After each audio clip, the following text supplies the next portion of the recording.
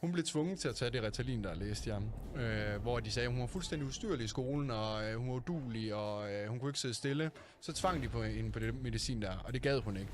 Så begyndte hun at skjule, at hun ikke tog de piller der, og gemte de piller der i en pilleboks. Og det fortalte hun ikke til sin plejeforældre, eller de samtaler, hun skulle have med de psykologer, eller hvem det nu var, eller skolesystemet, hvad de nu havde derinde. Det, der så sker, det er, at hun i flere måneder stopper med at tage de piller der, Ritalin må det så være. Og lige pludselig så skulle hun ind til en konkluderende samtale. Hvordan er det gået i de her måneder, hvor du har taget det her?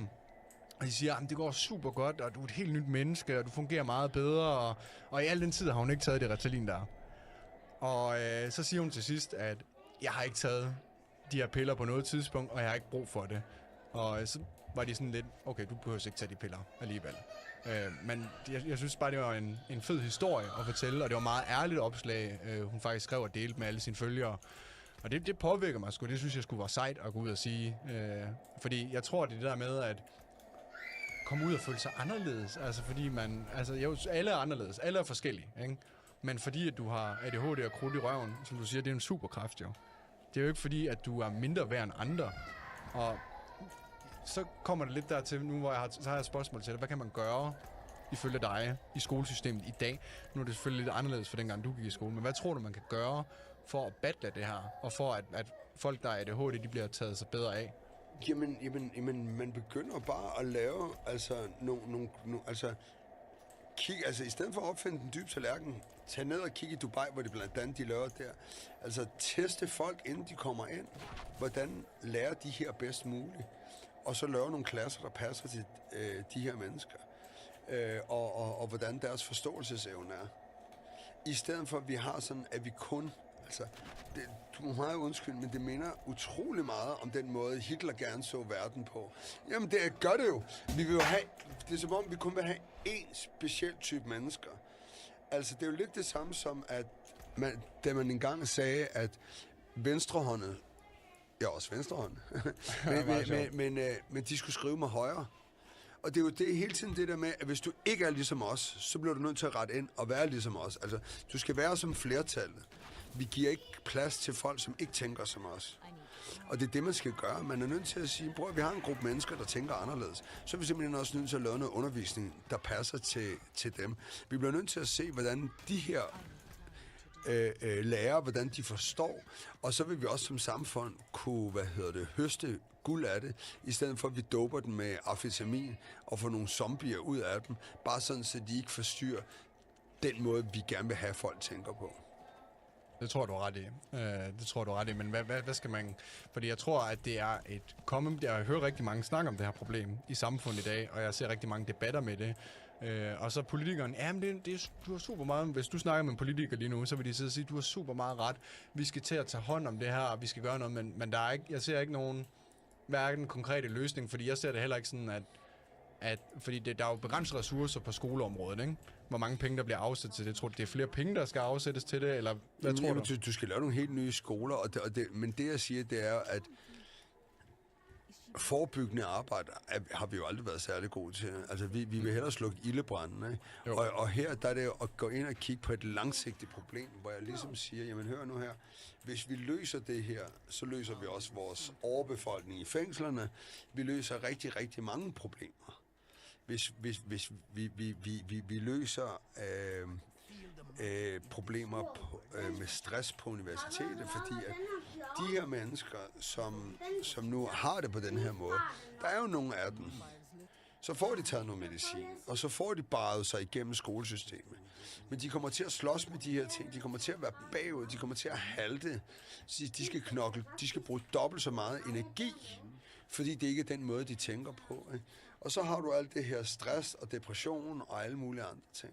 Og jeg tror, at hvis vi ligesom går helt tilbage og kigger på grundelementerne, som er folkeskolen, og får lavet det på en måde, så at det passer alle, kommer du til at spare sindssygt mange penge på længere sigt. Men det kræver altså, at man lige kan se nogle år ud frem i tiden. Hvordan systemet skal laves, det er jeg slet ikke kvalificeret til, men jeg er ret sikker på, at der sidder nogle mennesker derude, der 100% har en model til, hvordan sådan noget skal fikses. Tror du var enten i en helt anden løbebane, hvis der har været de ressourcer, som du gerne vil have, de ting, du har manglet, de redskaber, du har manglet. Tror du så, du havde haft et andet liv i dag? absolut. Jeg er jo ikke, jeg er jo ikke kommet fra et, altså, jeg har jo altid haft tøj på kroppen, og mad i maven. Ja. Jeg er jo ikke kommet fra et opløst hjem eller noget. Det har jo egentlig kun været på grund af de her ting. Og det er der også mange andre, der har, som jeg snakker med, at det er jo egentlig bare på grund af deres forståelsesevne er helt anderledes, at de røg ud på et skråplan. Tror du ikke, at det ikke, når man har ADHD, fordi jeg ved kun en smule om det, men du må jo vide en del mere end mig, at det ikke det har noget med også med koncentration at gøre? Det er super meget, jamen...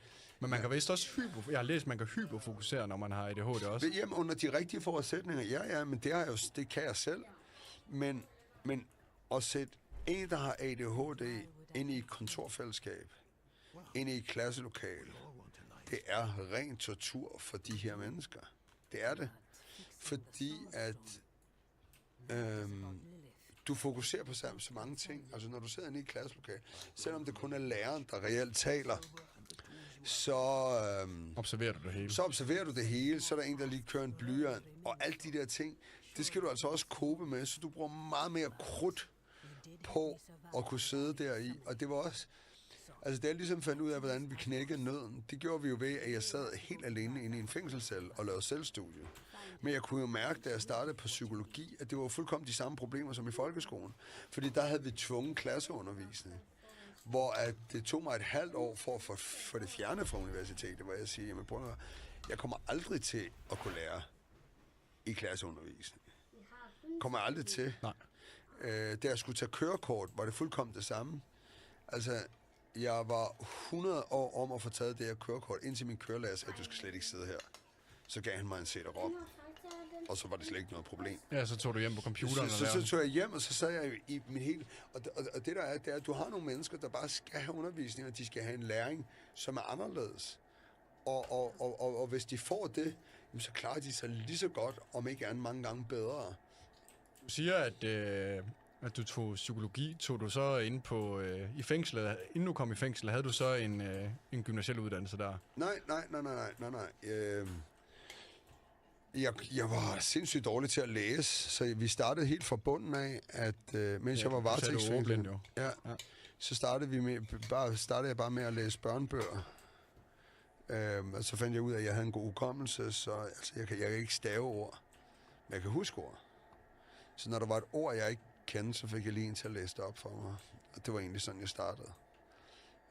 Og så jeg sad halvanden år varetægtsfængslet, så da jeg ligesom fik dom, så sagde min hustru, nu var jeg klar nok til at starte på en HF. Så jeg tog en fuld HF inden fra min fængselsstelle.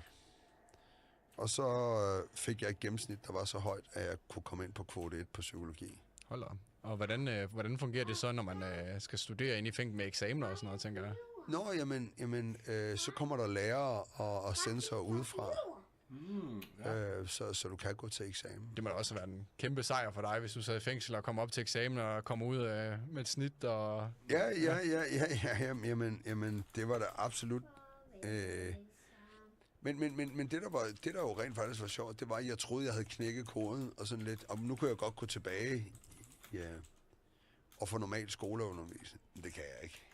Det fungerer ikke til dig? Nej. Jeg havde fundet, måden jeg havde knækket koden på, det var at finde ud af, jeg kan faktisk godt lære. Jeg kan sagtens lære, jeg kan lære lynhurtigt. Det skal bare være, under nogle helt andre rammer, end andre har det. Men psykologi, altså når vi snakker universitetsuddannelser, så er der nogle lektioner, du skal møde op til derinde, og så meget arbejder vel også for dig selv derhjemme. Jo, men vi havde alligevel 23 timer, du skulle møde op til. Skal man møde? Er det ikke frivilligt, man Nej, det er det nu. Ja. Men det var det ikke dengang. Men det er vel så en god ting, at det er sådan nu? Ja. Men på det her tidspunkt, så havde jeg 23 timer om ugen, som drænede mig fuldkommen. Fordi at man sad igen i de her rammer, som ikke er begunstiget folk, som nu tænker, som jeg engang tænker. Det er alle de forstyrrende elementer, der sidder i rummet, der går ind, og så kan du ikke... men det samme som et åbent kontorfællesskab. Jo. Kan du ikke lige tage mig igennem, Jim, hvordan kommer du efter du så er blevet smidt ud af alle de skoler, hvordan kommer du så ind i en kriminel løbebane? Hvad sker der? Jamen, men det var jo rent faktisk sådan lidt tilfældigt, fordi at da jeg er 19 år, så tager jeg Fremmedlegionen. Og hvad er det, siger du? Fremmedlegion? ja. Jamen, legionen, det folk, der ikke rigtig ved, hvad det er, jeg tror, at begrebet nærmest stammer helt tilbage fra Alexander den Store. Fordi at han var makedonier, og han ville have verdensherredømme, og så står der Makedonien, ikke? Jo. Så det der sådan lidt af tanken, det er, når du så har erobret et land, så tager du nogle af de soldater, der er fra det land, fordi man er nødt til at lade en garnison, det vil sige nogle af sine egne soldater, fordi man kan jo ikke bare sige, nu er I taget, og så tage hele sin hær videre, fordi så befrier de sig selv, ikke? Så man er nødt til at gøre sådan, at man tager et land, så er man nødt til at lade en gruppe soldater og nogle politikere og lidt være i det land for at holde på det.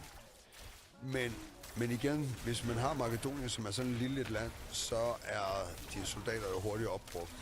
Så man er nødt til at begynde at rekruttere soldater fra, det andet, fra de lande, man erobrer, så for at udvide sin hær. Han brugte aldrig betegnelsen legionær, men det er egentlig derfra, at det startede. Okay. Dem, der startede med at bruge betegnelsen legionær, var romerne. De romerske legioner. Du har læst mange gamle bøger med sådan noget, kan jeg fornemme. Jeg har haft noget tid inde i fængsel. Men hvordan startede det så med en kriminel løbebane? Jamen, da jeg kom hjem fra legionen, der var det egentlig bare sådan, at jeg begyndte at sådan hænge meget i forbindelse med teknomiljøet. At jeg sådan rent ind i folk fra den kriminelle underverden. Og for første gang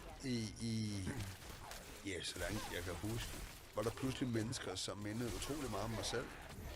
Hvor jeg ikke følte mig forkert, og jeg rent faktisk følte mig rigtig godt tilpas. Og så tror jeg rent faktisk bare, at det ene tog det andet med sig. Jeg tror, at det var egentlig fordi, at jeg tog jo amfetamin, fordi at det var, altså jeg vidste jo ikke, at jeg havde ADHD dengang, men for det første, så når jeg tog det, så kunne folk holde ud af at være omkring mig, når jeg gik i byen, ikke? Jo. Og så begyndte jeg egentlig bare at sælge det. Og det er meget sjovt, mens jeg solgte amfetamin, så jeg egentlig ikke rigtig mig selv som kriminel, fordi det var jo egentlig bare... Så kunne dit eget drug betale sig selv? Ja, jamen, det startede egentlig bare med, at jeg købte det til mig selv.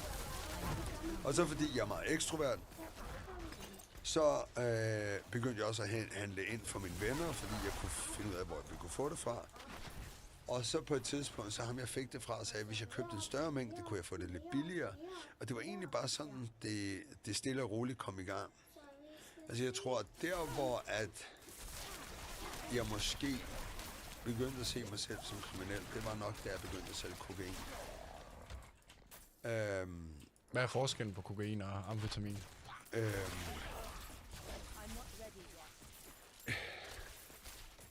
Ja, hvad fanden er forskellen?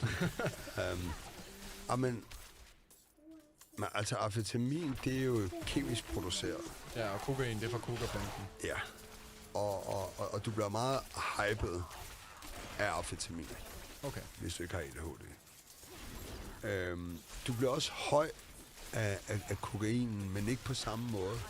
Og hvis det er ren kokain, så har du også mulighed for at kunne sove på det. Det kan du ikke på amfetamin. Nej. Det er nok også svært for mig at sige, hvordan virkningen er, fordi virkningen hos mig er meget anderledes. Jamen, jeg tænkte mere, hvad forskellen på de to var. Altså, drug, men det har du lige forklaret. Det var kemisk og det andet der. Ja. Men der er vel også noget kemisk i kokain, tænker jeg. Jo. Altså, men er der ikke helt benzin og alt muligt i? Nej, men... det der er, det er, at normalt så bliver det trukket på æter. Men i Sydamerika, hvis du bliver fanget med æter, så får du stort set den samme straf, som hvis du drikker kokain. Så rigtig meget kokain er trukket på petroleum. Så er der jo alt muligt andet crap i. Ja. Og det er jo så det rene, du får dernede.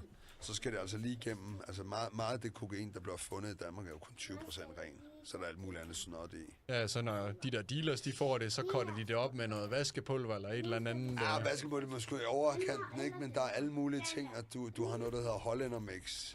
Holländermix? Ja, men Holländermix, det er sådan et produkt, som gør, at når du blander det sammen med, og hvis du tester det, så giver det de samme, altså du føler det lidt, som om det er ren kokain, men det er det ikke. Okay. Så det sælger godt, fordi så tror folk, at det er... Så kan du lave den en til en, ikke? Men så kommer du i gang med det og begynder at sælge det. Hvornår går det så galt?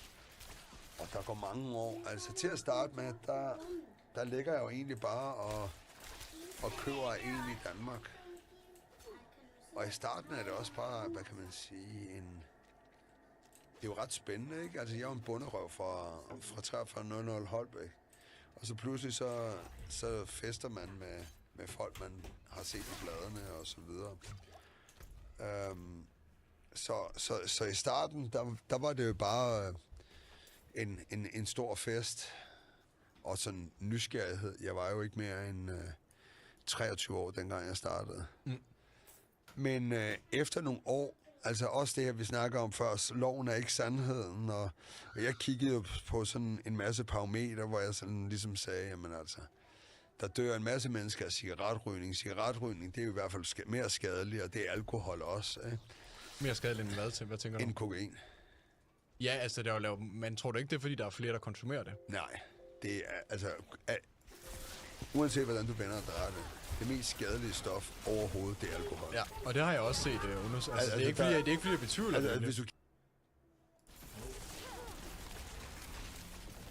kigger på tallene, og så er det selvfølgelig rigtigt, der er mange, der gør det, men der er 13.000 mennesker, der dør om året af cigaretrygning i Danmark.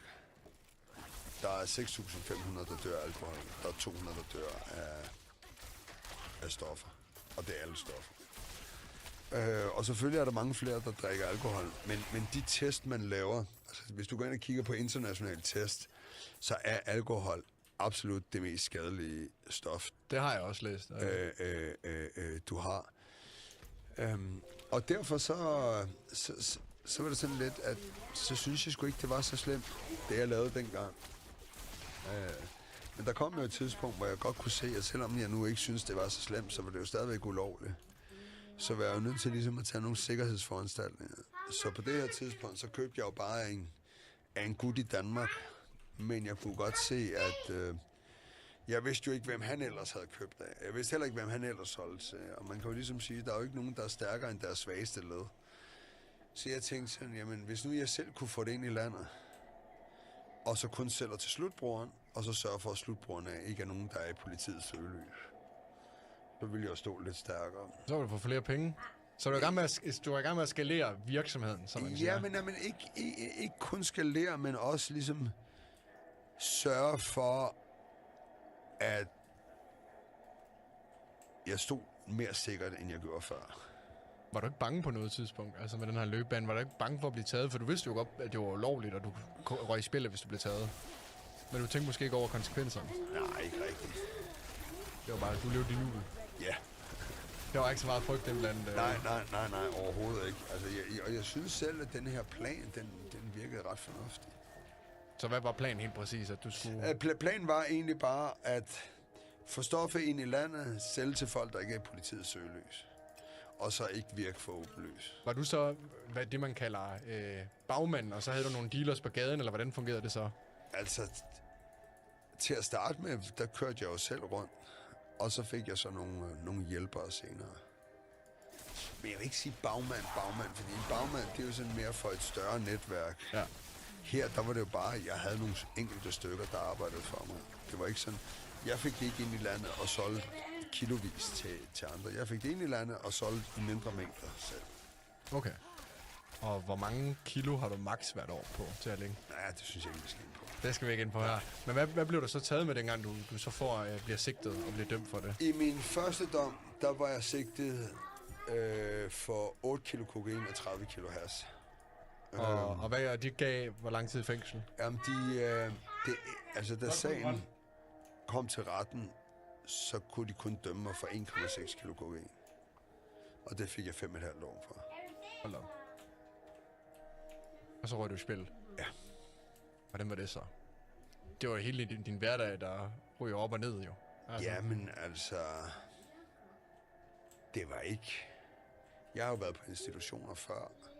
Og det er jo også en af de grunde, at altså, det er jo også en af mine andre mærkesager, at hvis du har været straffet hele dit liv, så den måde, vi kender straf på herhjemme, den appellerer jo ikke til dig.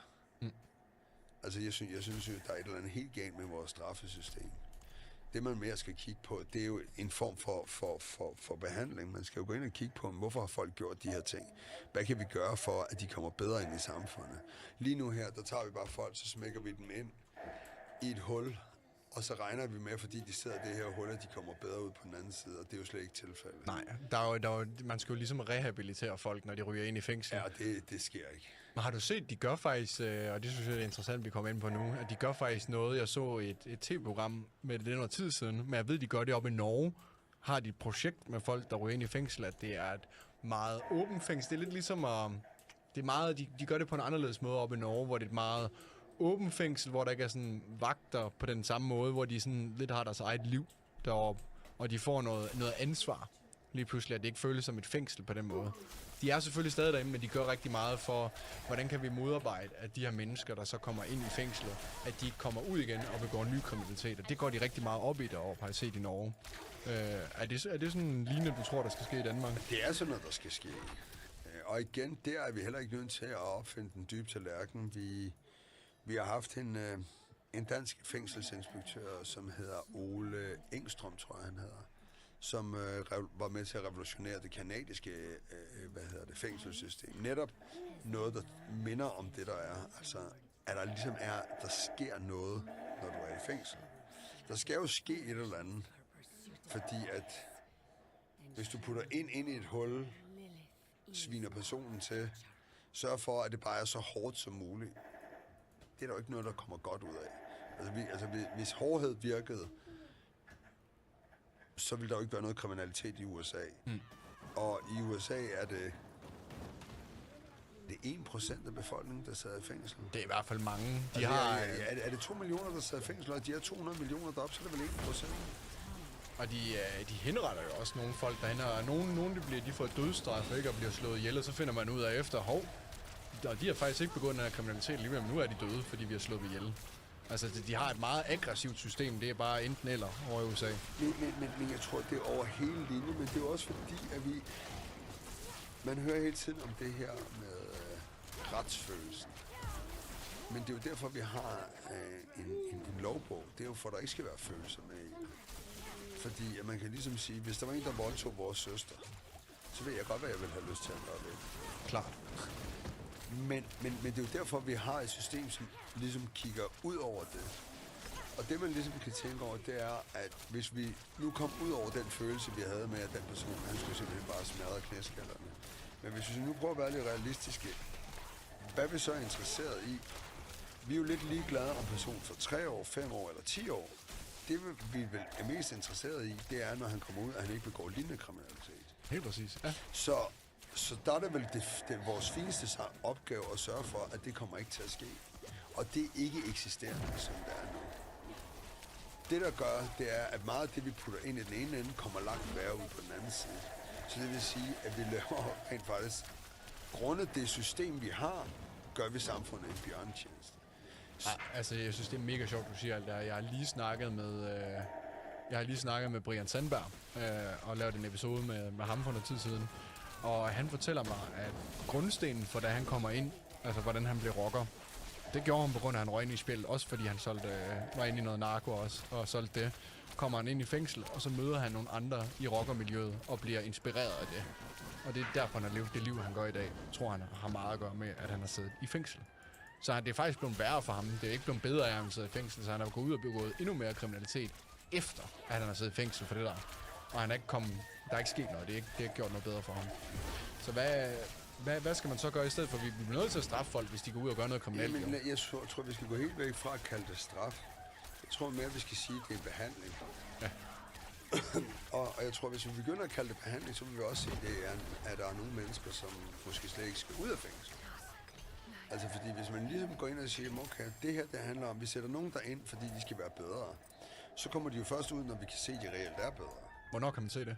Nå, men, altså hvis du nu har et reelt system, som nu reelt fungerer, som er baseret på nogle principper, som jo har lavet nogle mennesker, som ved mere om de her ting, end jeg gør, hvor at det, der jo er nu her, det gør jo også, at fængselsbetjentene er forvirret, ikke? Fordi at politikerne, de siger den ene og den anden ting hele tiden. Så man ved jo ikke, hvordan man skal behandle folk. Altså, du kan se ham der tossen, hvad fanden er det, han hedder? Søren Pape, ikke? Han fik jo lavet nogle regler, at hvis bare en indsat kiggede forkert på en fængselsbetjent, så skulle han straffes endnu hårdere, ikke? Er der simpelthen en regel med det? At hvis de bare kigger forkert? Det lyder jo helt vanvittigt. Men man kan kigge, det kan man ikke, altså, det kan man ikke straffe nogen for, hvordan man kigger. Jo, altså hvis du ikke opfører dig...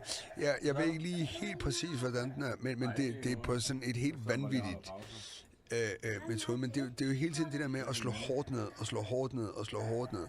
Velvidende, at det ikke virker. Og det vil sige, at politikerne, de skal stoppe, fordi politikerne ved godt, det jeg siger er rigtigt.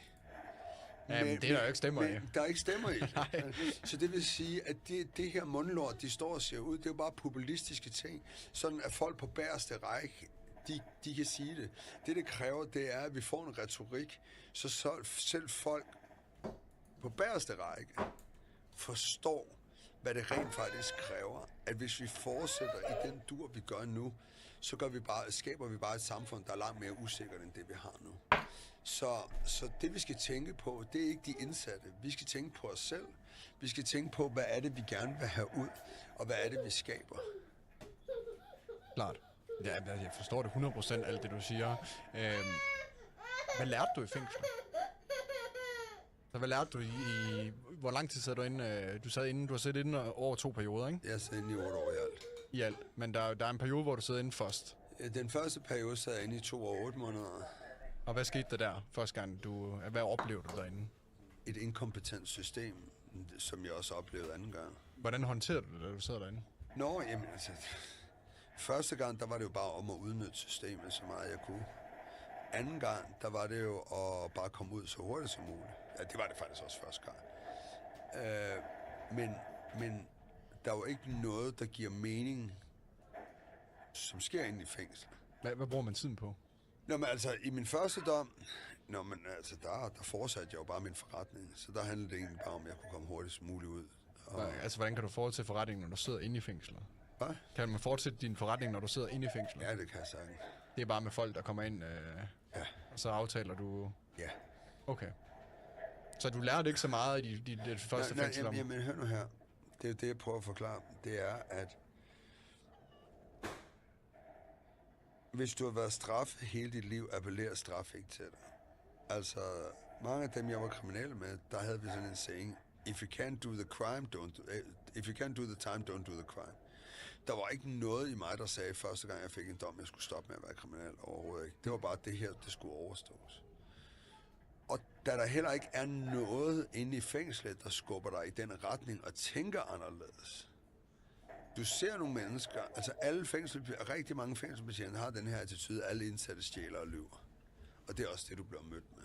Så du bliver ikke set på som menneske, føler du? Nej. Nå. Og det er jo det, der er hele problematikken.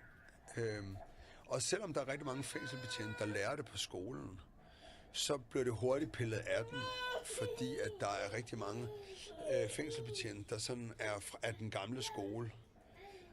Og det vil sige, at det er også pisse hårdt at være fængselsbetjent. Der er en rigtig hård tone dem iblandt. Jamen altså, det er jo lige nu, har jeg faktisk set, at de har jo plakater hængende over det hele, og de er i gang med at hæve lønnen til fængselsbetjenten, for der er ikke nogen, der gider være det. Nå, det kan jeg godt forstå. Fordi at, altså, det er en lortearbejdsplads, og sådan meget af det stress, man hører om, det er mange gange skabt meget mere af de andre fængselsbetjente, end det er reelt af de indsatte. Så hvis fængselsbetjente, hvis de skal gå ud og gøre noget for at få bedre vilkår, hvad tror du så, de skal gøre? Nej, men jeg tror igen, lidt ligesom skolesystemet. Altså, du skal rive helt lortet ned, og så starte det helt forfra. Du skal også have nogle helt andre typer mennesker, som er fængselsbetjente, end dem, man har nu. Rigtig mange af dem, der er fængselsbetjente, det er folk, der er sådan en 4-25 år. Og så ved de ikke rigtig, hvad de skal gøre, og så bliver man fristet af, at du bare kan komme ind og få en uddannelse med voksenløn. Jeg synes, man skal stige lønningerne, og så skaffe nogle folk nogle pædagoguddannelser, folk, som brænder for det, nogle ildsjæle, som rent faktisk vil være med til at gøre en forskel. Og så skal der være en helt klar rød tråd, når du kommer i fængsel. Men handler det ikke lidt om også ressourcer med det hele? Altså, hvis... Jamen igen, så hvis vi nu kigger på de her tal om, hvor dyrt det er at have en i fængsel, hvis nu man begynder at kigge på og sørge for, at folk ikke kommer tilbage, altså det koster vel at mærke næsten 3.000 kroner om dagen at have en i fængsel. Altså i Portugal kigger man på det, ikke? Altså, Portugal har rigtig mange gode eksempler, og den måde, de også håndterer stoffer på. Lige præcis. Altså, der bliver du ikke set. Hvis du tager stoffer ned i Portugal, så bliver du ikke anset for at være kriminel, så bliver du anset for, okay, du har måske brug for nogle redskaber til at komme ud af det her misbrug her. Så hvis du bliver taget med, lad os sige, noget kokain på dig, så er det ikke sådan, at du får en bøde og plet på straffetesten eller et eller andet, eller bliver straffet for det, så får du at vide, okay, du skal måske komme her og få lidt hjælp den her vej igennem. Så hjælper de dig i stedet for, og deres drug abuse er falden, jeg ved ikke, hvor mange procent efter de har indført det der. Men samme i Schweiz, men altså det er jo det, jeg siger, man behøver ikke opfinde den dybe tallerken, bare kigge på de steder, hvor lortet faktisk fungerer. Og så lad være at være så fucking rigidt omkring det. Altså jeg mener jo, at alle stoffer skulle legaliseres. Ikke fordi, at stoffer skal være tilgængelige, men hør nu op. Krigen mod narko, den er tabt for længe siden. Så det, man rent faktisk skal gøre, det er for det første, de stoffer, folk nu engang tager, de bliver rene. Du får knække nakken på kriminalitet. Der er langt flere dødsfald. Staten får penge. Man kan kontrollere det meget bedre. Da man gjorde heroin lovlig i Schweiz, der tror jeg, at kriminaliteten faldt med 37%. Er det lovligt i Schweiz til heroin? Ja. Hold op. Og, men synes du, vi skal legalisere alle stoffer i Danmark? Det synes jeg. Også heroin? Ja. Men det er jo med til at... Nej. Og det er det, der er. Altså, prøv at høre. Fordi noget er lovligt, er ikke det samme, som folk gør det. Det er jo opdragelse, der gør det. Og det, man jo fandt ud af i Schweiz, det er jo det, der rent faktisk var interessant. Da man legaliserede det, der faldt antallet. Altså, hvis nu du forestiller dig, at du har Tove, ikke? For at få råd til sit heroin, så skal hun over boldes i røven over i hos Ørstedsparken. Jo. Det gør nok ikke, at hun har lyst til at stoppe i morgen.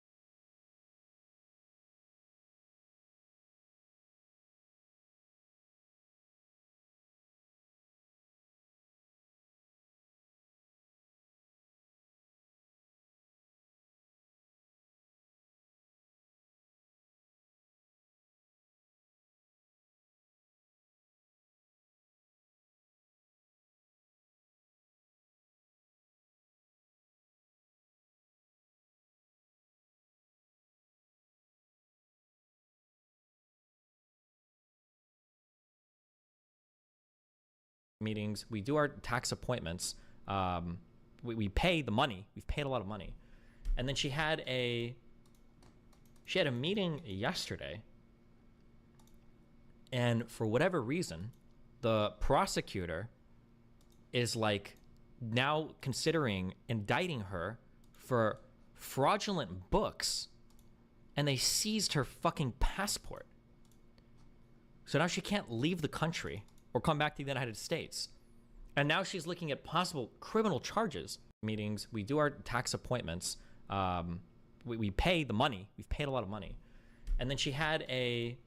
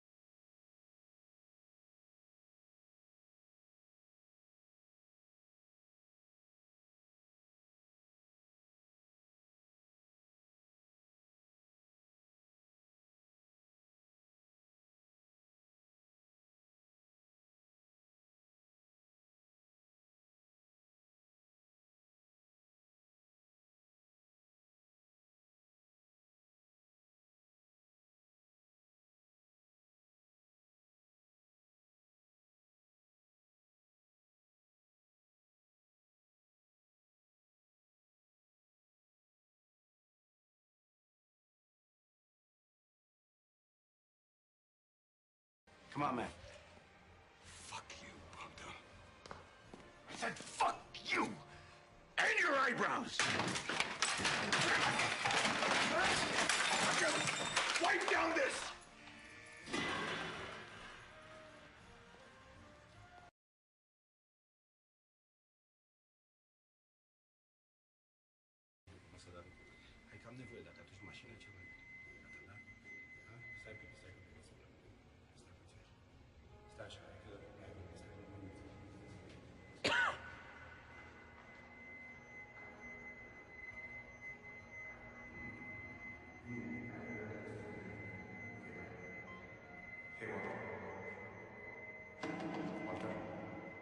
Walter, come on, man. I'm short-handed. I need you outside to do some wipe downs. Come on. What? I said I need you outside to do some wipe downs. Are you here to work or to be staring at the skies? Come on, let's go. Come on, man. Fuck you, Panda. I said fuck you and your eyebrows. Wipe down there.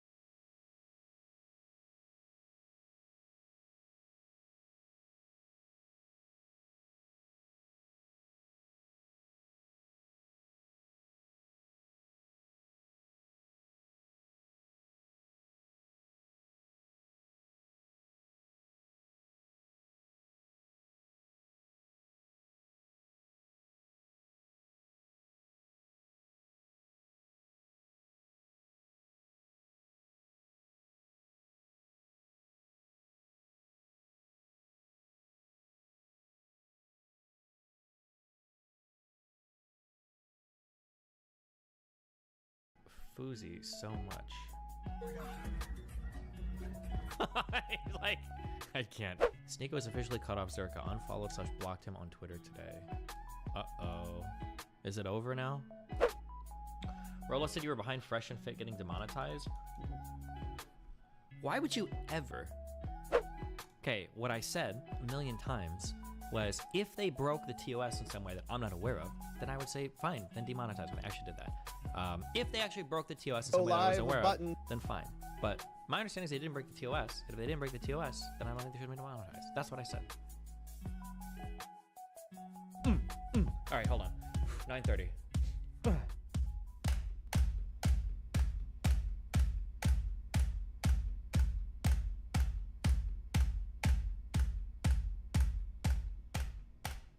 I'm going to react to breaking news and you aren't going to stop me.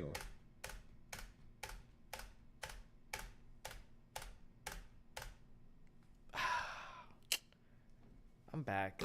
What can I say, boys? I guess I am back. They're getting punked by Foozy so much.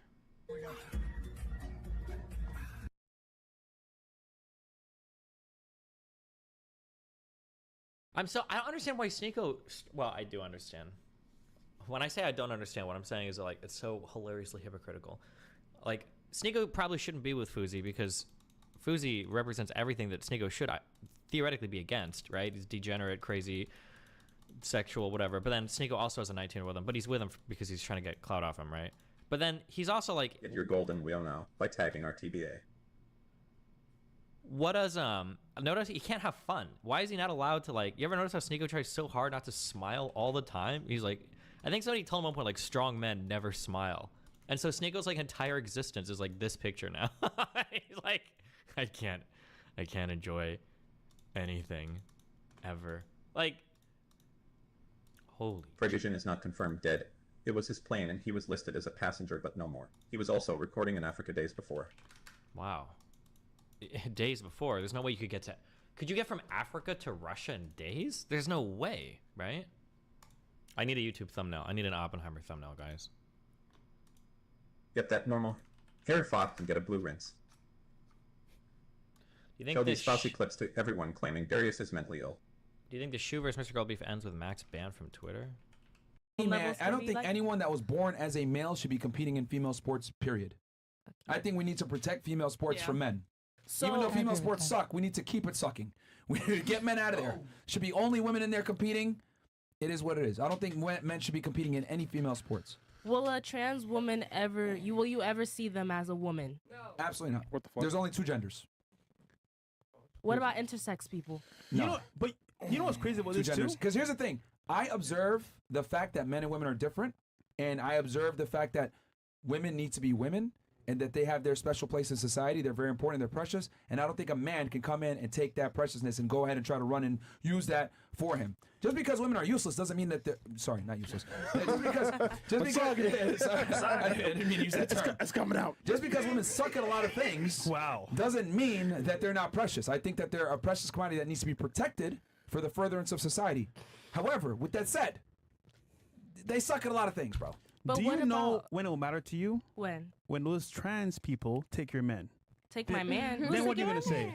No. Think about it. I'm just They look more like women than some of you guys, and as well they can play the part. So that means when they start taking your men, what are you gonna do then? Nobody's taking my man. Question And his if they- sexuality. Oh, I mean, if they if they take my did, man, if they did, what would you do? if he was taken, was he ever mine in the first place? Don't say that.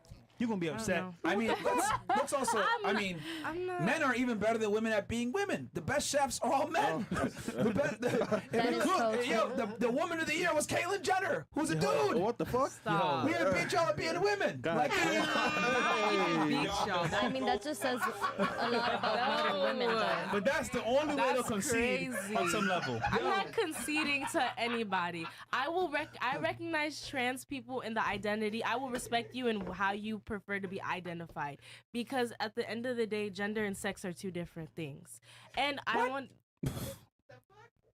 Damn, not the silence. Because sex, you go in any psychology class, your head, they tell you gender is social, sex is scientific. That's what they tell you when you go into those psychology classes. Okay, It's cool. And psychology is quickly becoming a feminist Yep. breeding ground. But let me tell you That's this. why. That person that you identify, you said that's a gender, right? Yeah. Okay. When that person dies and archaeologists find the fossils, Yes. they're going to say this is a male. What? Not what he identifies as. They're going to say this is a male. They're going to look at the bone density. They're going to look at the skull. They're going to Yes. look at the cheekbones, etc., and they're going to know immediately male.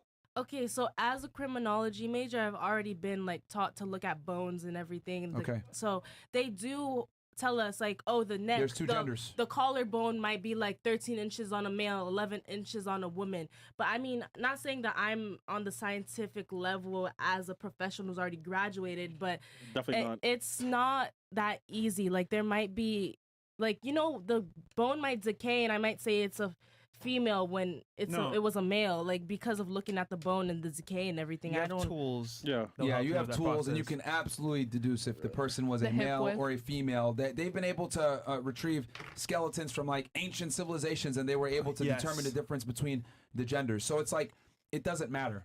Like they're gonna know it's a male or a female. There's only 2 genders. I mean, I know we live in a crazy clown world where we might have like 97 or whatever it is, but we have 2. And here's the thing.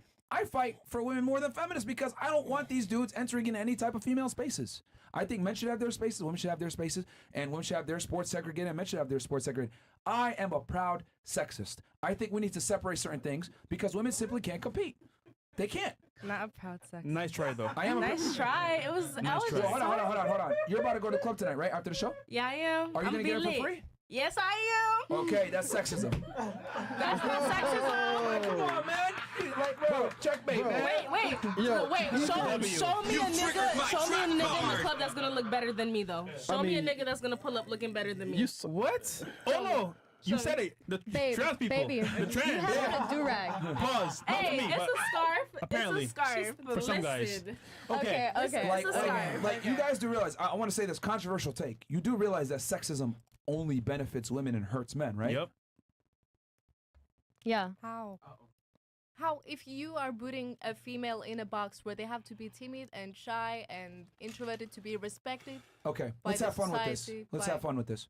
with you? There is no benefit to sexism for men besides the fact there's only one, so you can't name this one, that they can have sex with a bunch of women without being made fun of or shit on. Now, name me one thing that sexism benefits men. Go ahead. Just one. Sexism doesn't benefit anybody. It benefits women. What the? You're on this show right now. Just for being a girl. You get on boats. You've been in Miami for how long? For like a week, 10 days. I guarantee I've you, been here before. you can get the parties for free, drinks for free, boats for free, and you have. Yeah, and So it benefits you. That's sexism. yeah, and That's I'm taking sexism. advantage of that. Huh? And I am taking advantage of that. I am using my So you understand? opportunities. I can't do that. But you can. No, there. In her mind, she's saying that that's how society we're sticking, is, no, so no, she's no, gonna take hold on, advantage no, of no, it. no. Look. We got you. I'm simply I'm saying. living in the society that I'm. No. Hold on. forced to I asked you live a in. very, very simple question. You guys are talking about sexism as it's bad. I'm saying sexism only benefits women, and the only aspect in which sexism benefits men is that we can have sex with a bunch of girls without being made fun of. But we still have to be able to earn the ability to have sex with a lot of women. Name one thing. You can also feel really powerful, having control over a lot of women by forcing them, to put in the box and to take care of your kids. And Okay, the argument to is cook for name you, to one clean thing for you. where sexism hurts Because women they're besides forced being to looked do at as a that. whore for having sex. Tell me one way that sexism benefits men besides what I just said. I just said that the society that you are enforcing the women to live in really puts a lot of them into the mindset and feeling that, they have to grow children, they have to take care of your kids, they cook for you, they clean for you. The woman you are describing as the general woman, what most women want, is it benefits Really? you You think in a so? relationship. Why Yes, is it that women? does. Hold on. Why else are If- you attracted to them? If that's true, then why do women dominate college attendance right now Oh. in the United States and in a lot of Western European countries as well? Why do women dominate college attendance if women are being oppressed from getting an education and being told to sit at home? I'd argue it's the other way around. No, because they're stepping outside of the box. Now they're trying to develop to become actually. So valuable as sexism a doesn't person. hurt them then. I'm asking you to name one thing that sexism, women don't benefit sexism from. It's just unnecessary to have sexism too. Why? Yo, you live on easy mode. You're in Miami getting everything for free. Yeah. What don't you understand? This is a perfect example of privilege is invisible to those that have it. Look, sexism only benefits women, and I'll tell you why. If we didn't have sexism, women would have to pay their fair share to go to clubs. They wouldn't have the same social situations. They'd have to pay full price for certain experiences that men have to pay full price for. We would have just one NBA league. We would just have one sports league. We would have the military where women couldn't join unless they met the same one standard. We water things down so women could participate.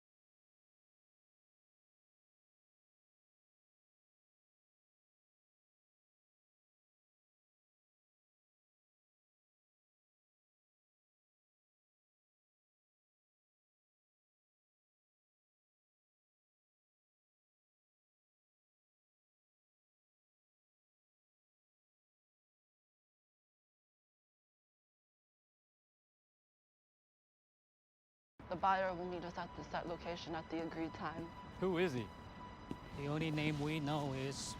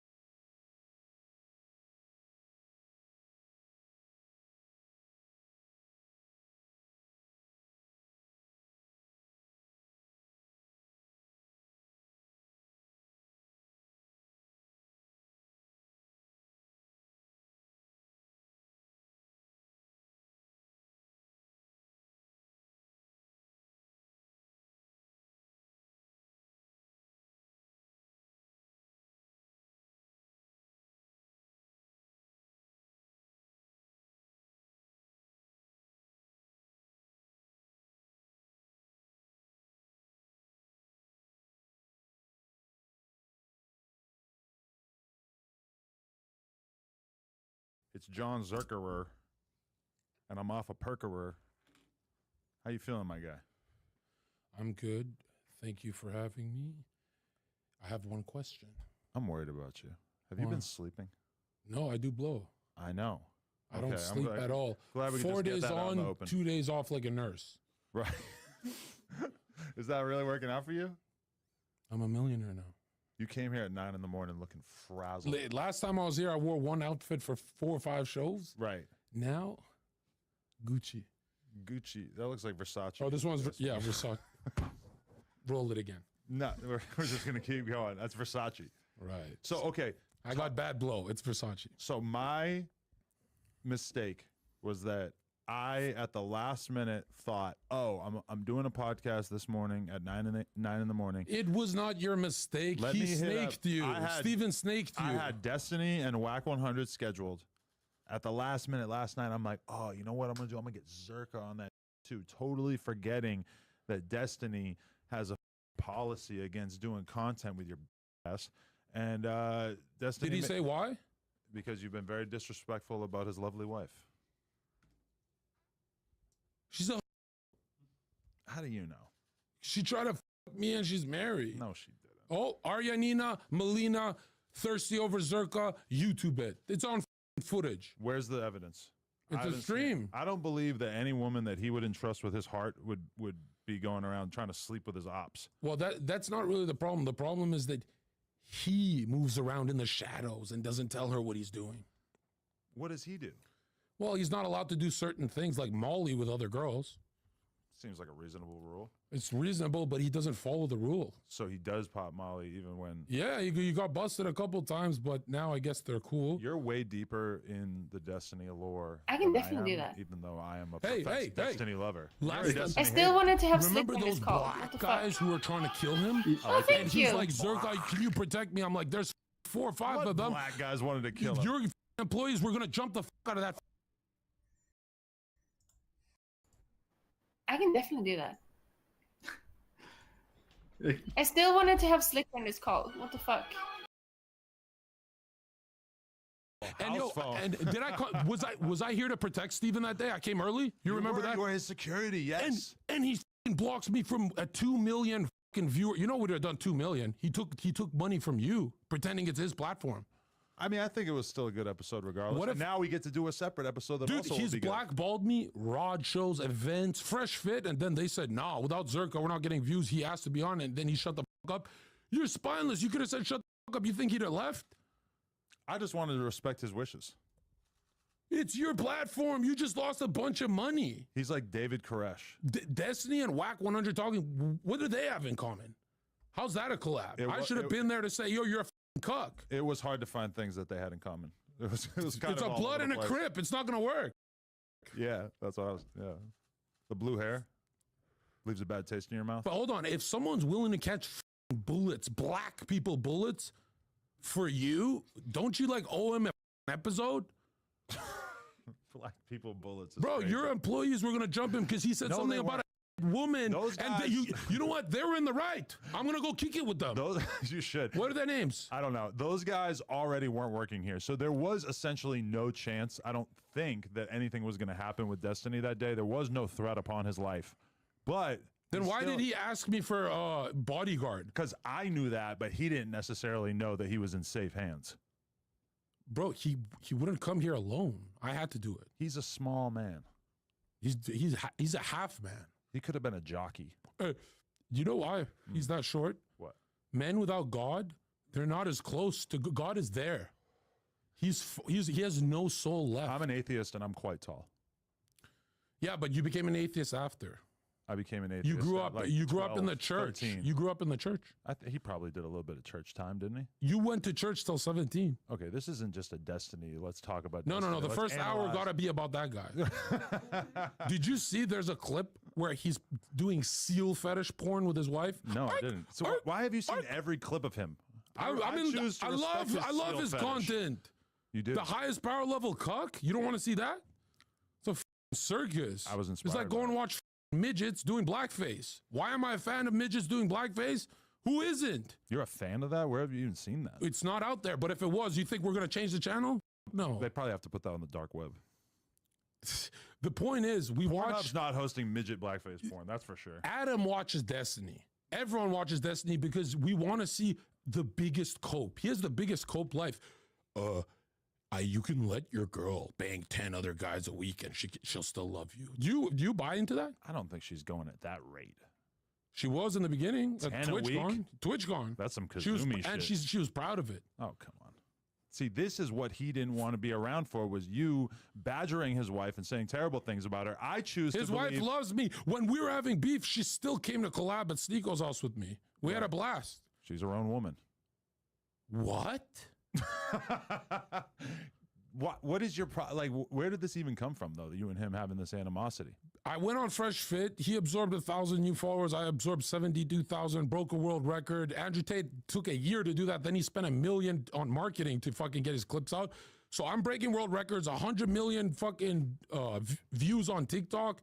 I don't even have a fucking TikTok. And so I'm breaking all these records, and he's kind of like, whoa, shit, he's doing what I can't do. It's not taken away from his bread because it's like more of a red pill audience. They're not going to click on his I'm sure he's converted some people.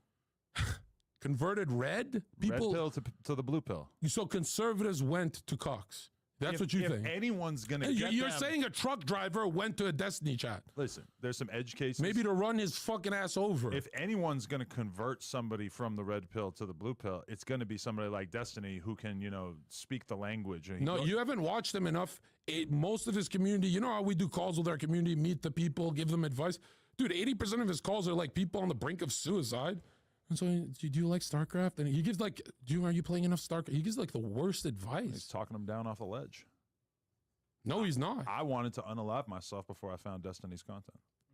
What does that mean? Kill myself. Do us a favor, man. Get it done. But seriously, man, you weren't mad he took away 2 million hits from you? That's life-changing. We're going to get 2 million views on this, and we're going to get 2 million views on the Whack and Destiny episode. Why do you look so confident? You've went through a media hellstorm, and you look more confident than last time. Oh, I feel great, yeah. What drugs? I got a little bit of Celsius Arctic Blast or some shit right here. That was I could tell because you were tweeting so much. Yeah. You want more people to talk shit. It's making you rich. You get. How much? You get it. We're doing great. Yeah. No. Forget the porn. Just the controversy. How much have you made off that? A good amount. How's the porn? Was there a paywall? Yeah. How much was it to buy? You had to pay $5 to get into her OnlyFans and then $20 in the DMs to purchase the film. And I have a feeling you lied. You were like, when she went to do it, I felt a little uneasy and jealous. You look like you were acting there. I don't think you cared. No, I mean, I had to do a little bit of soul searching to make it through the How fire. jealous? Yeah. 5%? I don't even know if jealousy is the word so much as, I don't know, there's just something animalistic that happens in your body when another man fucks your wife. Was it like a movie, or was it like, whoa, I can't believe this is happening? That was more just a little bit of a... You watched the whole thing? I mean, I flipped through it a bit, but me and her were banging watching it one time, yeah. 2 times. You're lying. That's freaky shit. Swear on your devil. On Michael. Jackson? And Jordan. They're both evil, yeah. You know, everyone who ever met Michael Jordan said he's a fucking asshole. He won't give you an autograph. Every celebrity or just random kid said he's an asshole. I can relate to that, though. I feel like I do okay with the amount of fans that I have because it's not that overwhelming. Michael Jordan is a piece of shit who, my first paycheck. Imagine being that famous. You can't do anything. You can't go anywhere. You can't do shit. Imagine how fucking annoying it is. Yeah, people get on his ass for not signing autographs. I mean, no, that's not why. Everybody on earth wants an autograph. That's not why. My first pair of Jordans was my whole Target. You know what Target is? Pushing carts, where my fucking crush in high school would see me push carts. The most humiliating shit. I had to jump in bushes. My whole paycheck for one pair of fucking cardboard made Jordans, $8 Jordan. It's like $4 to make them. That doesn't and he's entitle selling you for to a 500 photo 20 years later. But hold on. What kind of sick man would do that to the black poor community? Make shoes $500 fucking dollars for some gay sevens? Capitalists got a capitalist. No, do other shoes do that? Capitalize. Do other shoes mark it up like that? Yeah. Who? I mean, a lot of companies make expensive shoes. You ever been to the Gucci store? Those shoes are fucking garbage, and they cost way more than a pair of Jordans. Gucci quality is garbage compared to Jordans? The way they feel. You know, to this day, I still buy J's, but I get so fucking angry thinking my whole paycheck for a cardboard shoe. Who's cutting you paychecks? What do you mean? I mean, you do have like a 9 to 5? This is when I was 18. Oh, okay. All I'm saying, we should allow celebrities to dictate their own terms of how they want to interact with their fans. It's not fair because every poor kid on the block wants those J's. And they can have them, but they aren't necessarily entitled Well, to I'm Michael saying Jordan's time. Jordan can rip them off 70%. He doesn't have to go 1,000%. That's disgusting. You think the Kobe's were that expensive? How do we go Kobe is the greatest of all time. How do we go from Destiny to me getting cucked to Michael Jordan being a piece of shit? Because you, Destiny, because both your wives got fucked by black guys, and Jordan, Kobe, they're black. I don't think you even know that his wife fucked a black guy, right? You're just assuming. Sneeko. She didn't fuck Sneeko. And he's I Cuban. leaked it today. You leaked it. He's Cuban. She fucked Sneeko. I don't think so. That ABBA though, when they were dancing. Oh, you saw that? I like that. Do you think Destiny enjoyed that? Did you see the look on his face? Like PTSD, Vietnam flashbacks? That was my first cuck porn experience. Yeah, and I wondered why you platformed Destiny. It's because you were preparing for this business strat where how many millions did you make? Just tell us, bro. No. Because if the number is like... What if it was $1 billion? I wouldn't do it. No way. You wouldn't let your wife fuck someone for $1 billion? You have a kid with her. So what? I feel like I could do a lot of good with $1 billion. Then what if your kid starts turning black now? Like, what the fuck is going to happen? No one's ever done this where they like... Jason, what's his name? I don't think that... It's a big, jacked, black, tatted dude. Your kid can't like retroactively change races because the mother then slept with another guy. I'm not going to do that red pill shit where I go, yeah, you're hurting bad, because I'm not sensing it. I think there'll be more psychic pain for your wife than you. I really think that, because you fuck a lot of bitches, right? You're always confusing your cock. Fucked 2 of them yesterday. But with my girl, so 3 total. You fuck thousands, she'll fuck like 1. A sprinkle. So imagine she's going to build psychic subconscious resentment over time. And she's going to be like, huh. He doesn't care about me. I feel like if anything, she has less resentment for me now because I allowed her to make this gigantic bag and pursue her career and, kind of put my pride on the Who made more, you or her? Well, obviously her. What's the difference? Like, what's the percent? Because you should have took 80, 90 for the trauma. You're fucking sitting there like, what the fuck? And you said you fucked. I should have proposed that. So when you put it on TV and fucked her, you were watching it? It wasn't actually on the TV. It was on the phone. And so you just take a glance and be like... I was hitting it spoon style, so we both had a pretty good vantage point. But then, you get into the zone. You guys bought a Lamborghini? That was What'd you buy? nothing. There's got to be something material you got. We went out to dinner the other day. The bill was $1,000. I don't know if I ever paid that much for dinner before. But that wasn't like a celebration. You were a millionaire before this, though, weren't you? Yeah. So you didn't have to do this. I don't know what kind of person would just be satisfied with where they're at. I say, go for the... No, dude, I gave you lightning in a bottle. I said, hey, Adam, instead of taking a break from the podcasting and doing porn, I'm a free agent. Nobody knows I'm lightning in a bottle. Take me and take 50%. Make me big. You're like, yeah, maybe. Now look how much you regret it. If you signed me, you'd have been rich. I told you, I said in a month I'm gonna pop off on Jesus' name. Everyone here laughed. Look at you. Who the fuck's laughing now? Not even me. I mean, I don't think that us signing you would have changed anything Are you all that kidding? much in my life. You would have put fucking whores and rappers in front of me. You would have fucking exploded in wealth. And I even DM'd you. I'm like, what are you doing, bro? You know who I am? And everyone's like, yo, you're being cocky. You're not that talented. I'm more talented than every YouTuber combined. I like potting with you, but I do feel like you would be kind of a liability if you were to work for me full time. Bro, you guys get into fights here. I haven't been in a fight here. You were here at 9 in the morning off cocaine and you hadn't slept. Dude, you've had so much drama in your studio and you're saying I'm drama. I'm pretty sure that all of my employees and hosts sleep. It seems like kind of the bare minimum requirement if you want to spend time here. You have to have a consistent sleep schedule. Now, I'm not saying you need to sleep 8 hours a night, but, a solid 4. It's not a blunt. What are you doing? I'm doing it wrong. I don't smoke that often.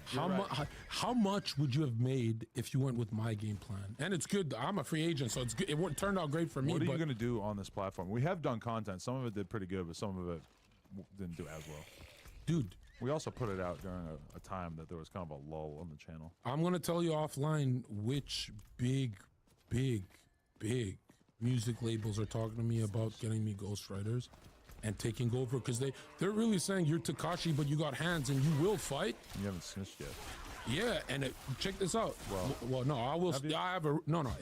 If I get jumped by over 10 guys, that's my limit. That's where I snitch. Right? Okay. If it's like I'm fucking leaving crutches, I have a limit, right? Well, what if someone shoots you? Because that's kind of like the equivalent of, that's something way worse than 10 guys jumping. I don't mind getting shot. That would fucking make me famous, man. Do you have a fucking weird like mole thing? You have like a little growth on the inside of your thigh? Yo, dude, it's been years. Tell me about that. You're the first person to expose this, bro. I would assume you don't sit like this too often on podcasts. Bro, let it go, bro. Let it go, and it's on your thigh. Yo, bro. Bro, let me take a picture. Stop, because that one has to be removed. That's really? That's cancerous? Yeah, that's something. Can I take a picture? Yeah, the first time I did fentanyl, it started. I'm gonna bang my girl looking at this way. Yo, what the? You're gonna post it, right? You're gonna post it? All right. It's like a full-on nipple. You might have to check out like the No Jumper Reddit if you want to see. Oh no, maybe we'll edit it in. You know, you wait another month, and this will be more than your porn. You can sell that. Bro, I got a penis pump today. Bro. I didn't even have to buy it. I went on a podcast with this guy, Jason Lee. He has a platform called Jason Hollywood Love? No, different Jason. I know. Very Look close. at the trauma in his eyes. Very close. I went and did Jason Lee's podcast. Chinese guy? No. Half black, homosexual. He's a good guy. He gave me a penis pump. I'm going to try it. Everything I say sounds like comedy, but this is not comedy. If you're going to penis pumps and toys and stuff like that, you know that your next step is sucking dick and being gay. Like, men who get bored of pussy, so they go into a dirty asshole, and then toys. The trajectory, you're going to be so bored that you're going to end up fucking men, then animals. Like, how, you that bored of pussy, you got a penis kind of pump? Animal? I'd take the zebra. They got like, looks like a nice fat ass with leggings. You ever look at a horse from behind? I like zebras, but horses are... Well, similar animal, really. If you had to fuck one animal, it would be a horse, because they have that kind of... They look like Nicki Minaj. Well, if you wanted to get fucked, you probably want to choose a horse because they got giant dicks. But I'm not pegged. You could die. Do you get pegged? No. See, that's coming next. You're too bored, Adam, bro. Your weed sucks. You're getting too bored. Slope. This butthole, I don't know. I've had a lot of hemorrhoids. I don't think it would be really... I don't think I'm an ideal fit. I think it would be a top, if anything. I've never seen your porn. I don't know how you perform. Do you slap and choke them and shit? Or does Jason not let you? I don't go too crazy. Do you guys get along? Because they said you guys have drama, you and Jason. Well, he was kind of running. What did his he mouth. say? Because we can run it. He was doing a little bit too much of the contrast and compare. Yeah, you spent a lot of time in Miami. I'll fight him. I'll fight that man. Okay. How big is he? Pretty big. Bigger than you. And I won't fight him. I mean, honestly, you and him would be. I mean, because I thought he looked like in the clips he was acting, but then at one point I'm like, oh, I think he is being disrespectful. In banging her? Oh, no, in your beef, you guys had some kind of feud. Right. Did you ever get a nose job? No, I was born like this. Oh, okay. I was just wondering. You know what's weird? What? Look at us. We're two good-looking guys. No business. No, we should both be. We should both be never sharing our bitch. Right? Do you have a bitch? Yeah, I have a teenager. Oh God. Yeah. What is that? I like my. Okay, listen. You always. If I no. On Twitter, I'm like, bro. If I have a 25-year-old, they come with a lot of opinions and that feminist shit, and it's like, dude, I want to be myself at home, right? And that's all I need from a woman is like quiet. That's it. And I'll fuck. Yeah. You could just not have a woman. You'd have a lot of quiet, right? I still need to fuck something. What about pocket pussy? I've never tried toys. I don't even use my hand. No. Sex doll. No. No sex doll. It's haram. Throat or nothing. Oh yeah. Because you're just a head guy.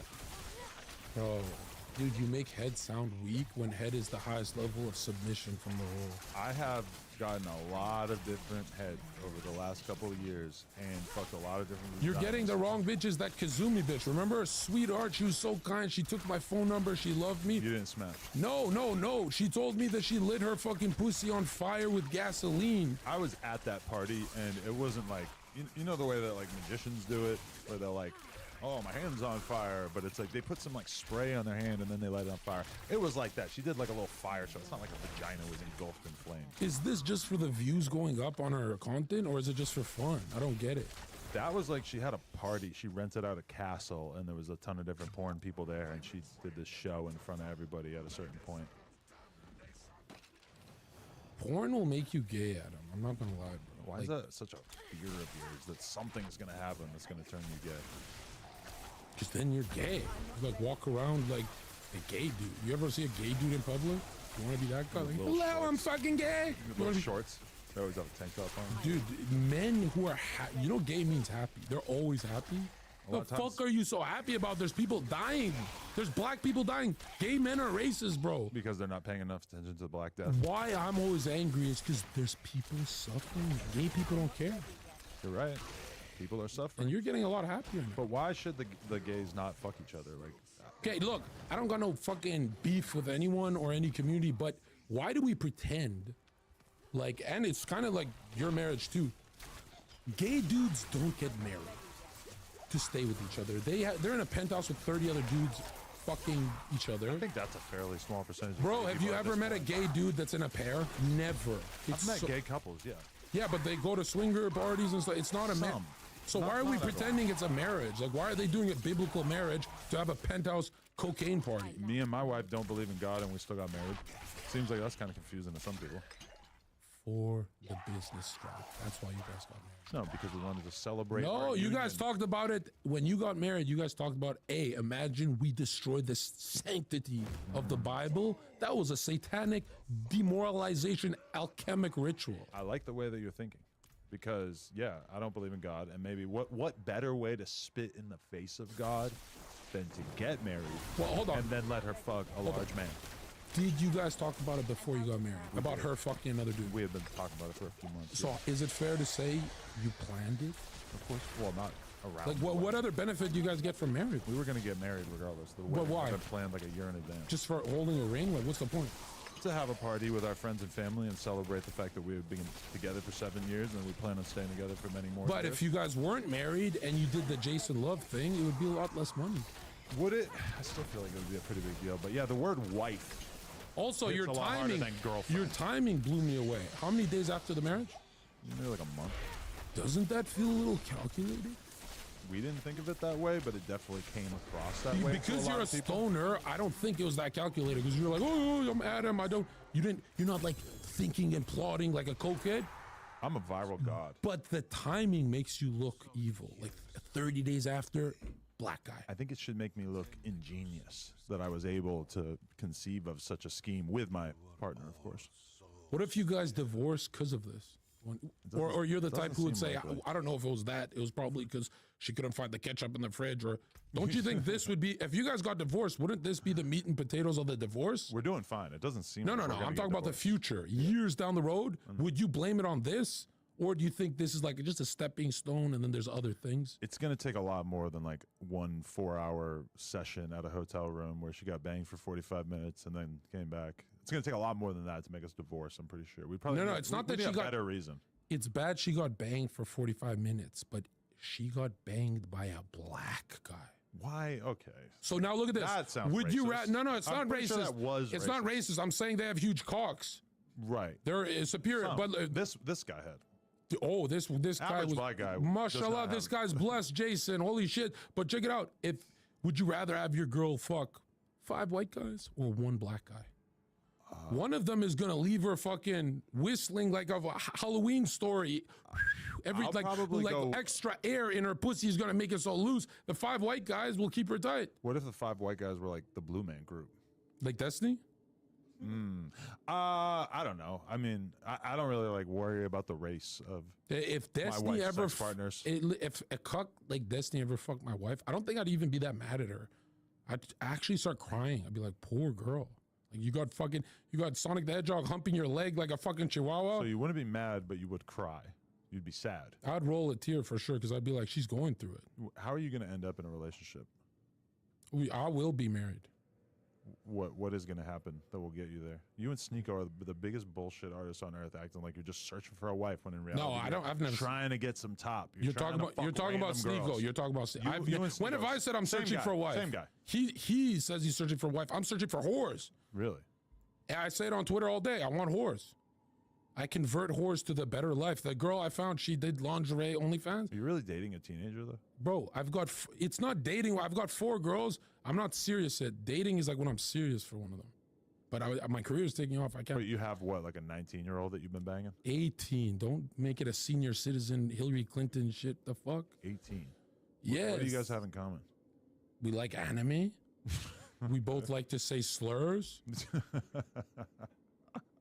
Yeah, when you're 18, you're still like really experimenting. We don't even talk. We don't even talk. Yeah. We just stay in a room and like play footsie and shit. Whenever I talk to chicks, even like in their early 20s, it just occurs to me like, oh yeah, you're old. Like you have nothing in common with this person. But it doesn't matter because I have multiple girlfriends. They're not real girlfriends because when I have a girlfriend, I'm loyal and it's easy with ED.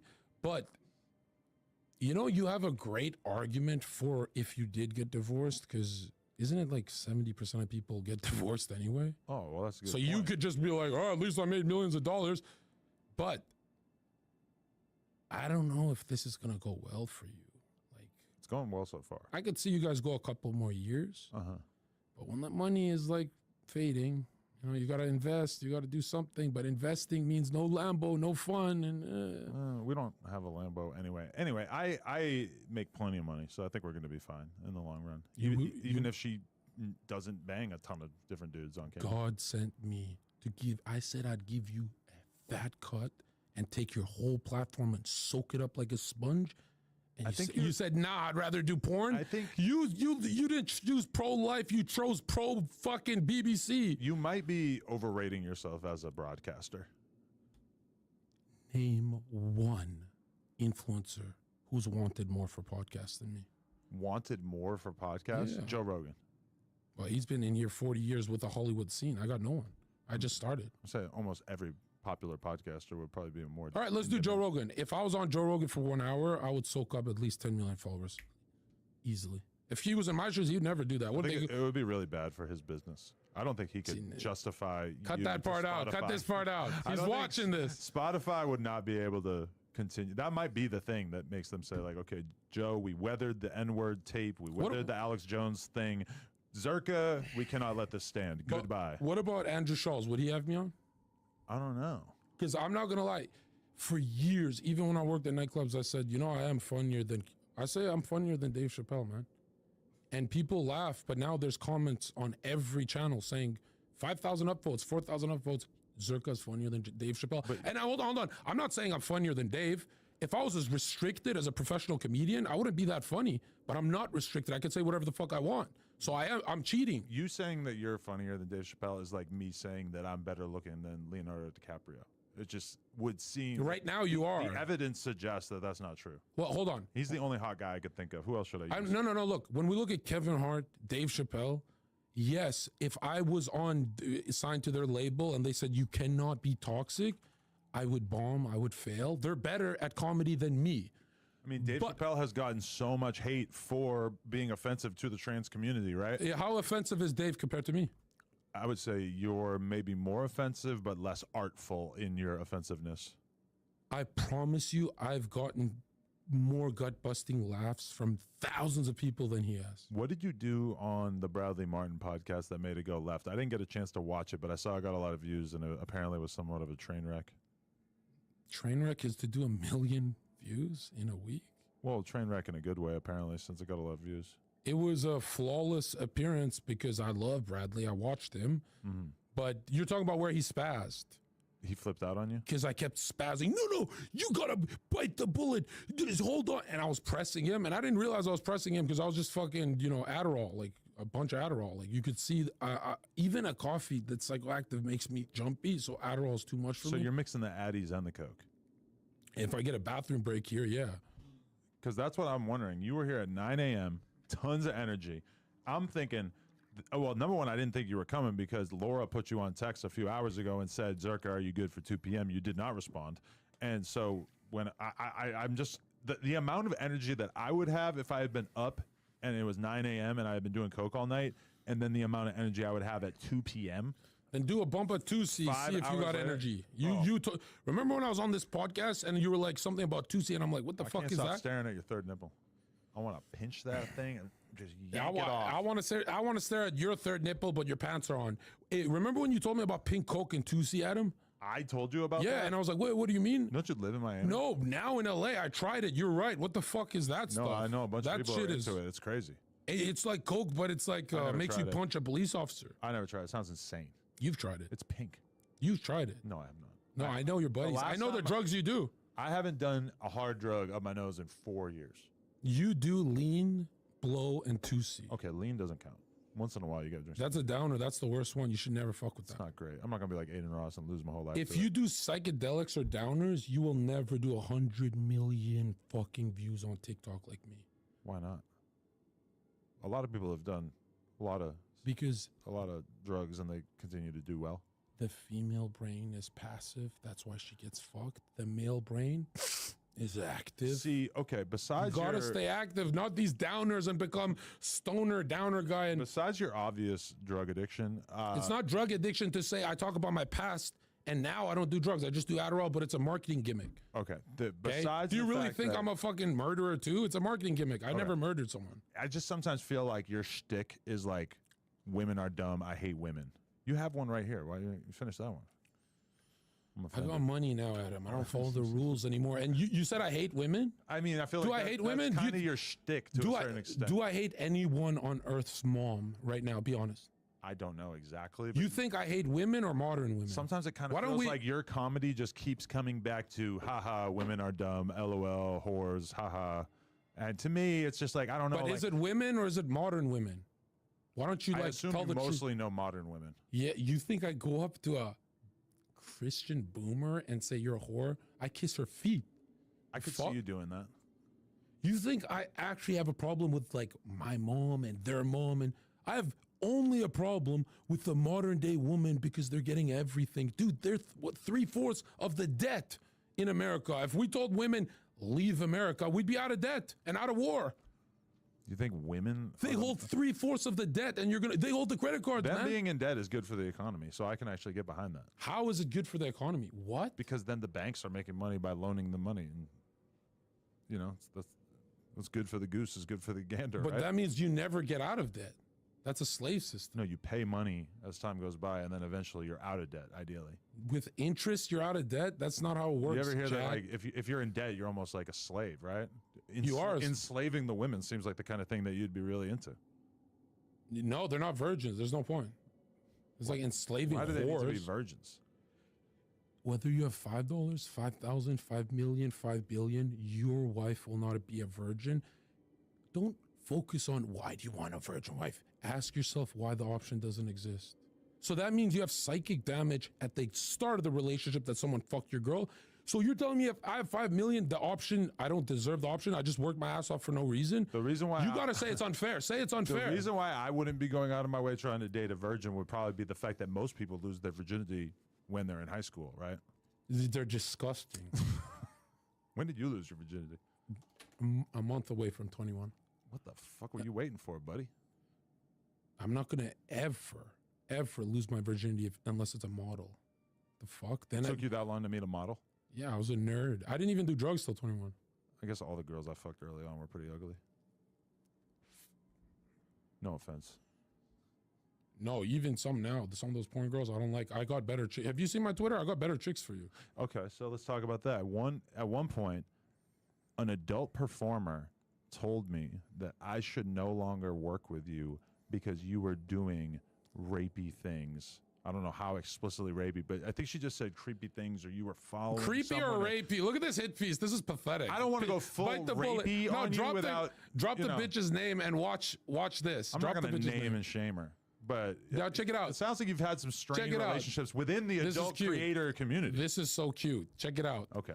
5 years working in nightclubs with women, not one incident. 4 years on Twitch, YouTube, not one incident, not one allegation. And now I come to no. I start being around porn stars because of these podcasts in person, and all I said was, I would never fuck a porn star. I wouldn't bring her money and put her on my shit. And they're all ugly, blah blah blah. I'm not talking about. I've had OnlyFans girls, but I'm talking about porn stars. And then they all feel rejected, like they need to have me and they needed this. Dude, when I ignore a girl for 2 weeks and she's like, I should make up a lie about him, they still don't do it. But what are the chances? And I think this is a fake story, by the way, unless you drop the name right now. Come on, let's make it viral. Put me to. I'm not going to. You know I'm not going to jail. You know she's going to jail. No, because it was kind of a third-party thing. Because it was like this girl telling my girl, and then my girl's telling me. Dan Dangler. Ooh. Oh, I got you. I saw that in your eyes. You're good. How do you know? Because I spoke about it on Fresh Fit. So tell me about your victim. Yes. Okay. Check this out. Hey, Adam. And I apologize to her if this was an actual serious scenario. Fuck that bitch. I don't know what happened. What happened? Check it out. It all happened live. You can watch it. Ooh, okay. So why don't you watch it and tell me if I'm creepy? It's probably like a really long stream, right? What do I search? What do I search to see it? I'll send it to you. You know what? Actually, I'm gonna do a hit piece on her and react to it. Okay. And then you're also gonna take some bullets. Sorry, but check it out. This girl rams her tongue in my ear, saying, you always loyal to your girlfriend. Like, even she's not your girlfriend right now, but you're still blah, blah. And I'm like, yo. And it's for the stream, so I'm letting it happen. She's grabbing my dick, totally fucking touching me. And I don't want to call her a molester, right? I don't want to do that. Okay. But then, as she's cuddling with me on stream, and she's like, oh, you're hot, but you're an asshole, and blah. The 18-year-old walked in and started cuddling with me in front of her. Oh my God. She kicked us out of the party. All of us, the teenager, everyone, out of jealousy. And I'm like, you're 28. She's 18. Do the math, you fucking dinosaur. Your party sucks and you're a fat whore. And you know what's crazy? Fat? She's hot. She is hot. I'm not going to lie. Okay, she's cute. She's cute. She's cute. But honestly, she went to porn now. Like, she ruined it. I know. We're supposed to work with her at some point. And you know, I'm so nice. I said, we don't got to be friends, but I want the views. Let's do a podcast where you could yell at me. I'll just take it. She's like, no, John, get out of my chat. I was like, the fuck? But yeah, your only kill shot was the one that happened live, so they can judge if I'm rapey. It's not a kill shot. I just was raising the issue about why I think you might be deranged and dangerous. Didn't expect a mirror force. Now check it out. Dan Dangler had, she's cute. She had potential. Her going to porn, was that a good thing for her career? Fuck no. I don't know what. How do you go from OnlyFans to porn? Isn't you supposed to go from porn to OnlyFans? You're supposed to save yourself. No. Why? Nowadays, every girl starts on OnlyFans, and then if they like it, then they go to porn. It's pretty. Porn don't even pay these girls. How much they making? Promotion. These bitches wait at a bus stop for a $400 paycheck. Fat, ugly bitches on OnlyFans make a lot, and I don't promote that shit. If somebody like Dan were to go and do hella shit for Vixen or browsers, it's gonna be like she'll make money, but it's gonna be mostly like promotion for her. Do you know how you even met her? I don't even think I have met her. Then how the fuck did she whisper that in your ear? Third party. Through my wife. Right, because you know what? Now I get to leak this. She was warning me, like maybe Now check it out. Let Adam know to be careful. I don't even know if she said it specifically or if it was in like a group chat. Yeah, no, she's had a lot of disease. So I've heard, but I heard from a third party that also contracted. But check it out. Careful, bro. That's the Itchy and Scratchy show. If you want to fuck her on camera, she's got to get sued, or she's got to get. She can't. She's already in lawsuits. She has to get tested in order to do porn. So there's no way that she has any long-term STD. Well, that's what I heard. We all have outbreaks. Which that girl's having a pandemic. What? All right. Yeah, protect her. I love all women. You know what's funny is all sex workers, especially. You know what's funny is I think it's a bit on camera, but John, can you help me meet Adam 22? Like I keep DMing, we're supposed to shoot a scene, but really? Yeah, and she don't even follow me back. No, you're lying. I tagged you on my Twitter post, and I said she's like on my lap, give me a lap dance. I'm like, yo, get off, go to Adam. And I said, Adam's the kind of guy you give him some pussy, he'll put you back on the show. So I'm like, yo, Adam, I tagged you. You said, who is she? And you never DM'd her, and she got fucking heartbroken. What? Yeah, you want to see the DM? So I was supposed to DM her? Well, I said, yo, you said she's cute, right? I knew she's your type. I think I followed her. Did you remember me tagging? She was like on a stripper pole. I do remember you sending me that video. Yeah. And so why is she not mad at you that you fucking left her high and dry? You didn't even meet her. You Well, I said just you didn't went to DM other her. porn stars because she's ugly to you. No, I just didn't DM her. It's gonna be awkward when you guys fuck now because you're like, oh shit, you ignored her for 4 or 5 months. You still haven't met her. I'm not ignoring her. I just haven't ran into her. Well, she's been ringing through. Keep talking about her. Yeah, I know. You're gassing up her career right now. Yeah. She's about to have a whole arc, an Well, you know, but Zerka arc. no. The reason why she's like her team reached out and said, "Please stop shit talking." I'm like, yeah, I'll stop when the coke wears off. But she scammed a cancer clinic. Oh, shut the fuck up. You heard about that one? Scammed a cancer. She took half the money. How do you know? Because Keemstar covered it. No, we didn't. Google it. Shut the fuck up. Do you think I Well, lied? it was on the Drama Alert website? No, it was Twitter beef. I'll look into She it. blocked him, and you don't have to look into it. One Google from your moderator, and you'll see. All right, what am I Googling? She pretty much didn't tell them she's taking half the fund for the cancer thing.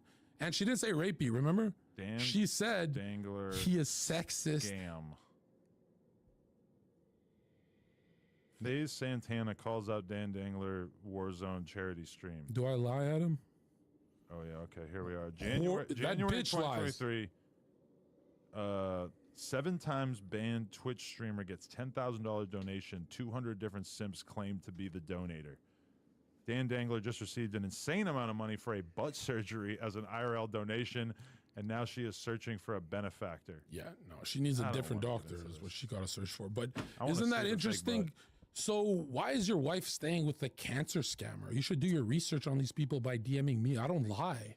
I'm not allowed to lie. My brand's not lying. That's why I sound crazy. I can already imagine my wife getting angry at me for platforming Your somebody wife, like you. your wife is way too good looking to do a scene with Dan. Like, get the fuck out of here. You're Dan's damn hot.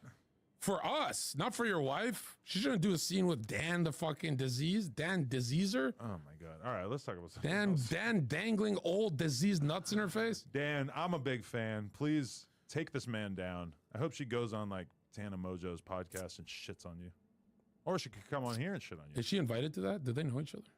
Because she has no friends. I can perform the layup. I don't know if Tana would want to, but No, I had her blocked from like 4 different big opportunities. Dan Dangler. Yeah, Why? and then Sounds like a because she said that thing about me when I said your party sucks because it's ending at 12, and she's like, why are you with the fucking teenager? You're a pedo. You're. I'm like, bro, she's 18. I blew out the candles on her birthday and blew her back out like I did it legally, nigga.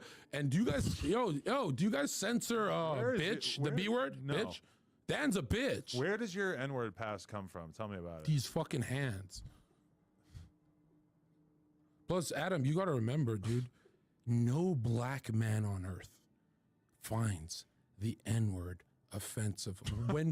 When words, let me tell you something. When words hurt you, you're a woman. The only reason men find slurs offensive is because their wives or girlfriends are forcing them for some pussy to be offended. Have you ever been in a locker All the room? black men in the chat. Check this out. Let us know how you Get it- feel about this line of thought. Come here, Jason. But check it out.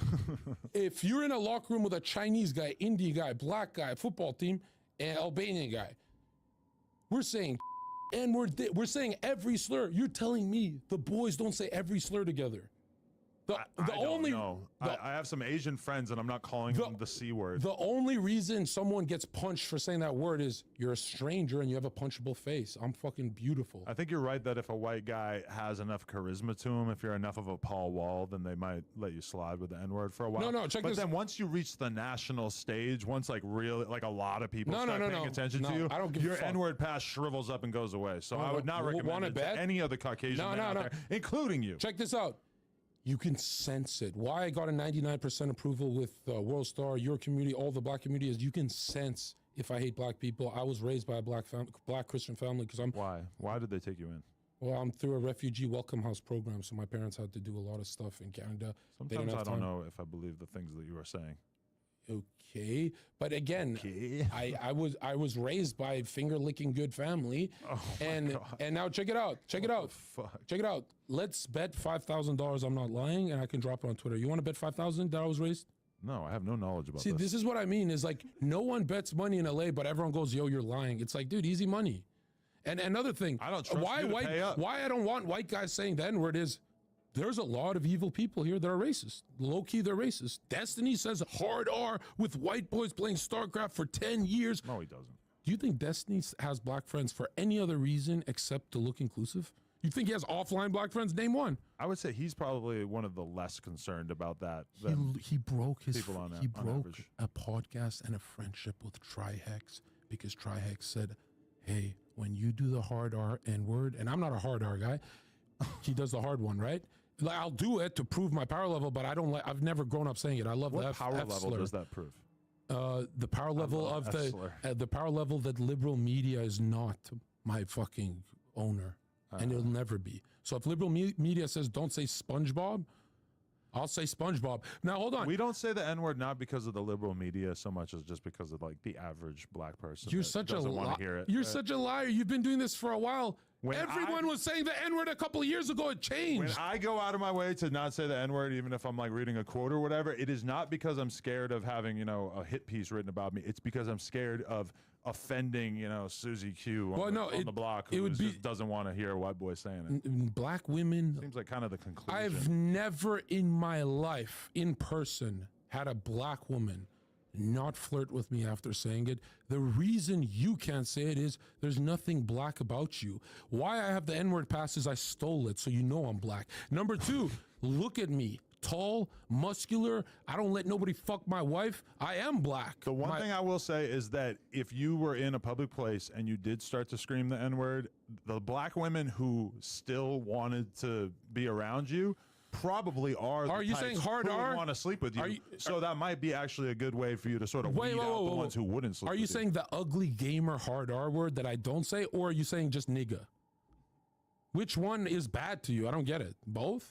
I mean, the hard R definitely would attract a different level. Because if I grew up in hip hop clubs for 5 years. We said all of it, bro. If you were in a public place and you said the N-word with the soft A, I think everybody would assume that you were DJ Drama.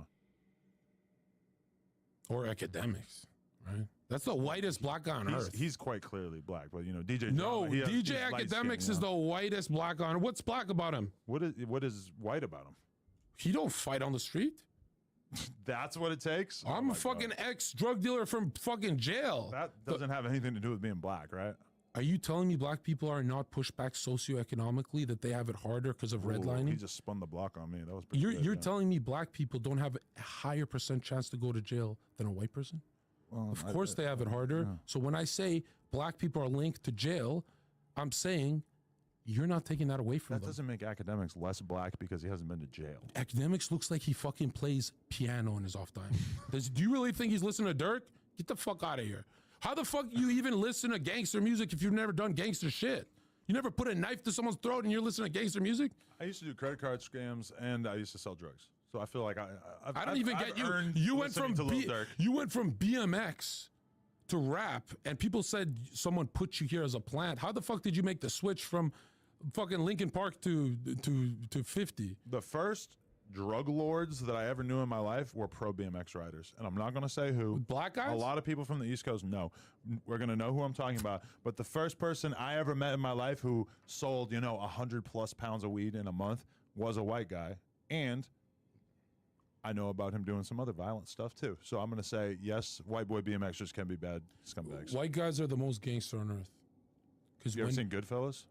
I love that movie. You got to throw Italians in there, but no, I'm not talking about mafia. I'm when white people want to do gangster shit and they slam their textbook clothes in the back of the classroom. Lock down that school. That's why lock down the school, bro. When white people go gangsters too much, they start going into schools and when shit. People act like I just have this obsession with black gangs. It's not true. I'm also interested in Mexican crime. Oh God. And okay, this is the thing. The Burrito Boys. I love watching a good white boy crime documentary on YouTube. Okay, because a lot of people really like these murder documentaries, the true crime thing. And I was thinking about it. I'm not really interested in that. I watched one the other day, and it was like a guy who would ride the railroad trains and then just get off at remote locations where their houses just off in the woods, go up in there, boom, kill an old lady. I'm not really interested in that. It's some sick shit, but it's just not really like that complicated. Whereas Block's different. A bunch of young men coming together to kill their enemies and sell drugs, that I find very interesting. So that is my justification for why I have this predisposition to pay attention to gangs and crime. Well, most black men who grow up in that like old block environment and stuff, dude, it's really hard to say they're guilty because how the fuck you want to walk around that neighborhood not paranoid with a strap? You're born into a fucking peace system. Of course you're gonna protect yourself. And now people go like, yo, but they're old. Like, you could just go play after school activities. No, you can't. One party, you talk to one girl at the fucking court, and then some gangster wants to kill you. No shit, everyone turns gangster. When I was in the clubs, I was just a fucking nice guy, but I had to go fucking very violent so I could keep going to get a paycheck, right? So it forced me, and people are like, well, why did you choose the club? What the fuck else job am I gonna do if I'm not gonna fight fucking psychopaths? You think I'm gonna fucking... I lost every other normal job. I can't keep a day job because I like slurs. I like to say slurs. They free me. That's why you did good as a bouncer? Can you drop the F slur when you're a bouncer? Absolutely. You can listen. I couldn't even get fired for a long time because what are they gonna do without me? That's like losing a fucking star player. Get another random guy. Everyone there is 45-year-old veteran or ex-prisoner. I was the only 23-year-old lighting people up on, cracked out on every fucking drug, steroid, everything. And you were beating them up? Fucking destroying them. Why? These guys literally sucker punch you because you told them they can't go to VIP because they slapped a woman. They sucker punch you. What are you gonna take it? Yeah, you got to beat them up. You should have a taser or something. You're not allowed to carry anything. What about a knife? You're not allowed to carry shit. You can only wear a bulletproof vest. Carve them up. Or a knife vest, not a bullet. A knife vest? Yeah, like all the fucking security men would like have protection. I wouldn't because I wanted to get one. So I can just not get stabbed? Like, haha, you stabbed me. Didn't do anything. No, your beef days are over. You used to have like gangster beef, didn't you? Someone told me that. Some would say I still do. Didn't someone pull a gun on you on the show? Yeah, that was a crazed fan. I thought it was like a rapper or something. Yeah, it was some random fucking kid who would DM me like 10 times trying to get me to listen to his music. We bring him here so we can go viral, bro. Pull it again. I saw him. We beat the dog shit out of him. Well, I didn't, but the other guys who were with me did. Why are you incriminating yourself, bro? What the fuck? My investors are watching. It's okay. Why do white people do that dry snitching shit? I don't give a fuck. You beat him up. What the fuck? You think I'm going to get in trouble for... No, I'm going to get in trouble for staying with you now. For beating up a kid who tried to point a gun in my face and break into my store? You think I'm going to get in trouble for that? Like 5 years later? Because you found him. So? She's just walking and then you just... But then you want to know the crazy experience I had is that they called me and they asked me to go to court to basically snitch on him, which I was happy to do because I am not in the streets. So I go to court and I see this fucking kid sitting there with his dad, and it took me a while to realize it was him. Because you would snitch? Yeah, definitely. You didn't even get hurt. You want to know who told me to? Was Logan Paul.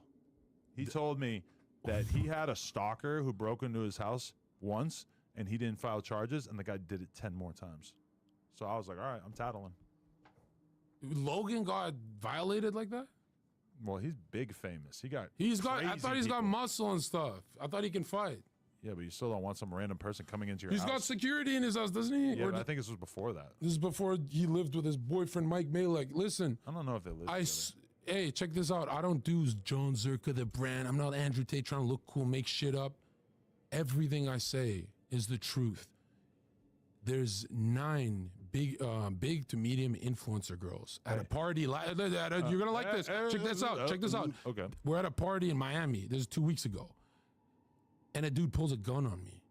Ooh. And what do you think I did? Was it fresh? He didn't point it. He brandished it. Was it Walter? But check it out. Okay. He pointed. He's like, "So you like kids?" We're still trying to make it. He saw one of those jokes, those pedo jokes. Nico hollering at the 14-year-old. It's a prank call. What the fuck? Okay. Now check it out. Blame it on the 14-year-old. He pulls it in front of my crush, and she's sitting with me, and I'm like, he's like, "So you like kids?" And I'm like, "What the fuck?" This guy trying to make me look bad and crazy, and he's holding his fucking fanny pack, and I'm in this dirty Miami party porn house or whatever the OnlyFans shit they do. I said, "Yeah, I do." And the girl's like, "Yo, Zerka, he's not the guy to play with and stuff." And he's like, "Yeah, how about?" And he pulls it out, and I get up, F-slur, pull it. And everyone, Kendall, the videographer there was in Heel Mike's house, but he wasn't there for that part. Everyone freaks out. He don't do shit. 1 week, a few days, I think it was a few days or a week later, I see him at Exotica, and I got kicked out for calling all the girls hoes. Does hoe get bleeped out here? You didn't beat him up. I called all the girls hoes. They kicked me out of the fucking porn convention. My best friend, Mike, lit his ass up, beat the shit out of him, broke his face, jaw, nose, everything as he's holding a talking weapon. about white boys snitching. How is that not snitching? But check it out. Everything I said sounds like a lie, but it happened on stream. We have it. And beating the shit out of him. What are the chances my best friend ran into the same fucking dude and fucked him up? And then he apologized and stuff.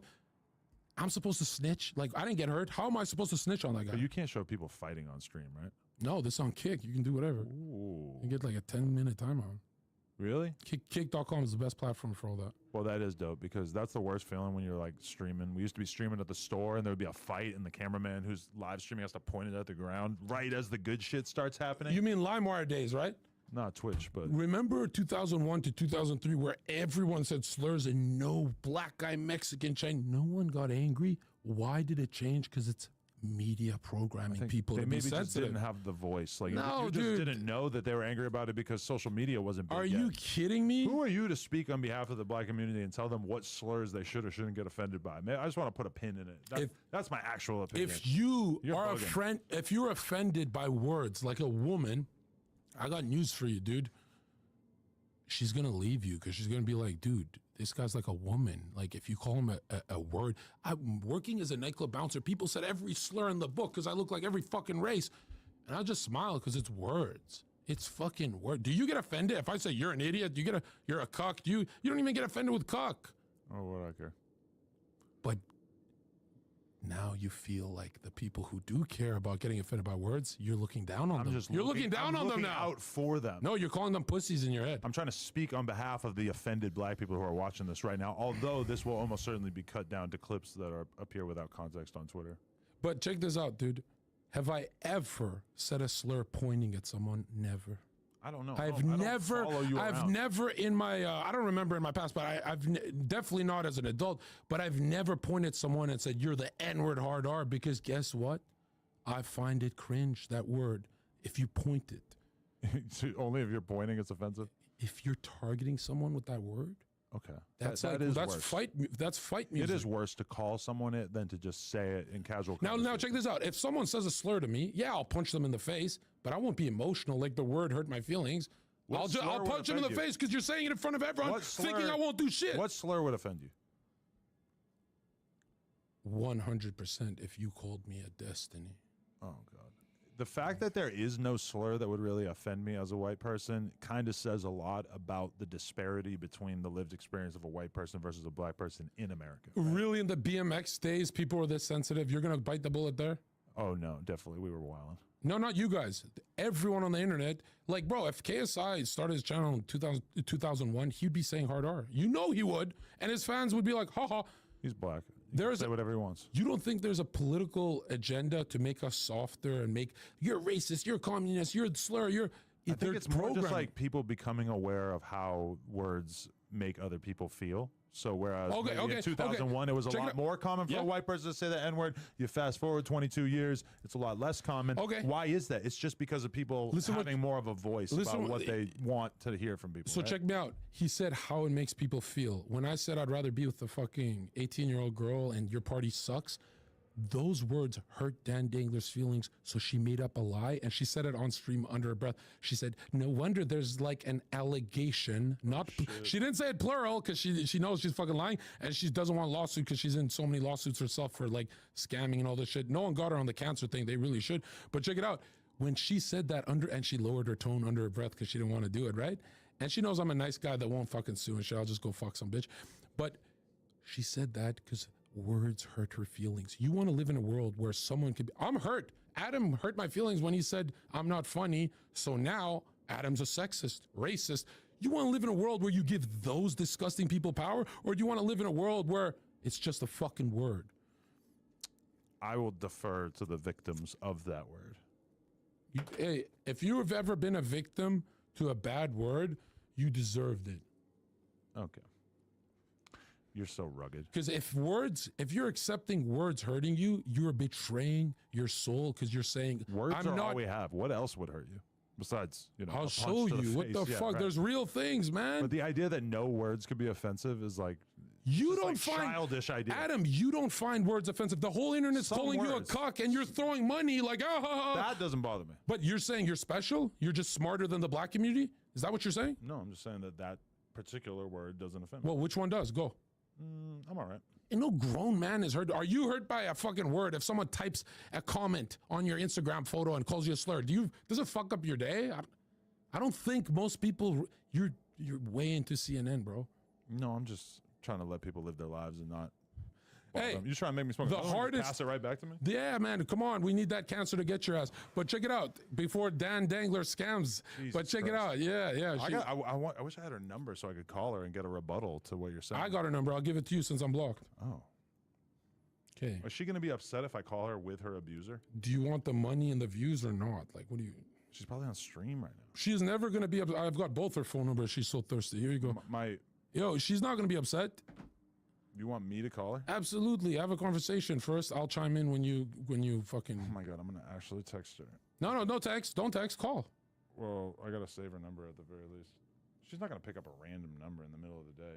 Yes, she is. She's desperate for connections. She said, Zerka, how do you know? How does everyone in LA invite you to podcasts? I said, try having talent, bitch. Zerka is here. Oh, come on. You're going to... Yo, don't be a pussy, Adam. Surprise her. If she gets mad, you can hang up. You don't. She's still going to fuck you. You got such a big platform, bro. She's a clout chaser, right? She lets her moderators fuck her. I'm just going to send her a text so I can see what her... You don't want to burn that bridge, but you already fucking ignored her for 2 months. Here, I'll call her. I don't want... You said you're blocked. We'll see if I'm still blocked. She gets thirsty in the middle of the night. You think she just went back and unblocked you? See? Wait, hold on. Let's try the second one, all right? I'm just waiting for the ... on this text. It was so great if she was just like, yeah. Yo, can I borrow your phone? Pass me your phone, bro. Watch this. Yeah, give it. Oh, my God. If she doesn't immediately respond to me, then I feel like she's a non-willing participant in this. Hey, why'd you call me a homosexual on Twitter? That hurt my feelings, bro. I do have some doubts about your sexuality. The fuck? You think words hurt my feelings? I'm not a fucking loser, bro. Yo, pass the phone. I want to call her. What the fuck? He's not going to fire you. You. Deep down, he wants it. You know, Adam. Then you'll have her number. Yeah. She's probably on stream. You're better looking than her, so just give it to her once. She's not on stream, bro. She does nothing. She sits in a fucking pool and tries to fucking burn the disease off her pussy with the fucking hot tub. What are you talking about? My girl's with Amaranth right now. You think I should trust her? Amaranth and your girl is hotter than Dan Dangler and your girl. Like let's make it less about Dan Dangler. And Amaranth was talking shit about me on stream with Fuzi all day yesterday. All I said is, I'm coming to your location. I'm lighting you up, Fuzi. And then they stopped talking about me. That fucking coward. Here we go.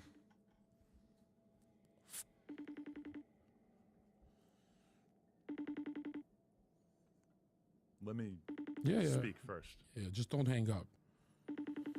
Actually, let me record so you can't edit this out.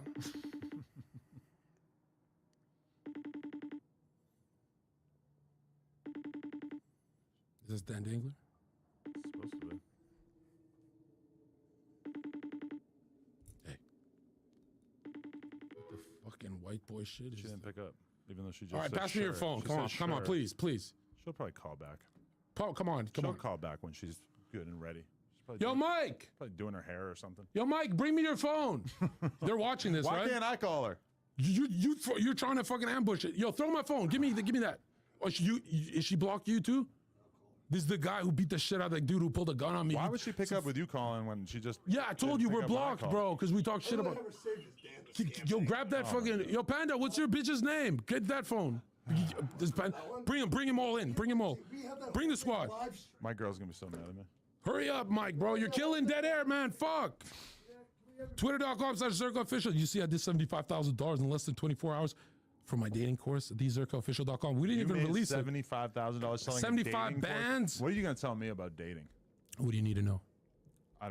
I'll start with one that'll hurt you. Do you want that? What precious information are you in possession of that other people don't have? So when I used to be a co-get, I used to read a lot of psychosexual theory with Sigmund Freud. The highest level of arousal a woman can feel is a jealous husband. Jealousy is the most soaked her pussy will be. You disagree, right? Jealousy. Have you ever been so jealous that she's like, you're fucking her and she's loving it, controlling and jealous? Me being jealous? Yeah. Let's go. Why do you have to call her from a different number now? Because she has us all blocked because she made up lies. Look. Yeah, she said right now? No. Dude, don't say my name, bro. He's fucking I already told her that you're the well, that's why she He sabotaged. He said my name. She's afraid, bro. She knows I'm going to turn her into a cartoon. I'm gonna She would have choked on the pressure. tell her if she don't pick up this call, I'm gonna make T-shirts, merch with her face and some fucking gonorrhea all over it. And the T-shirts will be half off, like the charity. The fuck, bro? That's not working. What is this, man? See, stolen phones, man. What an interesting way for me to begin texting Dan Dangler. Hey, yo, Panda, come here. Come say something about Dan. This is my agent. I feel like I wonder if she's gonna see this as a good look for her career, or if she's Panda. gonna see this as me dragging her into some bullshit. No, I'm dragging, and she started it because remember you didn't even leak the name. Oh, here we go. Panda, get on camera. Get over here. Hello. Hey, Dan, I'm at the podcast. We're talking about how we used to be friends and shit. Oh my God. I miss you. You look so cute with the braids. That's what I'm wondering. Loser, right now. I make more money than you. He's Fucking making dumb. all kinds of statements and accusations about you. I don't know if I'm comfortable with it. I felt like I need to at least give you a chance to get a rebuttal in here. Yeah, defend yourself, Dan. Go. You're fucking nuts. Dude, you're so cute. You look Albanian today. Let What her the talk, you piece of All shit. right, sorry, Yeah, Dan. all right. How'd you make it into Adam's podcast? Well, he offered me his wife. Wow, I like seeing you with the natural look. Yeah, she looks kind of nice. Can I see close? She got purple braids and shit. Wait, Dan, let me see up close. Yo, you have no makeup on. You look kind of cute. Bro, what happened to your face? What? Ever since you left me, I've been a mess. Why do you look like you're trying to be like Andrew Tate. Say it. Andrew Tate? I hope he gets your passport. I hope he takes your passport. Okay, so how do we get... No, I took over LA. I'm a millionaire now. Dan, remember when I DM'd you, or no, I was in your chat and I said, you can hate me, but wouldn't we get like 20,000 views if we did it live? Like you can yell at me. I want the views. And here we go. Yeah, tell me. She's going to say. He wouldn't get out of my house. That's what I heard, and that's why I told him that I was a little bit suspicious. How many people were there, Dan? I heard you're an abuser. There was 30 people there. She make it sound like I'm in the bushes, bro. Wait, okay, what were you saying? It was a bunch of girls who were asking him to leave, and he wouldn't leave. You're the only girl who asked. Your other girls fucking licked my dick in the bathroom, actually. Are you done speaking, or do you just like to hear? Let her get her rebuttal, Zerka. So he wouldn't leave my house, and so we kicked him out. We locked the door. He's knocking on the window, and he's like, like staring in the window, and I'm like, bro, I have stalkers, but not even my stalkers come and stare in my window. She's not lying That right now. was She's not lying. Some other shit. Like, we almost had to call the police because I don't know if it's his like cocaine or what, but like he just went off on like some sort of psychotic bender. Because you attacked me for cuddling with that 18-year-old girl. He tried to fuck somebody on my roommate's bed.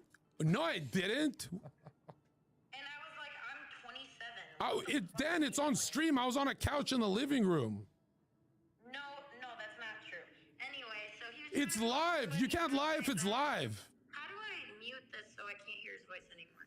So he was trying to fuck somebody on my bed, and I'm like, I don't want Zerka juices. You, what the fuck? But Dan, we were cuddling that day. We were cuddling on stream. We were so friendly with each other. You were grabbing my dick. I was grabbing your tits. What the fuck? Why'd you get so mad?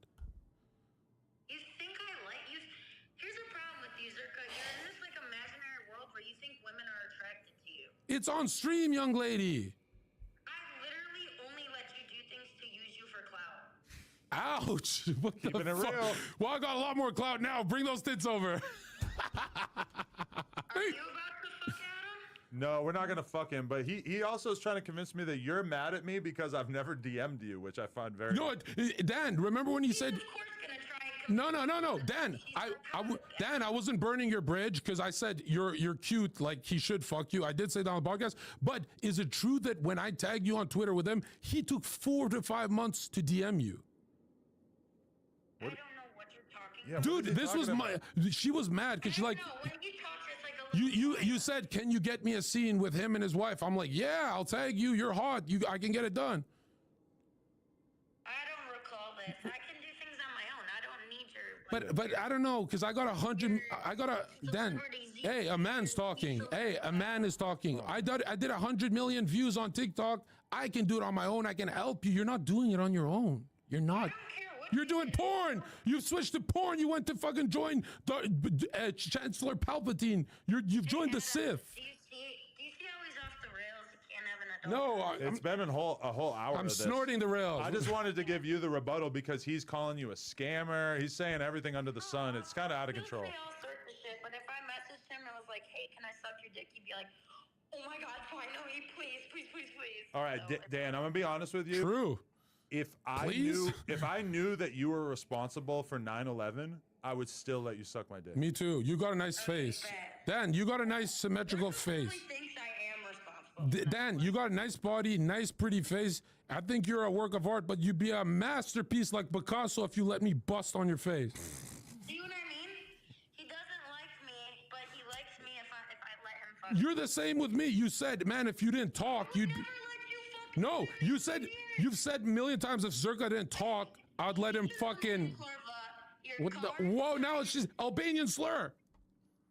Yeah, fucker. But Dan, if I didn't talk. Fake Albanian. You came from Canada. No, I'm born there. I'm a refugee. What are you talking about? You're fake. I mean, you're fake Albanian. Yeah. Ouch. Okay, yo, easy. Why is it getting personal? What the fuck?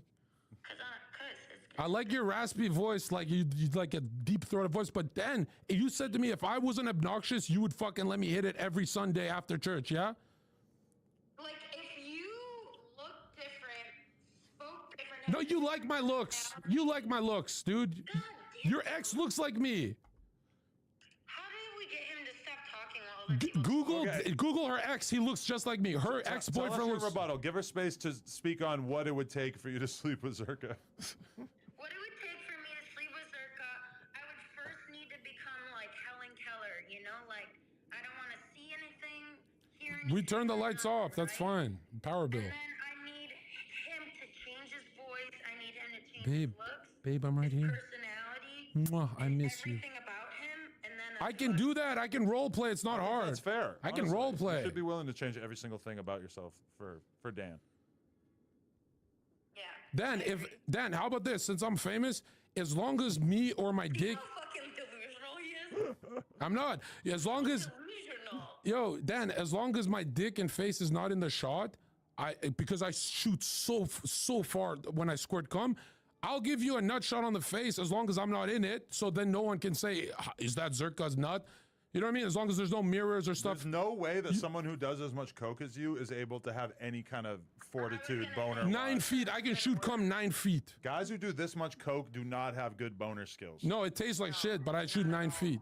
Dan knows what's up. Stopped functioning a long time ago. That's what I assume. Dan, I said that you have disease. I assumed because of the industry.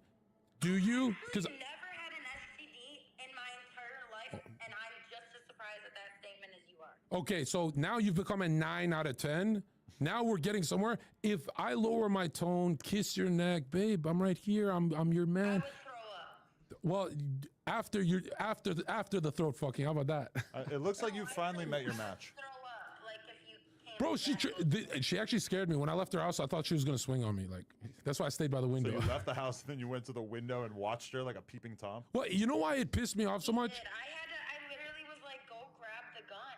Because I was No, I was burdened because, like, yeah, I'm cuddling with other girl, but if you just said, Zerka, get the fuck away from her and come get your head, I wouldn't leave your bed. You don't know. Yes, you did. I'll get you some Yeezy foams. Let's fuck. Listen, you're not 19 anymore. You have to learn when it's time to grow up. Oh my You have sex on your own bed, or you have sex on somebody's bed who you're allowed to. You don't just go into a room and start trying to fuck people. Your friend got close to me, and it's not like we were kissing or touching. She was literally telling me a story, and I didn't even know it's your room because it was so small. My room's a lot bigger. I will say that she is giving you some pretty good life advice, and that I think you should take it. I'll take it, but where's it gonna lead? Is like, are we fuck? What do you mean? Look at Adam. He goes, my room's bigger. I only know him from couch surfing. That's a pretty big room. You know, I'm still doing it as a millionaire. That's the bathroom. That's a big bathroom. It's a lot bigger than my bathroom. You guys haven't even met yet. Oh, that's the backyard that I see in the background of your Twitter. Dan, here's the ultimatum. I don't want the kitty if Adam's going first. He hasn't met you. Let me go first, and then you can have Adam. Adam will fuck you if you fuck me. No, Adam will fuck you if you fuck me. There you go. More important, like your wife, I drank her breast milk. Oh, that's hot.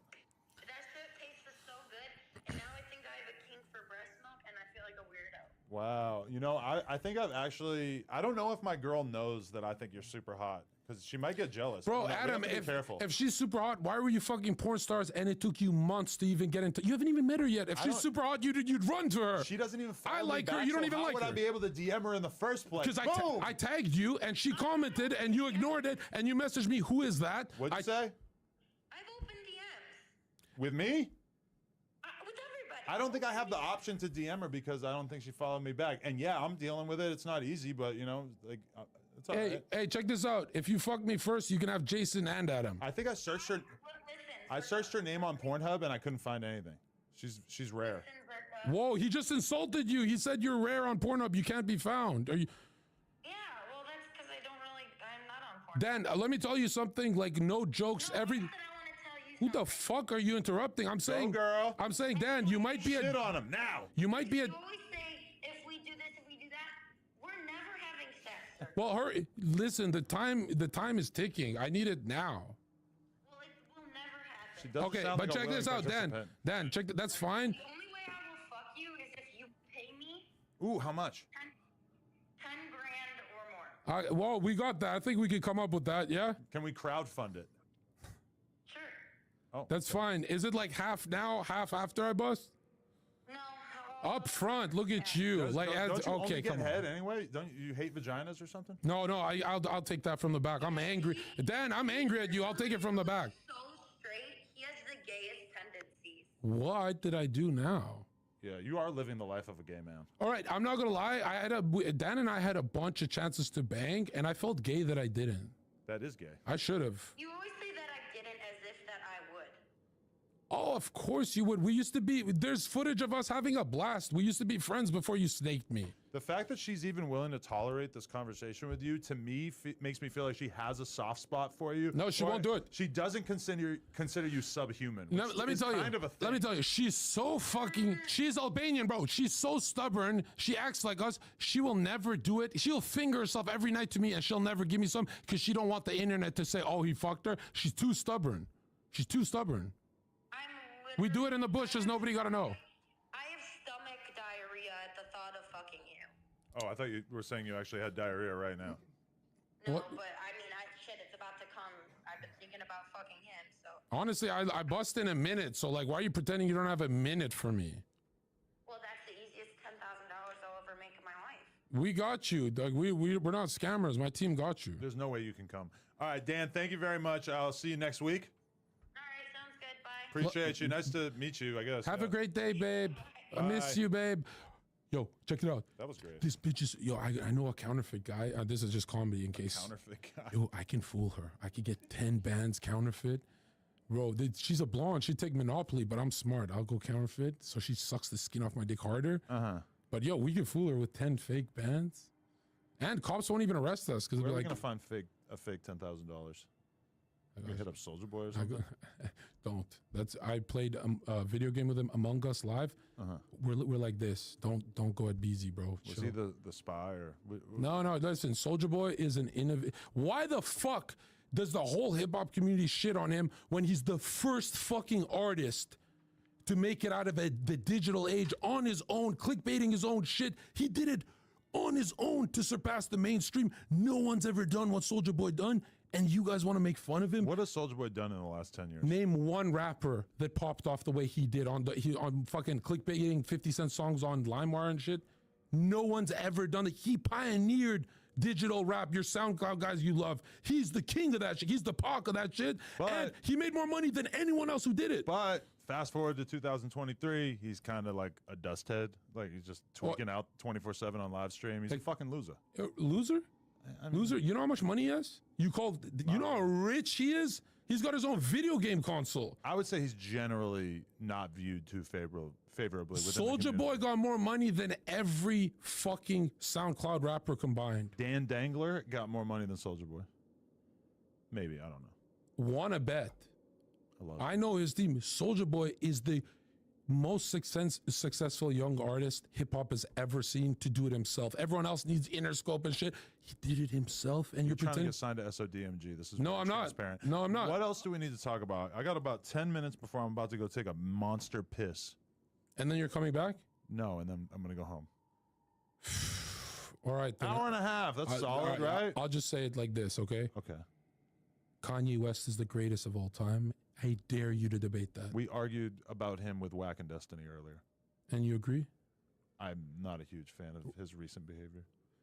You're telling me that Ben Shapiro and everyone from that tribe, I'm not going to get you hurt. The Don't juice worry. box emojis? No, I'm not going to get your channel hurt, but they've been talking about black crime statistics for decades, making black people look like animals. And the one time he talks about their community, they JP Morgan shut down his bank and destroy his life and fucking try and make him look crazy. My dude, they've been talking about the black community since the start of the fucking TV, bro. He's allowed to say something about another tribe. What? So if you say about that tribe or Chinese people or this, you get your life destroyed? He said he was going to destroy the Jews. He never said anything like that about black people. That's fake news. If he said he was going to He said he loves all people. He said he loves all people. He said he's going to go DEFCON 4 on the Jews. Yeah, and remember he giggled about it, that it's just a joke?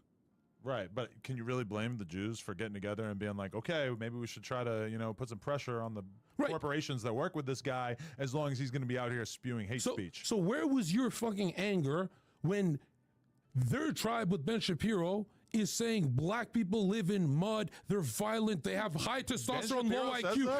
They say that black people have that black people have high testosterone and low IQ, which is a potent mix for prison. And you're telling me none of them got canceled for going for decades of the black community. He says I don't think Ben Shapiro said anything like that. Are you kidding me? Find me a quote from Ben Shapiro in which he said that black people have lower IQs. I'll find it if we bet money. I don't think he's talking about that kind of stuff. Well, you're right about that. I know you're saying that that's the dissident, right? But you're telling me he hasn't given black people. You're telling me No. You're telling me Ben Shapiro. That's a Spencer, your guy, Richard Spencer, your white nationalist. Actually, not the Christian. That's the pagan atheist. You're telling me, my boy Rich, you've never seen these kosher conservatives shit on the black community for decades and say disparaging things in a politically correct way so they get away with it. And they would get away with it even if they dropped fucking anything. The point I'm trying to make is, how is Kanye crazy when we've all had a problem with one community and we get checked, but we didn't get our lives destroyed for it? If you're saying that black people lack the organizational power to cancel people on the same scale that the Jews do, I think that most black people would probably agree with you on that and agree that it is a problem. Really? But also keep in mind that everything bad that Kanye ever said about black people was coming from him, a beloved black person. And that's probably why black people weren't exactly lining up to cancel him when he said the stuff about slavery being a choice or whatever. No, first of all, he's entitled. He's a free black man. He can say what the fuck he wants, and I'm not going to go after the king who inspired millions with his music. He saved more lives than any fucking conservative you know. And now check this out. You're telling me for free speech you can have banking, everything.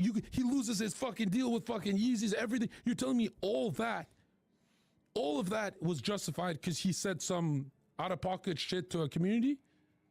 Then you better have that same energy for the Chinese community and the rest. Adidas can make their own decisions. They just made the decision that at a certain point it was too risky to be continuing to involve themselves with someone who was basically saying that we needed to genocide. No, he didn't.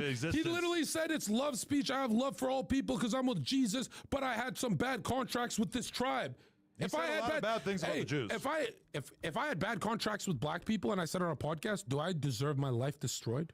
If that was all he said, I love all black people. It's love speech. I love all people. But man, I got snaked by fucking academics. You telling me I deserve to get my life destroyed for that? If you say that one individual black person scammed you, then I don't think that the black community as a whole would care. No. What if I said the whole? Like this I'd one say, Jewish guy, nobody's gonna give a shit. Adam, if I said the whole community didn't do shit to check academics, then I deserve my life destroyed? The community's not checking that behavior? The comparable scenario would literally be you tweeting, I'm going to wipe out the black people or whatever, because that is what Kanye said about the Jews. Say it for the soundbite. You said Kanye made a call to action about wiping out a tribe? That's fucking fake news. I mean, that is the biggest that was what the tweet said, yeah. What's the tweet? Pull it up. DEFCON 4 or whatever. Okay. What DEFCON 4? What does that mean? Kanye. So what? I said I don't want to. I said I don't want to be. I said I'll throw hands if I'm in a car with a Chinese guy. I'll go DEFCON 4 on a Chinese guy if I'm in the same Uber. Yeah, is that bad? Chinese guy. No. All of them. What's up? One. You're the Matrix ain't beating me. I'm not Andrew Tate, bro. I'll break the matrix and say, I don't want to be in a car with Chinese people. Kanye, destroy me, bro. I'm a bit sleepy tonight, but when I wake up, I'm going DEFCON 3 on Jewish people. Yeah. The funny thing is, I actually can't be anti-Semitic because black people are actually Jew. Also, you guys have toyed with me and tried to blackball anyone whoever opposes your agenda. He's right. Jesus is king, and black people are the chosen tribe of Israel. They are the chosen people. DEFCON 3 on Jewish people. Not a great idea to tweet that if you are in business with big corporations who are not very tolerant about people spitting hate speech while working with them. I would assume that if I had a deal with Adidas and I were to go on a similar anti-Semitic rant, that they would probably stop working with me. Really? Or did political wasn't there some organizations that pressured those? You're telling me they're losing? Probably, yeah. They're losing That's organizational power. No. If they're losing hundreds of millions of dollars, they still want to be with Kanye so he can make money. Yeah, excuse me. Some powers said, hey, cut it down. That doesn't happen with any other group. And you're saying, oh, they're just better organized.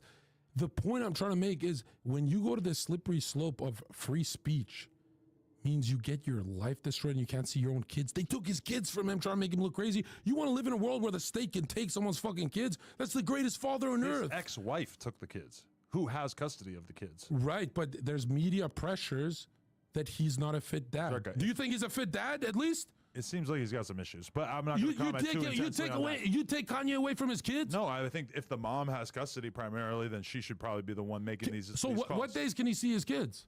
I don't know. I'm not really tapped in with the Calabasas school schedule. If he's bipolar and he goes on like these kind of manic rants like me, you take away his fucking kids. You say, nah, the fucking Kim Nobody Kardashian took his kids away. That is a thing, but it's not what happened to him.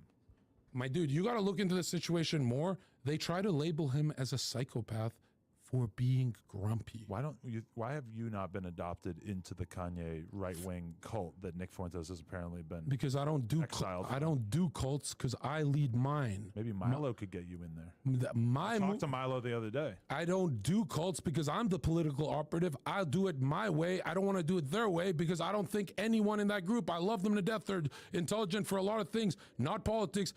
I'm the intelligent guy for politics, right? Really? Yes. I'm going Hassan before I go you. Hassan Piker, the guy there was, let me tell you something about Hassan, okay? Oh God, here we go. Does he tell more truth than Zerka? Be honest now. I would say he seems like he probably has more of a commitment to the truth than you, yeah. Would you do that on a lie? Hey, look how nervous he got. Even his biggest he knows he's lying. Probably have to you got to laugh out of the matrix. Would you do that on a lie detector? You're saying what I'm known for. If we were to fact check this whole podcast on your end, and then we were to fact check, the last 10 Hassan streams, I feel like we're going to find more factual errors coming from you. Yeah. I'm not talking about that. I'm saying, I'll bet good money. I'm saying, does the number one highest power level of free speech, which is me, not Andrew Tate, who goes, some women are good at some things. No, women suck at everything. I am the truth channel. That's why you platformed me. You said, man, I don't know if it's the truth, John, but I know it's exactly what you're banned from Fresh and Fit? No, check this out. No, I'm not. What the fuck? Oh, okay. Who said that? Check this out. We're doing shit this month, actually, but check this out. I'm not saying everything that comes out of my mouth is the truth. The truth is Jesus Christ. I'm saying it's exactly what I'm thinking, meaning I'm telling the truth. Hassan has an agenda from the Young Turks. He just went more left because he understands where the world's going, as people are going more in debt. We don't got to make it all. But that's what I'm saying is like you're saying that the guy, when every comment has 10,000 upvotes saying this guy has no filter for me, the no filter guy is less honest than Hassan Piker. Say, no, you have no filter. Does Hassan Piker have a filter? That's what I thought. That's what I thought. He's probably running through a lot of filters in his mind as he speaks. So he's dishonest. Thank you. I rest my case. A lot of groups he probably doesn't want to offend. Hey, so you're saying he's not as honest as me? He's probably That's exactly my point. He's going to watch this on stream. So what do you want to say to his audience? Hurry up with that frappuccino, you fucking low-lives got no jobs. We saw they post their little pictures that they all work at Starbucks with their blue hair and they're all cutting their dicks off. Let me tell you something. Jesus is king. You're all coping, and I'm glad you said he has a lot of filters. He is fake as fuck. Okay. My nigga! Wow.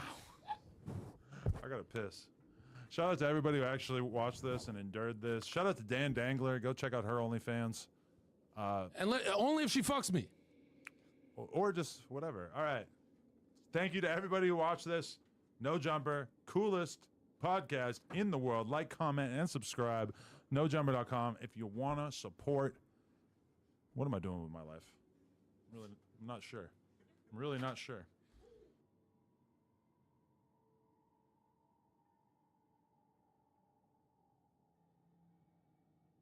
You have a friend, and she's had one abusive boyfriend, then she gets to another relationship, and she has a second abusive boyfriend, then she gets to another, and she has a third abusive boyfriend. So there's some behavior there that you have control of that you need to change. Instead of just being like, man, it's the guy's fault all the time, which it is. If you're an abusive man, that is your fault. But there's still behavior on the woman's side. Don't say finally. No one Nobody said here is the disagreeing opposite. otherwise. There are ways that people should act in the world, and sometimes it feels like we want to give advice for our utopia. In a perfect world, a girl should be able to go out to a bar, dressed in the sluttiest outfit she wants, get wasted with an absolute stranger, and expect to get a Uber ride home and a guy tucking her into her couch and leaving her a glass of water and an ibuprofen and then leaving the house. But that's not the world that we live in, but it feels like that's the advice that people give for. And that's just not how it is. The reality is there's a lot of creepy, rapey fucking guys out there. There's a reason why, like, 60 to 90% of women, depending on what stat you take, have had a sexual assault experience. So this statement of like, well, men shouldn't do this, men shouldn't do that, I don't give a... So, tweets flew a little while ago, and a woman who says that she was sexually assaulted through the practice of stealthing, right? So stealthing simply is when a person removes a condom in the middle of sex with someone else without letting them know, right? And continuing on with that sex. So I think everyone here agrees is sexual assault. So she shared her story. Then another streamer, not here, responded to it in a quite insensitive manner, making it seem like it might have been her fault. Destiny jumped on that bandwagon and with similar comments, right, as to where responsibility should lie for, one's own safety. Clues, okay? People here have taken sides, and we'll see if we can work it out. We'll start with Steven so he can explain himself, explain his point of view. Then we'll go to Spectre, Stabby, Katie, and then Cherry, all right? Destiny. Yeah, I think that the main takeaway that I had was that, like, in any sexual encounter, I think that the onus is on both parties to make sure that they're communicating as much as possible, to make sure that they are asserting or reasserting boundaries if necessary, and that if somebody is feeling like that's not going to be a possible thing for them to do, if another person is being a little bit too pushy, then we should probably stop recommending those types of people engage in casual sex, because I think we're sending them into environments that they're not fully prepared for, and we're just creating future rape victims by having an inappropriate level of expectations for the types of things you can encounter in sexual circumstances. Yeah, Spectre.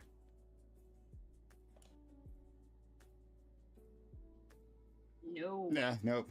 No sound. No sound, buddy. dude. We'll get back to you, Stabby.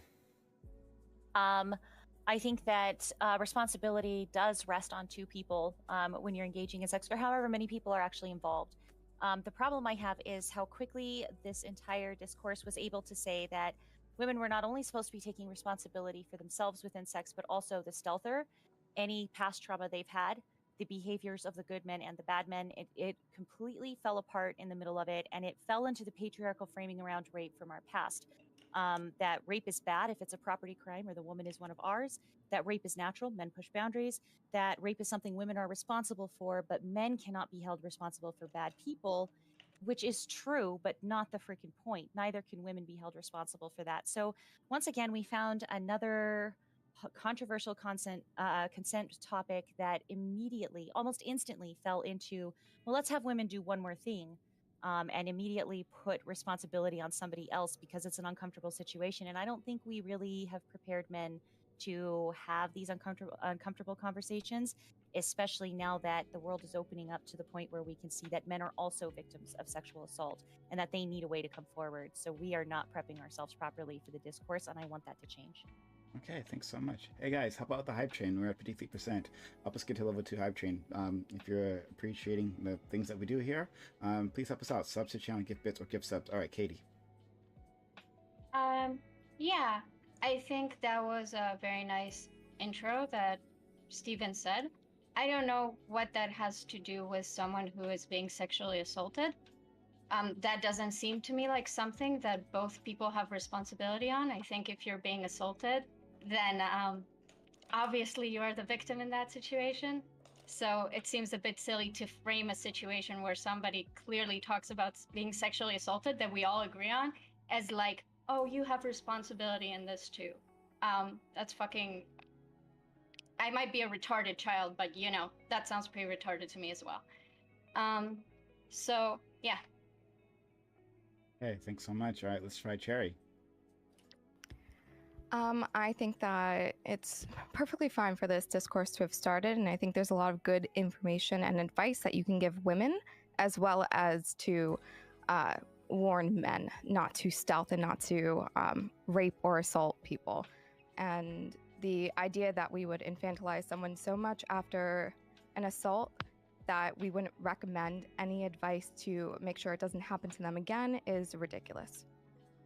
Hey, thank you. How about that hype train? We got 90 seconds left. Let's see if we can get level 2. Sub to channel, give bits or give subs. All right, please, Spectre.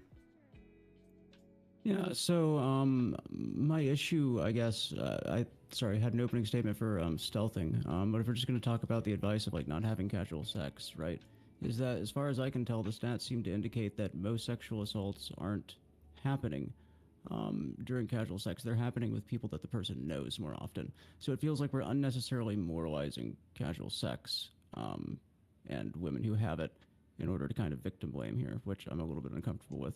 I understand that's not the intention, obviously, but that's just kind of the way it comes across. Also, I feel like every woman that I've talked to about this week has told me that they've been getting this kind of unsolicited advice since they were like 12, right? This is not new information from them. If this advice was going to actually fix the problem in any way, shape, or form, then it would have done so by now because they just get it their entire lives, just like they're sexualized their entire lives. So, yeah, I don't know. It doesn't feel like it's useful to call out random people on the internet and just tell them to do better at saying no or stop having casual sex, even if that is a good prescription that you may give a friend. Okay, please, let's open it up. Yeah, I think it's really weird to talk about the infantilization of women while giving the most basic, lukewarm advice that everybody already knows. Like, to pretend like women are going out there confused about how they should protect themselves or whatever. I think that's the height of infantilization. Like, you clearly don't understand any of the experience if you think women in general need this shitty, meaningless, empty advice while they're being like sexually assaulted. Okay? I think so. In terms of shitty, meaningless, empty advice, 99% of talks I hear about consent are guys don't rape. That's basically the extent of all of these conversations. So I agree there's a lot of shitty, meaningless advice out there. But then, I mean, if you agree that this advice can be wasted on some people, then you probably agree then with the broader prescription. If you're not capable of asserting a boundary during sex, you probably shouldn't be pursuing casual sexual relationships, right? Yeah, I think the issue is that I could talk to you about how women should, how we can improve communication during like sexual engagements, okay? I talked about it on my podcast. We talked about it on Lily a week ago or 2 weeks ago. We can have those conversations. Those conversations cannot happen as like the aftermath of someone talking about their sexual assault. So I get Why that that's not? something that is now important to you and that you want to talk about. Why not? Because it's extremely destructive discourse, which is why we're all on this panel now. Because a lot of people Hold on, have wait. been hurt. We can't have a conversation after an event happens about how to avoid like situations like that in the future. Your response to someone sharing about a sexual assault that they had cannot be like minimizing their experience and giving meaningless advice because you actually want to talk about how women should communicate more during sex. I What think this woman has shared about is not sex; it's sexual assault. It's Okay, different. I think we should stop using the word sexual assault. It's really cringe. It doesn't get us anywhere in this conversation. Number one. Do you want me to say And then, rape? I want to say rape. It's like an attempt to like moralize the fuck out of the conversation with like No, a really do silly you way. think It's stealthing is sexual assault? kind of, but like when we've brought Yeah, in I the, don't we've brought think in the you do. okay, do you think sexual assault is worse than assault? Me personally, no. Okay, it's one of those words that's like so nebulous now that like sexual assault can mean everything from like a guy touched your ass to a guy like tried to rape you. So I Okay, just think so that I calling get- something So because what you're saying is trying to say like it's not reasonable to expect a woman to expect to be able to say something during a quote unquote sexual assault. Well, for a lot of those types of sexual assault, it absolutely is, and for a lot of other types of sexual assault, well, maybe not. But when you just call it like sexual assault over and over again, you're trying to charge it so much that it's like unfathomable that somebody could say like, No. hey, maybe you should stop this. Okay, so the reason why I say sexual assault, I understand that you think sexual assault and like rape are charged like words because they imply like a lot of blame and shit like that, and because you think that there's like a spectrum to rape, which I definitely agree with you. I made all the points that I heard you make with like erudite and all that shit.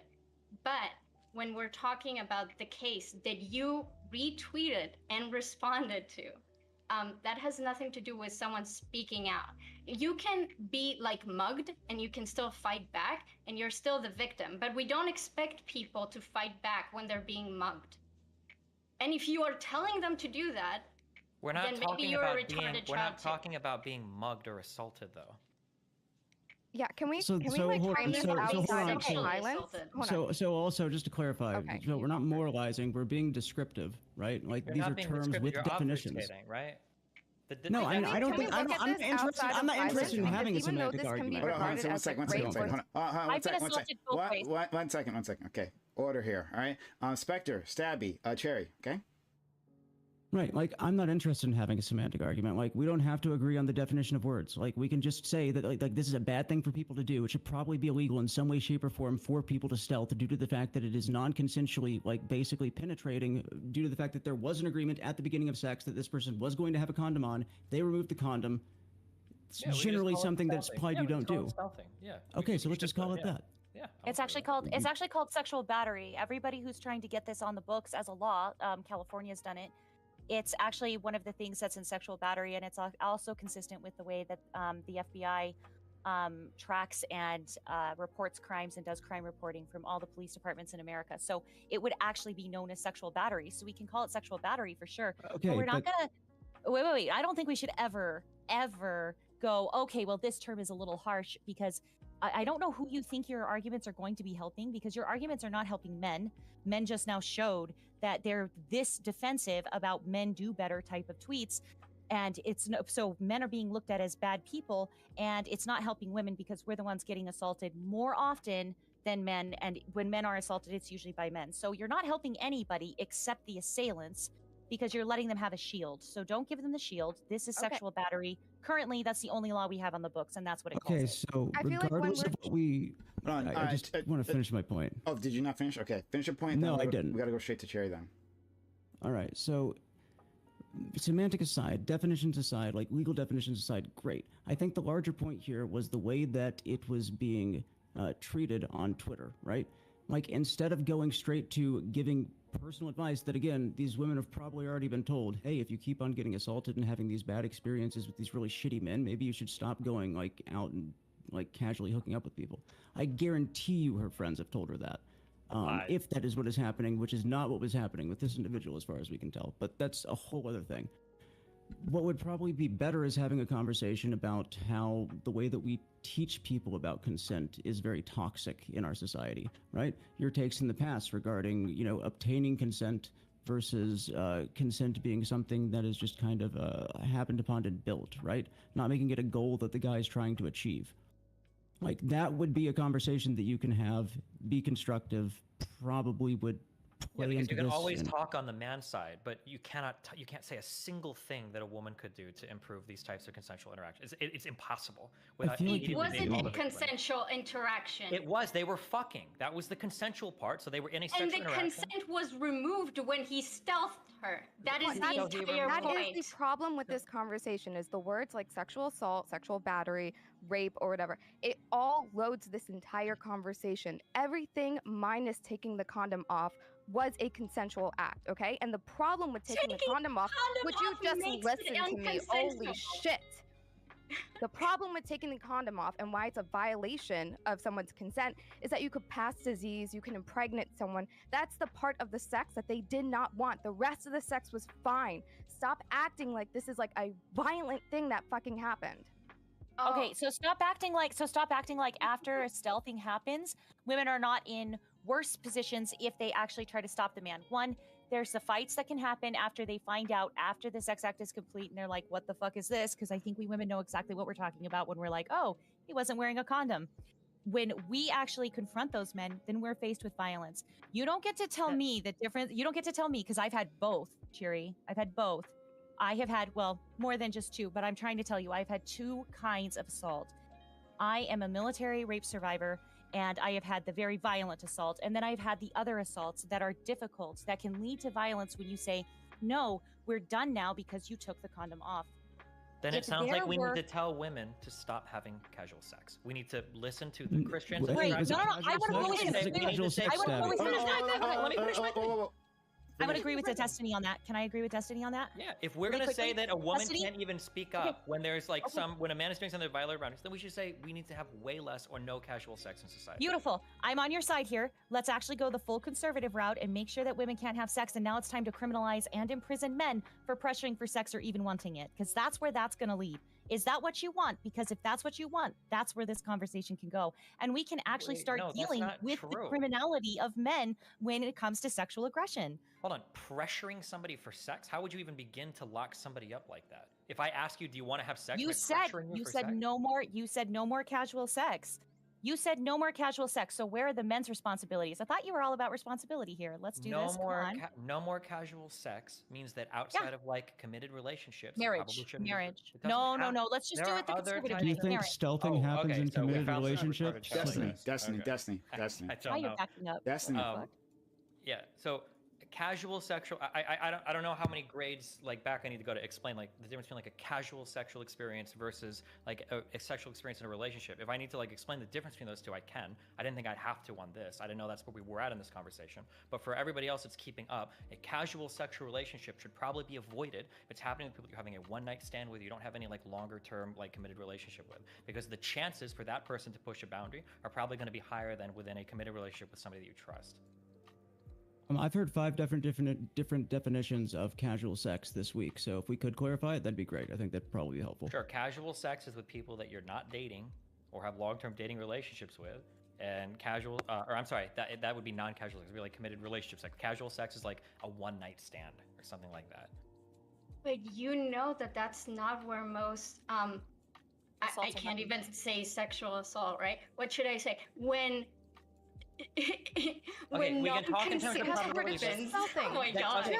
Okay, yeah. So then we either if a woman is in a relationship and her boyfriend is doing something that is perceived that she's being sexually assaulted or raped or whatever, or there's a boundary being pushed, if you can't say something there, then just don't be in relationships. I don't know what to say to you.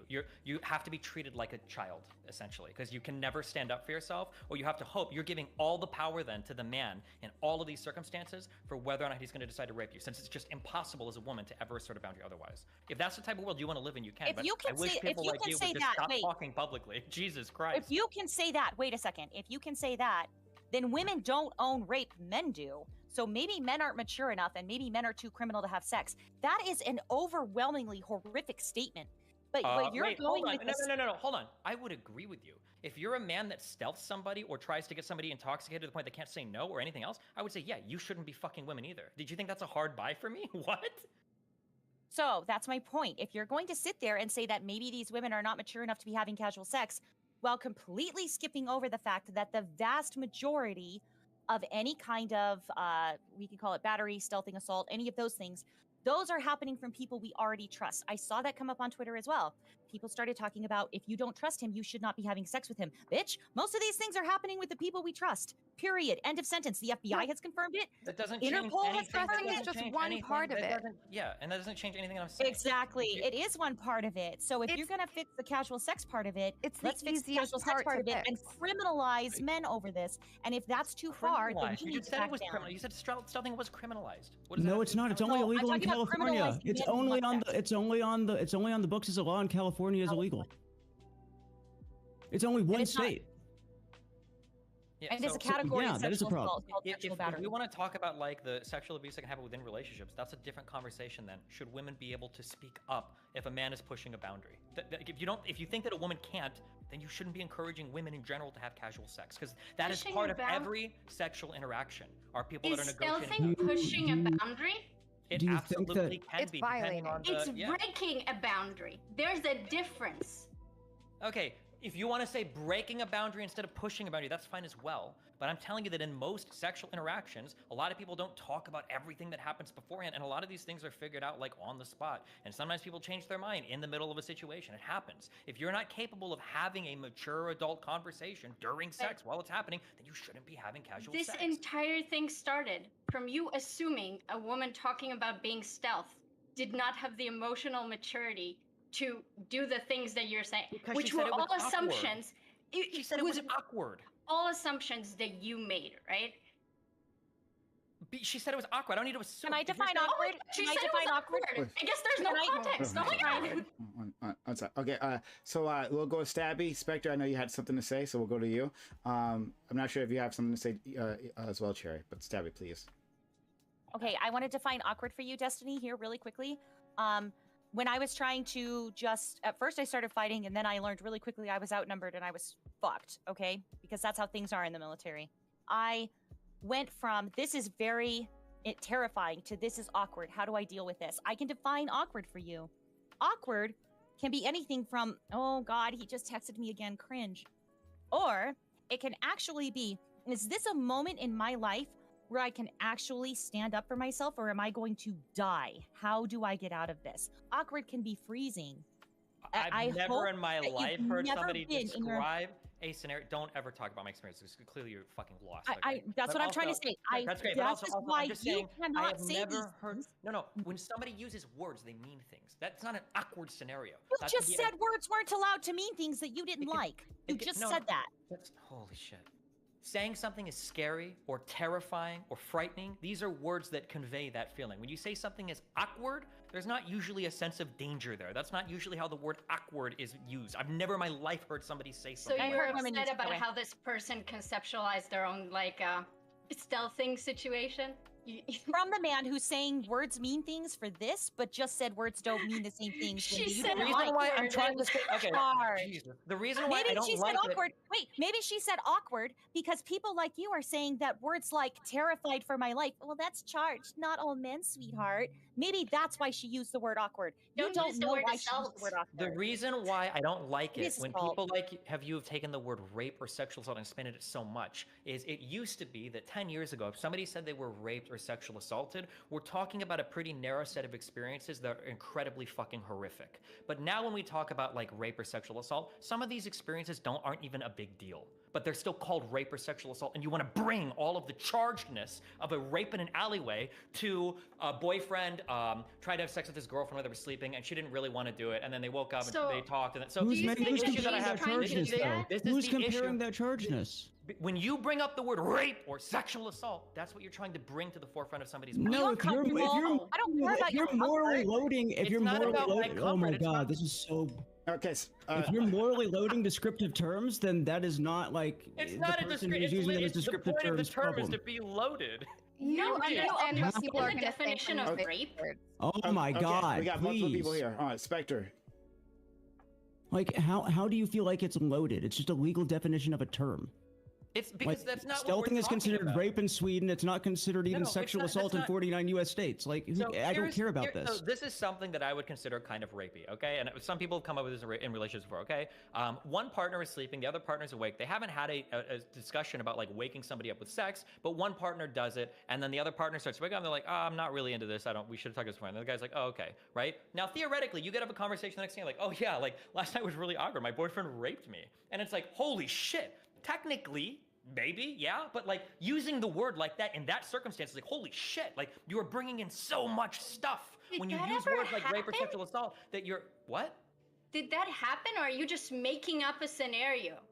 Okay, Who so are you fighting? Who is if you saying have that their no boyfriend sexual raped them at experience or night? you have no What are you conversation with people talking with sexual about? experiences, I don't know how to communicate with you, but this is a relatively common thing that comes up where when people are tired or sleeping, another partner tries to have sex with them. No, I and then know people are that different. part. I don't understand who is the retarded child that says that their boyfriend raped them at night Because when you're they didn't like because them. when you're Who saying ever told because- that to you? Because you just did when you said this guy raped me when he stealthed me. Like, holy shit, like slow the fuck down. You're having sex, you consented to sex, you're having a good time, and then somebody takes the I condom, think which you is don't really understand horrible. the definition of rape. No, and it's you're like, just, oh shit, okay. I look. Good luck. I'll I'm going to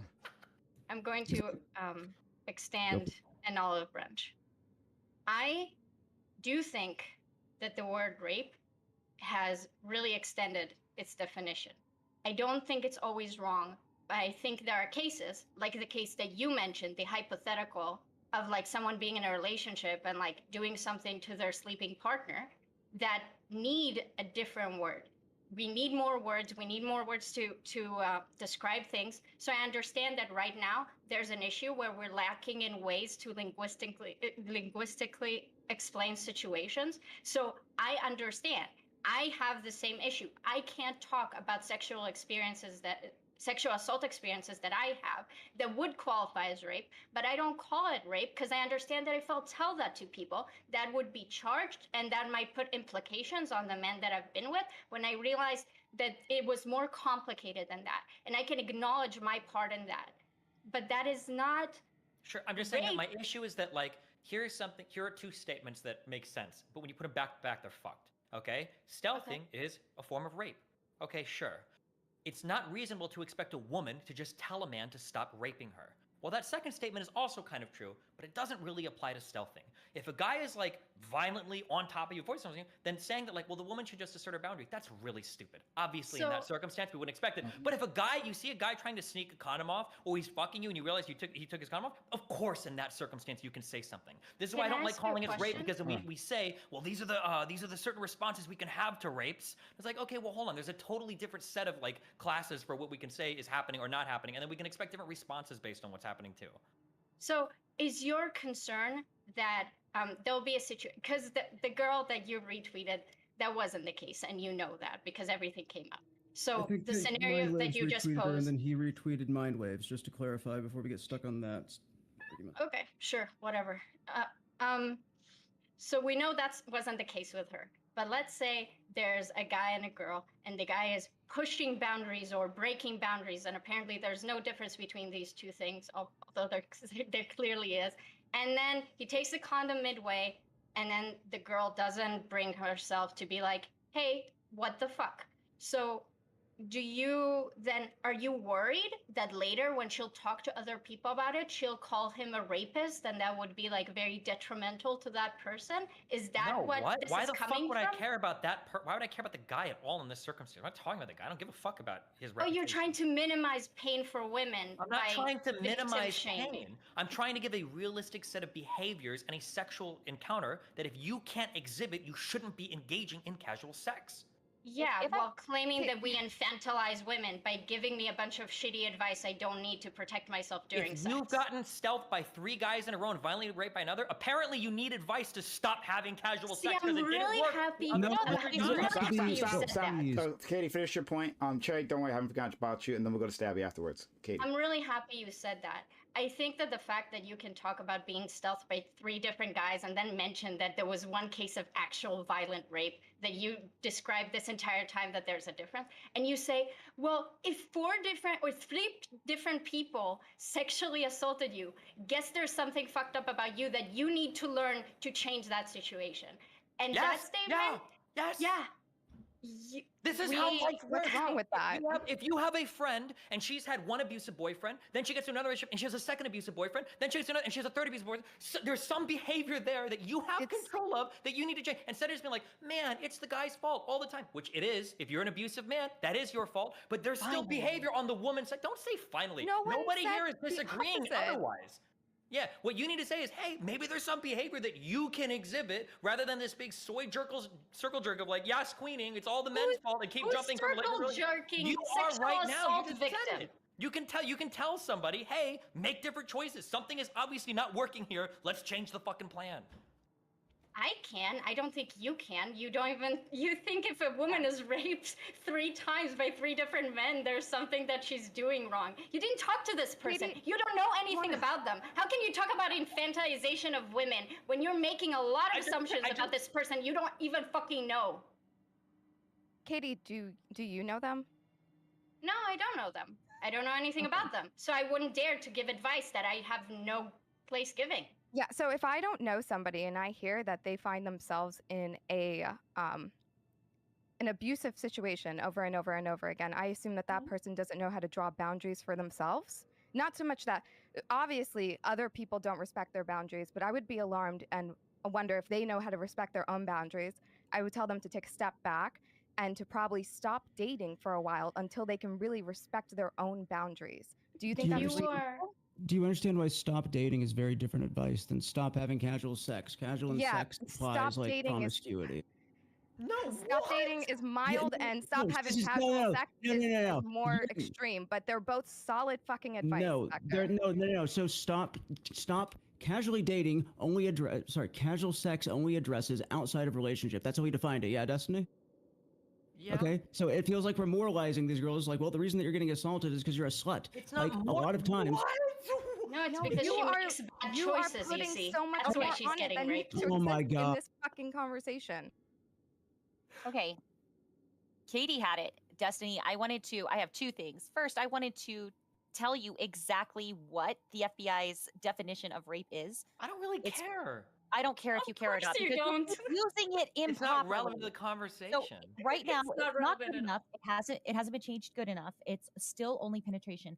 But the FBI defines it as penetration, no matter how slight, of the vagina or anus with any body part or object, or oral penetration by a sex organ of another person without the consent of the victim. This includes any time you've removed consent. It used to be the carnal knowledge of only a female forcibly against her will, only by a male. And so only men were rapists at that time. Now it can be anyone, which I think it's not expanded enough, but this is fantastic because we absolutely have to have full equality, including in who goes to prison. So I agree. that's the I actually No, let her the finish. advice Stabby's waiting. okay. Stabby's waiting. Let her finish, please. Okay, yeah, so that's your definition right there. But when you were saying some of the other stuff, I've heard the same exact arguments, and I know that's not what you were saying to me. I get it, Destiny. I'm not saying you were saying that to me, but I have heard that before, that maybe it's you and where you are. And do you know what they were telling me? They were telling me that I was in the United States military and my job was to do their job as well as do their job on my back. That's literally a saying in the Army. Okay, I don't Literally care a about saying. your personal experiences. You can't keep No. bringing this up to try to like win the argument. Okay, No. it's total No, bullshit. it's not to win the wait. argument. It is, It's hold on. not to It win is, the no, argument. it I'm is saying total that your bullshit. You arguments- can't, no, No, I chill. don't care. Okay, care. the FBI shit you can cite is fine, but you can't keep throwing a personal story at me over and over again. No, trying to steamroll the no, argument. I'm It's fucking telling you bullshit, exactly okay? why women get exactly what you just said from other people when we're trying to actually get our life back in order. And people are telling women, this is on you. Maybe you're doing something wrong. Joining the military isn't doing something wrong. Sure. Grow Well, how up. many women out there right now are going out hearing men shouldn't rape, men shouldn't rape, men shouldn't rape. Women don't have to do anything. Men should just be We're better. not And they go specific out, enough. And then Nobody they go said out, and women then they shouldn't go do out, anything. And then they go Nobody out, ever and said they that. end up getting into casual sexual relationships, and then they end up getting raped on one-night stands and shit on Tinder or whatever over and over again because they haven't been told any precautions they could take. They haven't told any action they could do. They were told that That's not forget responsibility. happening. That is It's so not you don't think that retarded. sexual assault Eight or rape or out of- whatever in these circumstances are like at all-time highs. You don't think that casual sex is like at all-time highs? What do you mean it's not happening? 8 out of 10 That's not where the rapes are majority committed of by the someone assault is coming known from. to the victim beforehand, not someone they're having casual sex with. Holy shit. No, hold on. Knowing somebody beforehand does not mean you're not having casual sex. What are you talking about? A friend that you like decide to have a one-night stand with, or somebody you meet, you talk to for a couple weeks, and you have a one-night stand with, is somebody that you know. It's not like when they say stranger, that 7% figure there. How long not a do I have person to be- literally like a person like in an alleyway raping you or some crazy shit like that? How long do I have to be like? Okay, so how long do I have to be friends with benefits with somebody before it's not casual sex anymore? Before like I should know them enough to like be able to trust that they're not going to take a condom off in the middle of having sex with It's me. going to vary based on the relationship. If you've been a close friend with somebody for like 4 years and then you have a one-night stand, I don't know if I would consider that quote-unquote casual sex because there's probably a much higher level of trust you have with that person or a much higher level of comfort you So have your being able advice to. is useless?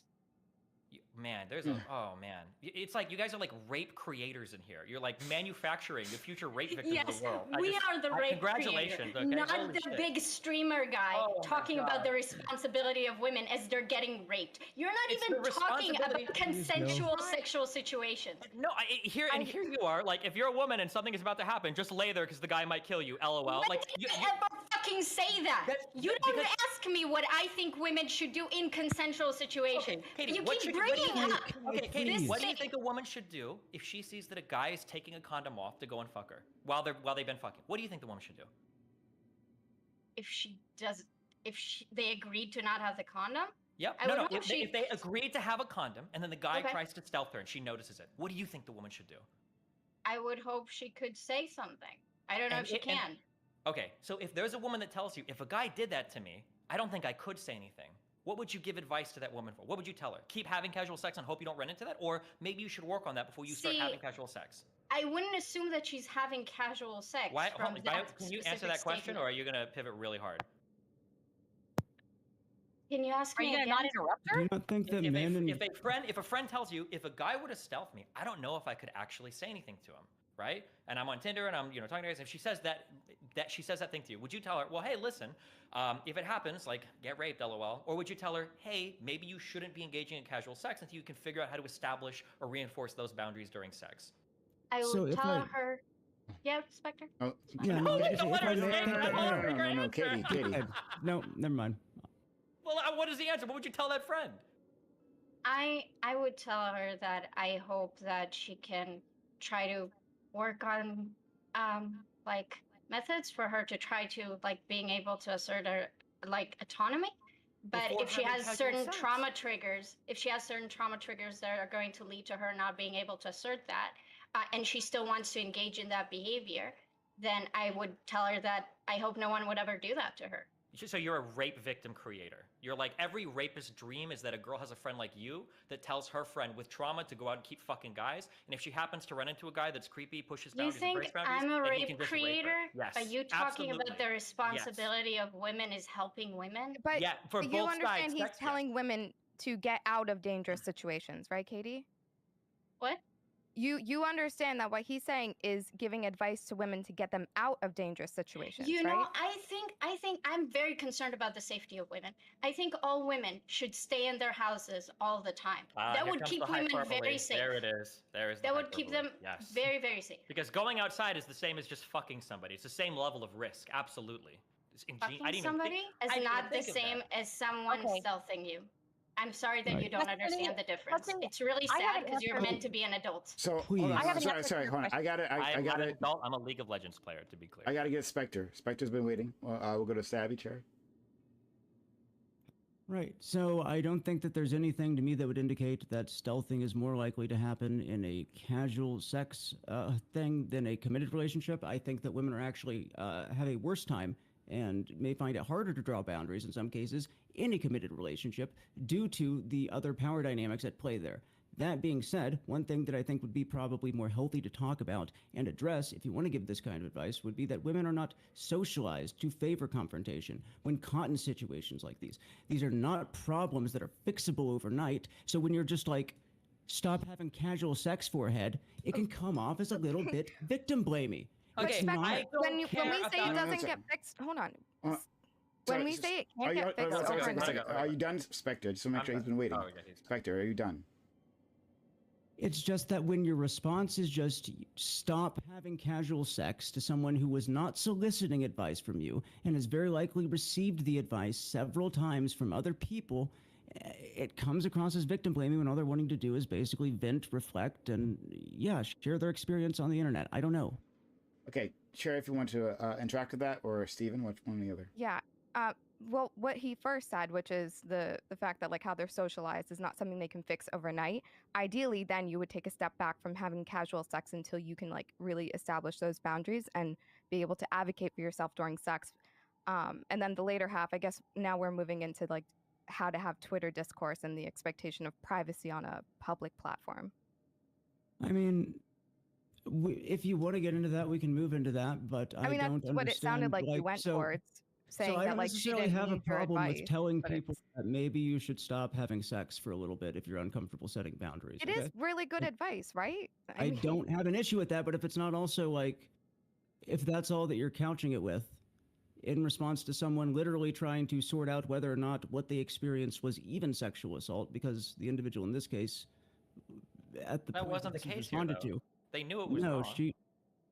they knew it was wrong, but they weren't even saying it was sexual assault until like well Cares after that it they was used retweeted. the word. It's so stupid to get hung up on the words. Like, No, oh, they it's said sexual that they assault. literally said I didn't even think that this was sexual assault until people started replying to me after my tweet got all this traction from being retweeted by, streamers. Like that was in the reply. Did say men need to stop doing this at the end of her second tweet? Like Men before she need to do better. No, that was Yeah. her first tweet that she said. Yeah, that was in like her first series of tweets was this. Yeah.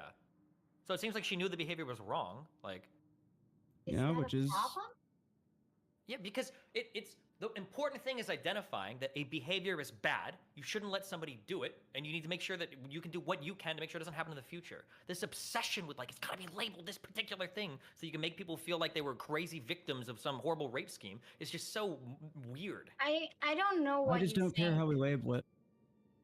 I don't Like, know I what don't you think- think women have this weird fetish about like getting the most horrible like tag on themselves of like how bad my rape experience was.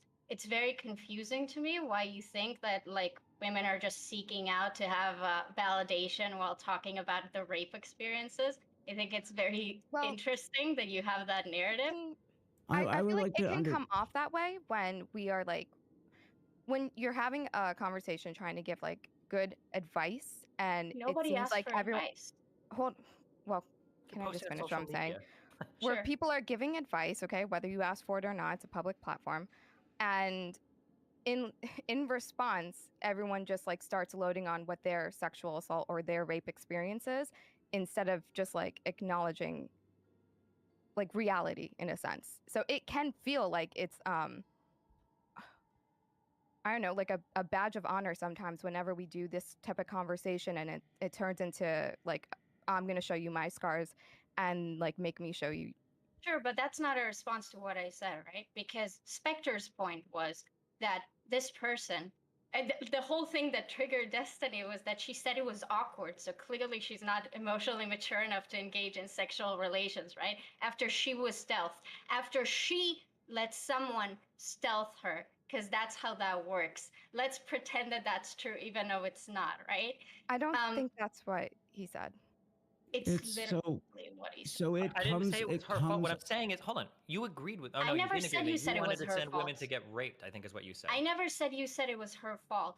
I said you repeatedly keep saying you let it happen.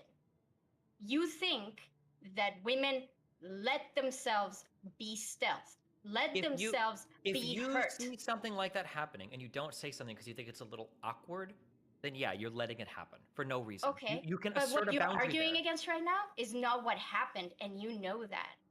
After the fact, she released tweets later, but that's not what the conversation is about. The conversation is not about her particular case or her series of tweets afterwards. We can have a conversation about literally. Started No, from it's her. not- the The conversation. critique that I have towards you is your reaction to her. The conversation is whether or not women can be expected to ever. No, that's the assert- conversation you want to have. We're not. No one cares about her individual story. That's not what the discourse A is lot over. of people care about how you and Mindwave reacted to it and how it enforces rape culture. A lot of people. Hold on, wait. You Again, can't. it's You not can't the conversation that you want to have, but it's a conversation a lot of other people want to have.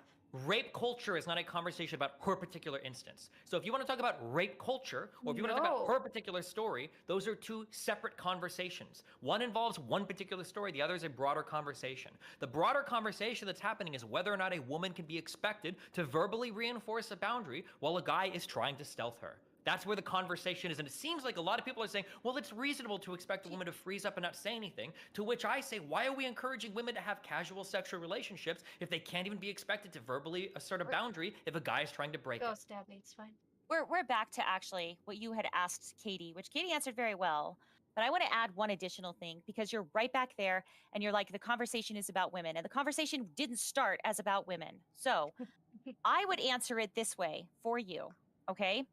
If a woman came to me and said that she was feeling awkward about that, I would trust the woman to be autonomous enough to know, were we having an argument before we began sex? Is it safe for me to say something about stealthing? Should I call my girlfriend and move out of the house before he gets home from work tomorrow? It doesn't matter. I trust her to be an adult enough as an autonomous human being who can vote, despite being female, their Destiny. I think that she can fucking handle this shit on her own and get my help as needed because she's a human fucking being and she is an adult that can vote in the United States. She's somebody who has to have her own apartment, somebody who's engaging in sex. I'm not going to sit there and think that she's a little too immature for this. And you keep coming back to it and saying like, this conversation is about women, this conversation is about this. And you're skipping over that most of this does not happen during casual sex. And most of this is not happening in the very specific parameters you're giving that you're completely overlooking so that you can continue to ask if women are responsible enough to have sex. And if it's not if men stealthing the condom is not her responsibility. I understand where you're coming from when you say that good men should not be responsible for bad men. I'm on your side with that. No. I don't even know what you're talking about. What are good men, bad men? Why do you think why do you think being able to vote gives you some level of sexual maturity? Do you think an 18-year-old is mature enough to engage in any type of experiences or have an apartment? Yeah. Like, Who the fuck are you to evaluate the emotional maturity of women? I understand. I can do it very that the easily. If a term- woman says, I wouldn't feel comfortable verbally asserting a boundary in a sexual circumstance where a guy's trying to stealth me, I'd say, oh, well, you probably don't have the mental maturity or sexual maturity to engage in a casual sexual relationship. You should say You that. didn't have the maturity to handle a woman telling you to do better. That's so dunking. Hold on. The result of my shit wasn't getting raped. It was having people say mean things to me on the internet. I don't care if people say mean things to me on the internet. I think it's kind of funny The result of what but you did hurt a lot of people. You are not the center of what you did.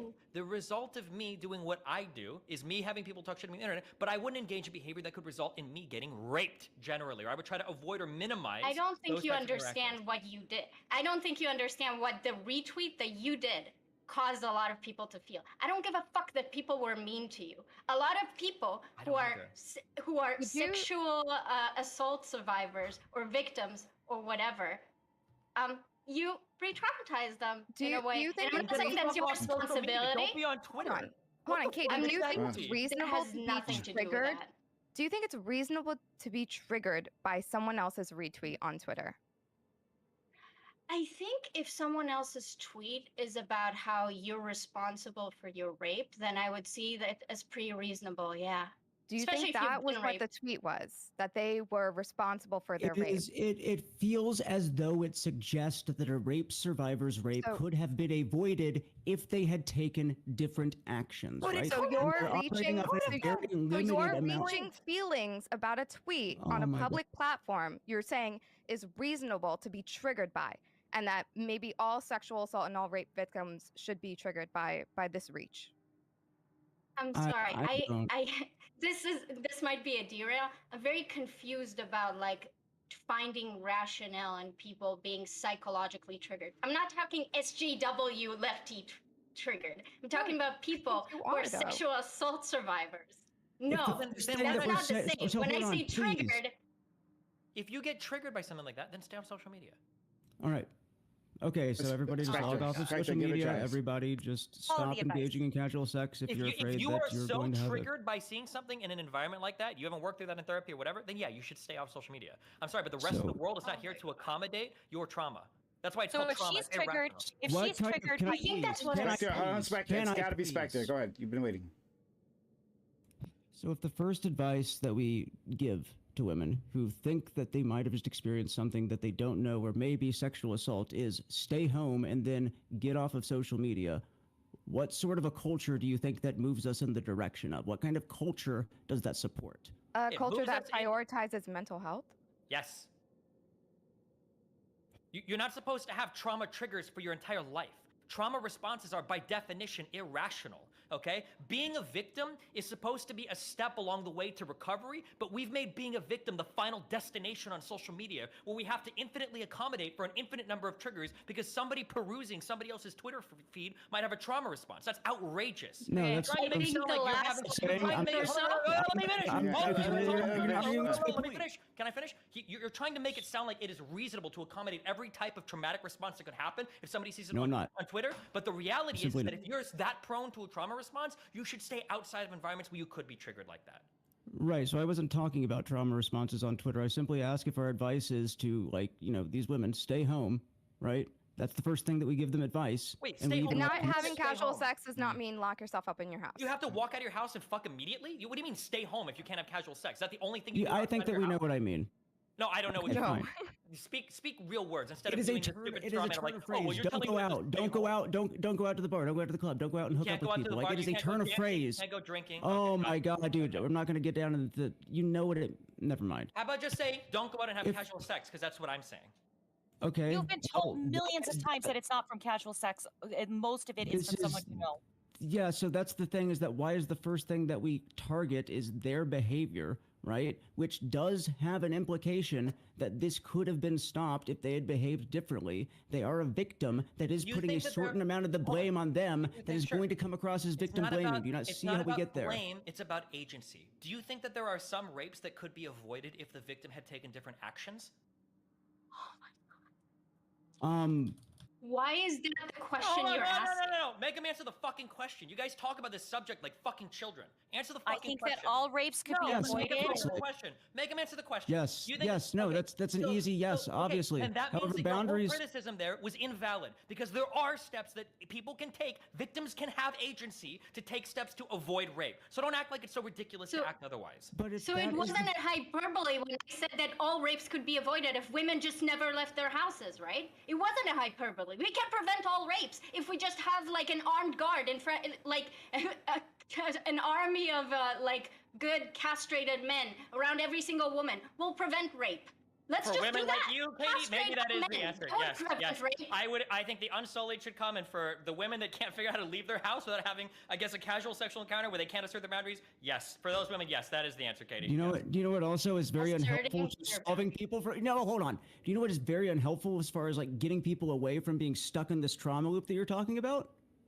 Triggering them on Twitter, retweeting them. Avoiding Like, triggers them. in mental health, avoiding triggers is called accommodation, and it doesn't help your symptoms. It makes them worse. You It's know not true. nothing about mental health. You are- Every you are single not- thing that you said about Please. mental health in the last months have been fucking retardation. You understand nothing about trauma. Can we just acknowledge that he's not the one using the R word on the panel? For once. Yeah. Yeah. I'm fine with that. Okay. But can we also? I After just want to Spectre. say, I feel like we're going the whole like sex positivity route, like allow these women to engage in casual sex if they want to engage in casual sex, and then at the same time letting them know that they are always at risk of being violated, raped, assaulted, and that any sexual encounter that they have, they can be overpowered at any time. Do you understand how this is like? This is sort of mind fucky. Yeah. Did your mind just get fucked, Stabby? I didn't know that until now. Did you? What, you guys act like women are just like This is wandering new through the information world to like a me. pinball, waiting for a man Cheery. to just fucking. Okay. Cheery. Dabby, please. Yeah, what's up? Okay.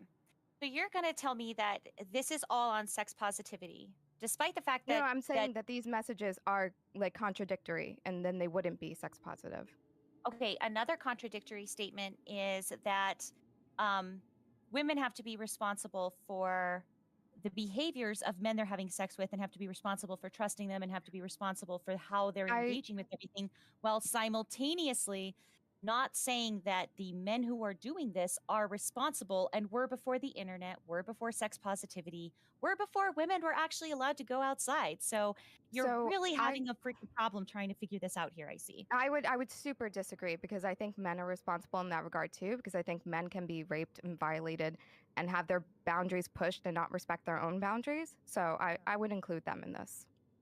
So should those men also not engage in this casual sex? Yes. Yes. Okay. Good. At least that's consistent. So let's go I'm with pretty Destiny and what fucking Destiny's consistent. saying. What about? Let's what Destiny's go. saying? Let's go with what Destiny was saying. Like, these women should not be having casual sex. How are we going to enforce this? And since we are doing this to avoid the victims, what do we do about the victims that we have now? And what is your advice then to the actual person stealthing the condom, the people who are assaulting people? Like, what's your advice now? Since we have already made sure that the victims make sure they stay inside, stay away from this problem, what would you say about the actual criminals, which is who we should be focused on in the first place? Now what? Now what do you have to say? Focusing on only the criminals removes all agency from the victims. That's why you focus. I'm not. On I'm not. We just did this. We just did this. I'm focusing on number both. two. So But then, finish. yeah. So what we would tell the guy that's doing it is the same thing that we've been repeating ad nauseum for the past 3 decades. Don't rape. Don't do shit like that. It's creepy. It's weird. It's bad. Don't do it. That's the best you could do. If a guy wants to rape somebody, they're probably not open to advice from me. I don't know what I could say. If there's a guy that's willing to push that hard or to do something that disrespectful, me saying like, hey man, maybe you shouldn't do that, doesn't sound like he's gonna take my advice very well there. Are men, Oh, are men lucky there's a currently bunch saying? of online women who will take your advice. Let's go to Steffi. So you're telling me that there right now online advice we're giving to men is, hey guys, don't stealth. I mean, I know it might be a joke. I know there might be some, locker room talk. We just had a president. Everybody was talking about this. We just had somebody doing this. You don't think that that's going to help anything and help young men, because I'm sorry, I haven't seen anything on social media going, guys, we got to look out after each other. This is a toxic joke. Don't stealth condoms, etc. You could maybe help back that up a little bit, but no, you're too busy going, maybe women are too childish, immature, the R slur, to be having casual sex, and skipping over that most of these things aren't happening during casual sex. No, You've got what to I'm focus saying, on if you want to talk So- about sexual assault that happens in the context of a relationship, that's a totally different discussion. We can have that discussion if you want. It's a different type of discussion. We're Yeah, talking. and That's where so- most stealthing happens. Yeah. It's a different type of conversation. If you want to have advice that you give to people, the issue is that when I peruse the internet, I see a ton of advice given to guys. Don't rape, don't be creepy, don't force women to drink, don't do all these things. I see that Don't over rape and over don't be over creepy over is not advice. over again. Yeah, I know, because We it's already bullshit, give right? advice to women on how to avoid rape from their when they're 12 years old. So like The I get problem it. is Yes, most technically people there's don't- things that no, these we women could be don't. We doing don't to talk reduce about- the like. we do not tell women how to avoid rape, because nobody even knows what the fuck you. rape is or how it happens. Okay? Because There's most a of the- class. There's a class in the schools that are taught to middle schoolers Yeah. where when we do sexual education for the children and we separate the boys and the girls, we actually have to tell them all of the different things they have to look out for and the adults that are safe to go to. These are 12 and 13-year-olds, Destiny. I don't know what the hell world you think you're living in or what alternate reality you might be in right now, but that is the fucking reality. We are training little girls sounds a not to little- get fucking The raped. problem It's is that every the rape- parent that has told their child hold on. not to wear like exposing clothes. That's Okay, yeah, not thank you, advice, thank you, right? Katie, for proving my point. The problem is that rape or non-consensual actions are very complicated and nuanced and difficult to talk about, because Not stealthing. rape doesn't. It can be. There's lots of conversations that can be had about the nuances of trying to figure out what is consensual or Not in non-consensual stealthing. during a sexual encounter. It's a very complicated thing. But the most we ever give when it comes to advice is, okay, well, men don't rape or pressure people, and women, make sure you don't drink something when somebody offers you at a bar, and that's it. We don't have conversations about like, well, what if people are changing their desires in the middle of a sexual encounter? Or what's an appropriate way to bring up something if somebody, wants to try a position or doesn't? Or what if somebody said previously, I don't want to do this thing, and in the middle of an encounter, maybe they do want to do this thing. We don't ever have any of those conversations, which is where a lot of the quote-unquote rape can happen. When a person is leaning into something over and over again, and it's not really rape. They're not really technically forcing themselves, but if they do it enough and they word it right, these are where a lot of the rapes, where most rapes happen. It's not just a guy throwing himself on a girl or finding a girl that's scantily clad and raping her. It usually happens within the nuance of a sexual encounter, and we have no penetration into that thing. All we talk about is men don't rape and women don't drink drugs or take drugs that you're offered from strangers. That's where only the conversation happens, and this is where the least amount of rapes happen. This is the least interesting conversation. The most important conversation is what happens within the actual sexual encounter itself. Okay, Katie. So and then women are Katie, told- Katie the women are told- inspector. Katie the inspector. Okay. So as I said at the beginning, I understand that you don't have those conversations and maybe you don't see them on your Twitter feed. But I had that conversation 2 weeks ago on Amazon Lily on Prime. And I had that conversation a month ago when I was doing my podcast with a friend. And I was having I'm having that conversation all the time with women that I talk to. So maybe if you're a big streamer that streams every day, you're not in a lot of women's spaces to see what women are discussing or stuff like that. I'm sorry if I'm assuming stuff. I'm sure you're looking for discourse around consent. So I apologize that I'm completely mischaracterizing The most common complaint right? about women on the I will- internet are I them being will- I super will- like part of our, like, Destiny, sexual let her preferences. finish. Like, Katie, finish your point. Okay, so when I came here, I told you I am extremely interested in having a conversation about the nuance of a sexual engagement that is consensual and somebody changes their mind, or maybe you're triggered in that moment. I love talking about that. That's something that I struggle with, so I enjoy hearing other women's perspective. I also talk about that with men because it's important to talk about that. What my problem is that I seem to be able to understand the conversation that you want to have, but you seem to, for a lot of reasons at this point, because you dug yourself so far up this thing, that you don't seem to understand what we are saying. We're not disagreeing with you, that we can talk about the nuance of sex. We're saying when you want to talk about the nuance of sex and like the burden, the responsibility, or the agency that women can have, but you're doing it in the context of stealthing, for example, which we don't need to call it assault, but we all agree that it's a shitty thing that is done to a person. When you say you let a guy stealth you, you fundamentally don't understand what violating consent is. And I get that it's not violent rape in the way that you understood rape to be 20 years ago. And I already told you, rape is too broad. We need more words. So I'm coming forward to you on that. I agree with you. I made all the points that you made with Erudite the other day with other people. But I can't do that when we're discussing what a woman should do when she's being perpetrated against. That's not the same as the consensual sexual encounter that you're talking about. And you keep talking about casual sex, and then we talk about sexual engagement. And you say, let's talk about what happens in relationships. We always said, you know that in consensual sex, that's not where most sexual assaults happen. That's not where most stealthing happens. So why keep bringing up this advice that you know has no relevance to anything that we're talking about, to anything that you want to talk about? Steven? I don't even know what the point of that whole ramble was. I'm not even sure what I'm supposed to respond to. I think she's upset at the word let, right, I think what needs to happen is at the beginning of every single thing related to consent, you've got to say like 15 lines of like, don't rape, rapists are bad, a person that rapes is sole responsibility for the rape. Maybe you didn't have to do that if fault. people like you didn't talk the way that you do. No, I think the problem is people like me want to have mature conversations about consent, but your brain only goes as far as saying, don't rape, guys, LOL. You and then after think that, you don't give a fuck. what stuff you tweeted were mature conversations, then you're delusional. Nobody thought you were mature. Not a single person. Not even one. What about my tier 4 subs? Okay, all right, stop it. Your son did. Knock it off, Spectre. Right. So I think that one of the reasons that people may want some kind of qualification around talking about these kind of things is due to the fact that, yes, women do feel like they have been told their whole lives how to avoid these situations. They are told to wear headphones. They are told, yell fire instead of rape. I know that you've all heard this because that will more likely raise concern people nearby, just statistically speaking. Like, that's why they get upset about this kind of advice. I don't want to talk about that, though, because what we're getting, like, bogged down on here is there's a difference between saying, fine, it's good advice to say, maybe you don't have casual sex anymore if you keep on having negative experience with casual sex. We'll just reduce it to that, right? But where is it reasonable to draw an expectation in a line to actually have that be an expectation and not just advice, right? If we tell women you have to stay home and be celibate, that reduces all rape, right?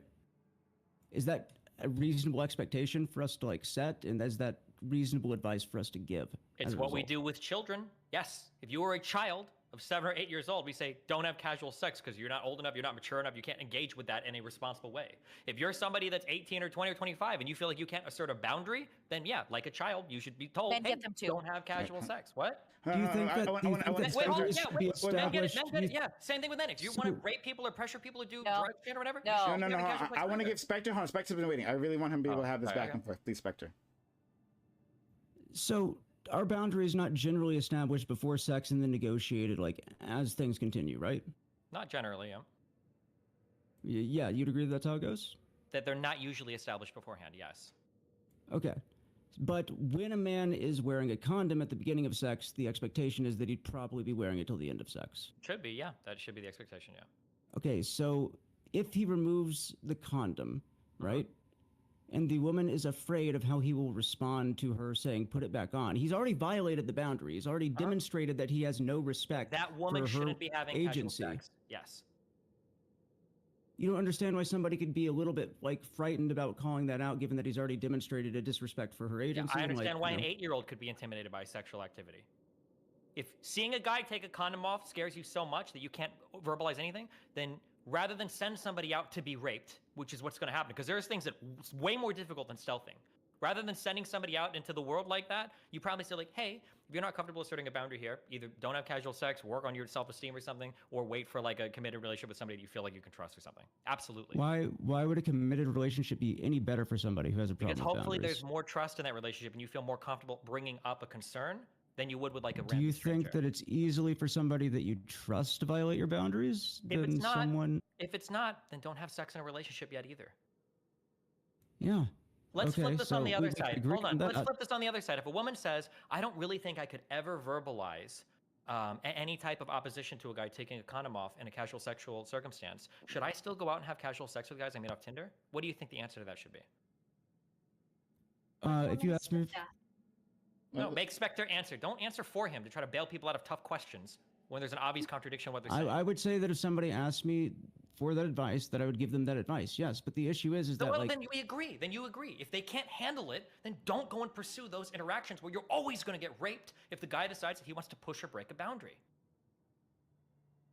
You're always going to get raped in any situation if the No, guy you're decides not. they're gonna No, break you're the not. boundary. Why are you a rape creator? You're not always going to get raped. There are times but- where you can verbally assert a boundary to change the course of your destiny. You can have some agency over your life. You're not a victim. Sir, Stop treating can all you- women like because you do like a separation. Katie, please, fuck. Holy shit. Can you please repeat the question one more time? Portal A or Portal B? Wait, what is? You want me to repeat my question to you? Tinder date one. The If Tinder a woman date. says, "I don't feel like I could ever verbally reinforce a boundary," if a guy is stealthing me, do you think I should still go on Tinder and try to find guys to hook up with? If you're a woman that's not able to enforce, what do you mean enforce a boundary? What if you're a woman who's been like raped due to the fact that you said, "Hey, I would like you to put that condom back on." He said no and kept on fucking you. Like, is the fact that you don't want to like physically get him off of you because you're afraid of physical violence at that point? Does that No, make you hold on, like that's a not what unable we're to enforce a saying. Hold boundary? on. Like, I'm saying if you're not even comfortable saying something when you see a guy doing it, a girl says, "If I saw a guy who took the condom off, I don't even think I could open my mouth." I haven't met a woman who's told me that, but yeah, I'd probably say that they should not go on Tinder. Thank you. Then we agree.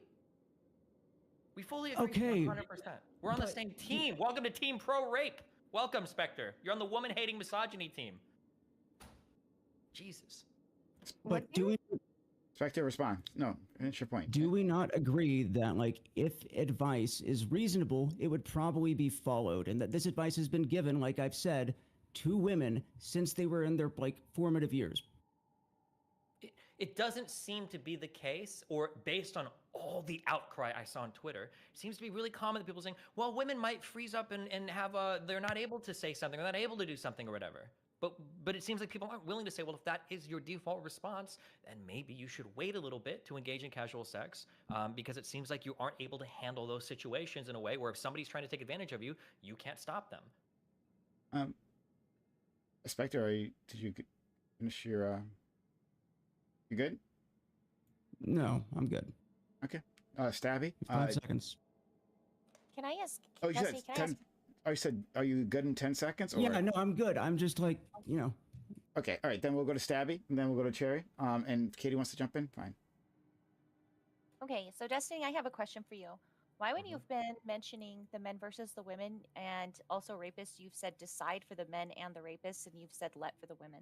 Is there a specific reason you've used that specific terminology? You're the one who said words mean things, and you've also been the one saying I want a mature conversation and been kind of immature. So can you nail down what the words let and why that would be gendered for you, and what the words decide would mean and why that's also gendered? Thank you. Decide or let in what context? As in, You've like, said let a decide. man. No, you haven't said let a man once. You've said men decide, and you've used the word decide for men this whole time, and you've used the word let for women. Is there a specific psychology behind that? Like, what are you doing with Yeah, that? because what I'm telling you is that when you're saying a woman could be expected to freeze up and have a response when a guy's trying to push on something, what you're essentially saying is that the man is getting to decide in that circumstance 100% if the woman is going to get raped or not. Because apparently the woman has no agency or ability to intervene. You're saying that the man gets 100% of the decision. That's where the infantilization argument comes from. Right, but the man, again, something that you're insisting we stay on this one little topic about casual sex, but again, a man is going to decide to rape. A woman who is a rapist is going to decide to rape, and they've already decided. And it's not about casual sex. It's not about any of those things. It's that they're going to offend, and they're going to use your arguments as a shield This is not, later this isn't on. how rape happens. People don't go out and decide to rape. Especially when we talk about things like stealthing, a lot of this is done in the moment where most rapes happen.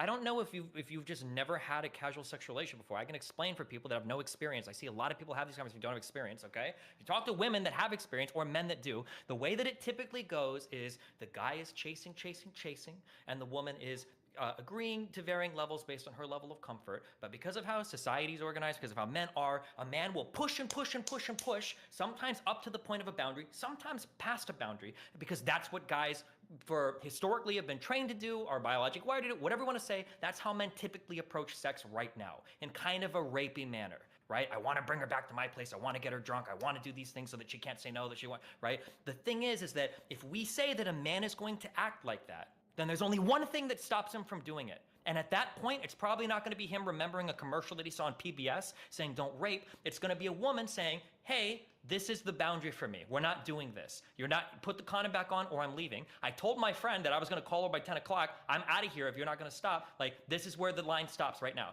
If you're telling me that a woman can't say that, then you've given all of the agency to the man. And you're under the mistaken assumption that a man has decided prior to this, I'm gonna rape somebody tonight. I'm gonna go and stealth them. That's not how their mind works. The mind is, I'm gonna go as far as I can with this woman. And hopefully she doesn't say no, and I'll see how far I can push it. But if a woman pushes back and say, hey, you know what? This is where we stop. Then most of the time, that is where that situation stops. Wouldn't that be cause for you to say that men are too immature to have any kind of sex, casual or otherwise? That entire screed would say that men should not be asking for or wanting sex, wouldn't it? I was just gonna say that. And I've already answered that question like 6 times. It's like you guys have gotten the same dunks, I guess, in your own talking groups. Great, let's get the tweet out then. Go ahead. Can I try to rephrase? One thing I've ever said, first of all, I'm almost positive I've tweeted and had videos to this effect, that if you're a guy and you lean on a woman over and over and over and over again, and that's I've talked about consent and how to approach women and all this shit like 1,000,000 times on my stream. And I've said that if this is your way to approach sex, it is toxic as fuck. Because not only are you fucking yourself by making it so that women never want to be around you because they feel unsafe around you, and the entire culture makes women feel unsafe around men, but you're also kind of being a rapist and you're ruining that particular experience for the woman too. I've said this 1,000,000 fucking times. The problem is that your brain, when you hear somebody give even an ounce, even a modicum of criticism to the woman's side, you're like, wow, that guy must be pro-rape. That guy must love it when men rape women. If that guy's not saying, man, you shouldn't rape on every single one of his fucking tweets, he must love it when men rape women. Oh my God, this is horrible. Okay. Can I try to rephrase? 1 second. We'll Just do. please. No, guys. Cherry, Katie, Spectre. You can go to Katie. Okay, Katie, Spectre. So I just listened to what you said, and you talked about how men, either because they were socialized or because biologically, or it doesn't matter, currently men generally exist in the world in X way. They have a certain sexual behavior. And that pattern, you said, I called it out. It's toxic, it's rapey, it's bad. And then when we look about the patterns for women, let's say that I concede the point that a lot of women are incapable of ever pushing back when their boundaries are being crossed or whatever, which I don't, but let's say I concede to that because that's like the woman you have in your head. So when a woman like that is incapable of doing the thing that you think she should do, then you say, then don't have casual sex. But with the guy, you just said, yeah, it's toxic, it's bad, don't do that. And that's not quite the same prescription. So what me and Stabby are saying, no, hold on, if the guy, can I finish? Katie. If the guy is incapable of not being rapey and toxic, they shouldn't engage in sex, casual or otherwise, because they don't seem to have the emotional maturity to handle sex properly. And that's the point we're making. Katie, what do you think my response would be to that if you've missed all of it so far? I think, honestly, your responses don't make a lot of sense to me. I'm going to be honest. I can tell. So my response would be, Yeah, if you're I'm that really kind done. of guy, if you're that kind of guy, you probably shouldn't be having casual sex either, because the proclivity for you to be engaging in really rapey behavior is pretty fucking high.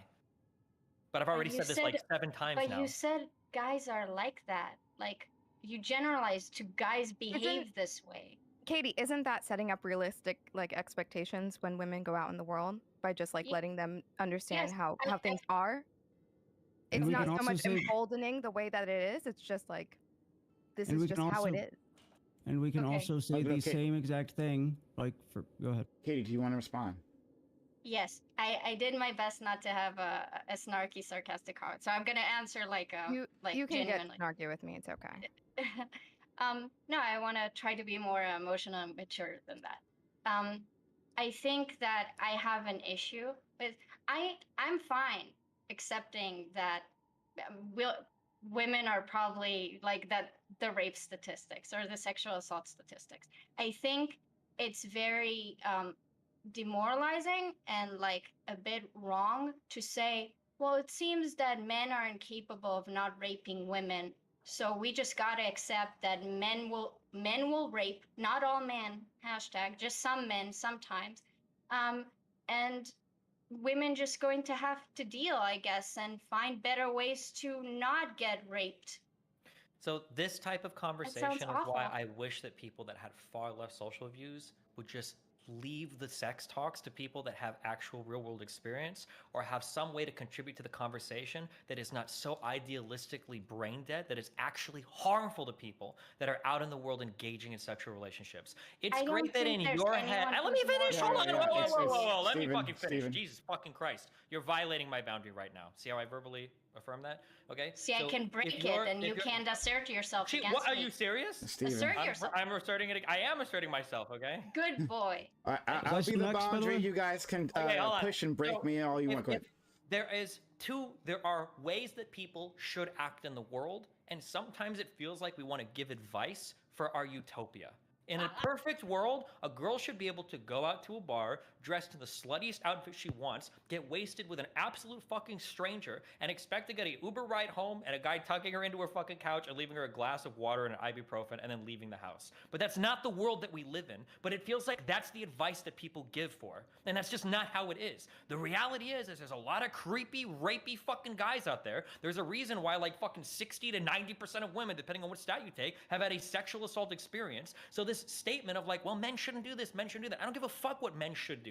People shouldn't drink and drive. But when it's 2 a.m. on fucking New Year's Eve, you better believe that I'm driving like the most careful motherfucker in the world. And it's not because I think everybody on the road has a responsibility to be a nice person and not drink and drive. The reality is that the men are going to act a certain way. We have to empower women to make decisions so that they are not at the mercy of a guy who's deciding that he's going to violate and push a boundary because he knows that that woman is too demure, too quiet, or lacking too much confidence to push back on it. Okay. Can somebody tell me why he says we can't use personal please. Spectre's turn. Right, so, Destiny, I agreed with you. Like, if I was asked for advice, I would give all these prescriptions that you're giving to somebody who is trying to solicit that advice from me. The issue here, and the reason that it comes across as victim blaming, is no one was asking for yours or Mindwave's advice in this situation, right? They were. Like, They I'm were. not just going to, huh? They were. When you post something on a social media platform, you're opening up for everybody to comment. That's the point of a social media platform. Wait, were they asking for advice, or were they just describing a situation and then saying men do better? Felt like they were giving a prescription. It's appropriate for you to describe a personal event like on a social media. If you're doing that, it's because you're opening it up to feedback from other people. If you didn't want to share it publicly, then you posted a private group on your Facebook or on a locked Twitter where only your followers can see. Okay, and then I can respond to that public feedback publicly and tell you that it has zero utility, right? It's just useless. Well, that's the conversation we're having now, right? Okay, I don't feel like people who have just went through an assault are going to be receptive to being told how to change their behavior if it's in a way that they don't want to. Yeah, When maybe I was that's a assaulted, problem. my response was to like basically fall into like a deep depression and like bottle down. Exactly, they don't want to. And guess what? Wait, do you think that you fix alcoholism by telling them to put the bottle down? Do you think that you fix it by accommodating their behavior over and over again and tell them, well, there's nothing you can do about it? No, it's much more complicated than that, but it's definitely not like, hey, buddy, that stuff can be pretty fucking addictive. Do you know what step one is in quitting alcohol? The most important part is putting down the bottle. In this case, yeah, it's admitting that you have a problem, but I don't know if you ever tried to tell an alcoholic they have a problem. Is It's really fucking difficult. It's really fucking difficult. Sounds like okay? victim blaming. The alcoholic right here. I'm going to be totally No, what I'm saying is that this is probably advice that would be well received if actually sought after by the individual first. If you are just throwing this at random people who are talking about traumatic experiences on the internet. Okay, if that's the case, then do you think that it's helpful to tell rapists not to rape? All of this is pointless virtue signaling. Right? Maybe we should have the hard conversations then about, well, how are there ways that we can avoid sexual assault? How can we empower women to have more agency who are usually at a disadvantage in sexual encounters, right? Rather than just saying men shouldn't rape over and over again, because clearly that doesn't fucking work for everybody. Wait, who here is just saying that men shouldn't rape and that's been their only, like, advice? Like, who because are you talking it seems to? like when you give even any amount of advice, I'm like, hey, like, abstain from these things if you can't keep yourself from getting hurt on them. People freak the fuck out. I'm pretty sure that's half of the criticism here is just tell men not to rape. right? Tell men not to sell. That is No. exactly what was said. Maybe not from you, Spectre, but that has been said. Okay. When? Then we're gonna go to Stabby, and then we're gonna go to Katie. When? Are you guys saying that you didn't tell Destiny that he has to tell men not to rape? No, we told Destiny no, that. That Go is ahead, what you Spectre, said sorry. earlier. Come on. No, I'll say it. Go ahead, Spectre, because you were in the middle of something. Go. Oh man, she threw the football to you, and you knew it was a fucked up question because you knew you no, said it. No, when did I say it earlier? Seriously, go for it. When did I say that you should just tell Earlier, men you not to said rape? when you're having these conversations, the three of you have basically been saying that you should be telling the man's side to like, hey, stop raping, or give advice on the men's side to change men's behavior. How you're gonna pretend that you didn't say that? That this isn't. Give advice. We said give No, advice.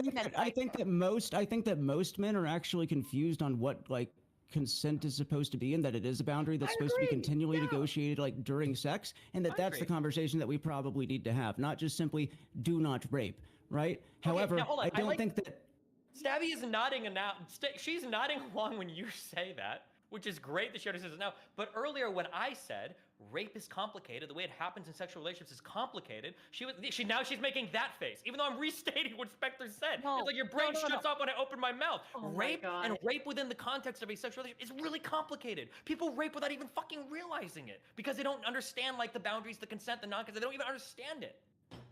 That's essentially what Spectre just said. But when it comes Harvey to Weinstein. That's the same as saying Harvey Weinstein made an oopsie and fell in. Oh no, he didn't know. His intent was fine, and letting him back out of fucking prison. But why do you do that? Why do you do stuff on Twitter like making it analogous to like reckless driving, right? And being around other reckless drivers instead of trying to have that fucking being conversation. around reckless driving is the perfect comparison because there are No, two it's ways not. that we can. It absolutely is, and I get into these arguments all the time. Okay, when I'm out driving, okay, when I'm driving on the road, I don't give a fuck what the fucking law is or who has the right of way or who is supposed to be doing what. What I care about is what are the driving behaviors that I can enact to optimize my chance of survival. There are times where when I'm going through an intersection, I look both ways, even if the light is green, or if somebody's merging into me and I've got the right of way, but they look like they're fucking in a bigger car than me, really aggressive, I'll fucking yield to them because fuck it, right? Now, just because somebody gets into an accident with me on the interstate and they were drunk, that doesn't make it my fault. But to say that I could have taken steps to minimize my risk of another person crashing into me, that's not victim blaming. It's just ascribing you a higher level of agency. We can talk about defensive driving, but when we talk about defensive sexual behaviors, all of a sudden it becomes victim blaming, which is a toxic conversation to have because you're giving all of the agency and power to the man to decide how far the rape is going to go that And I particular already night. said that advice is fine to give when it is solicited, but when you give it as your only thing that you want to talk about for a week on a public platform in response to someone who was not soliciting advice, It's not right? Just because you make a post. I don't think I ever even tweeted at her. So we got This is a general conversation. We got to move on from this point. Let's go to Stabby and then Katie. Okay, when you're going to talk like that about this is analogous to driving, you have to understand that when it comes to driving, because insurance is involved, the police actually show up. The police actually say, actually, it was nothing you could have done. You were driving properly. These skid marks prove that this person slammed into you and all of this went to shit. And there is some kind of an arbiter in between the two. And we still have the same laws that are built up around these two things. We still have a legal system that's supposed to be enforcing them. But we have so much confusion surrounding this and this whole little, what I just now said, the oopsie, I guess I fell into her bullshit. You are allowed to create the shield for people who accidentally, I guess, managed to rape a person. I have no idea where you came up with this. Okay, end up raping a person and in an accidental rape. That's I impossible. can explain it. It's not impossible. You don't understand the believe, dynamic. Wait. You believe in accidental rape? Absolutely. I do too. I know what he's talking. What do I you know mean what he's how? talking It's not even about. like, what do you mean? There are so many different ways, right? You might be having there. I can't even believe get the I'm. police I can't even- involved. I'm not even going to give Police examples involved. because if you don't understand this, you're so far behind the conversation. I don't even know where to begin. That's the issue.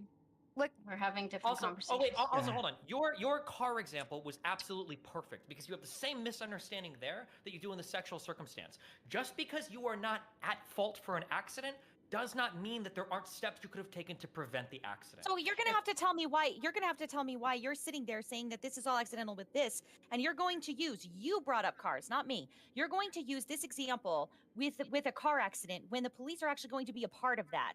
When the police are actually going to say who was at fault. Yes. But we don't actually have that right now today legally. We don't have that. Sometimes it works, sometimes it doesn't. A lot of times it doesn't work for 20, 30, 40 years. It's harder to do it in a sexual circumstance because there are no witnesses. You have two people, and usually some level of consent has happened, so it's hard to prove that criminal charge beyond a reasonable doubt. Insurance doesn't have to prove something beyond a reasonable doubt because there aren't usually criminal charges filed related to this. It's a different thing. Okay. Katie, give it a try.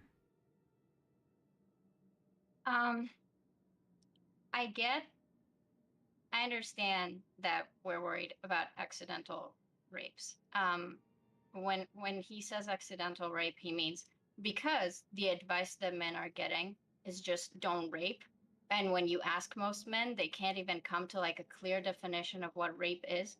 Kind of like how the three of us, I see stealthing as a huge consent violation. I see it as rape, as sexual assault on a definition level, not on a moral level. Destiny doesn't agree with us. So for him, it's just a guy taking off his condom to push boundaries, boys be boys, or whatever. He's just No, knock it off. Don't let him misquote Sorry, me. shut up. Then you can respond later on. Katie, finish. I take it back. He never said boys be boys. He would never say such a thing. Okay. Thank you for asserting your agency. So when this guy now tries to push boundaries, because some guys are like that, the rapey toxic ones, they will accidentally rape you because if you don't assert yourself in that moment, they'll just continue doing it. And the divide is that we understand that the pre-established boundary was condom. And when they remove the condom, that is a breach of the boundary. And for Destiny, hey, the guy's just trying it out. He doesn't know that you don't want to take off he's just trying it. If you could just have more agency and say it. And when you don't say it, you're making the guy a rapist. Because now they raped you, and maybe they wouldn't have if you had said something. And I actually understand that. A lot of my sexual experiences were like that. It's why I don't call them rape, because I'm not willing to label the men that I've been with in that way. I understand that I didn't inform them of what was going on because I didn't want to ruin their fun, for example. If we want to talk about socialization, another reason why women don't assert their agency is because they were socialized to not do that. So if we want to talk about how guys are socialized to push, women are socialized to please, please, please. And I don't think anyone can say that that's not like that in the bedroom. So, okay. So when we talk about rape and sexual assault, when I say if a guy decides to rape you, they're just going to do that, I mean when a guy takes off his condom after you agreed that he's going to wear a condom, that's them deciding to rape you. And Destiny does not agree with that definition because he thinks that's just pushing boundaries.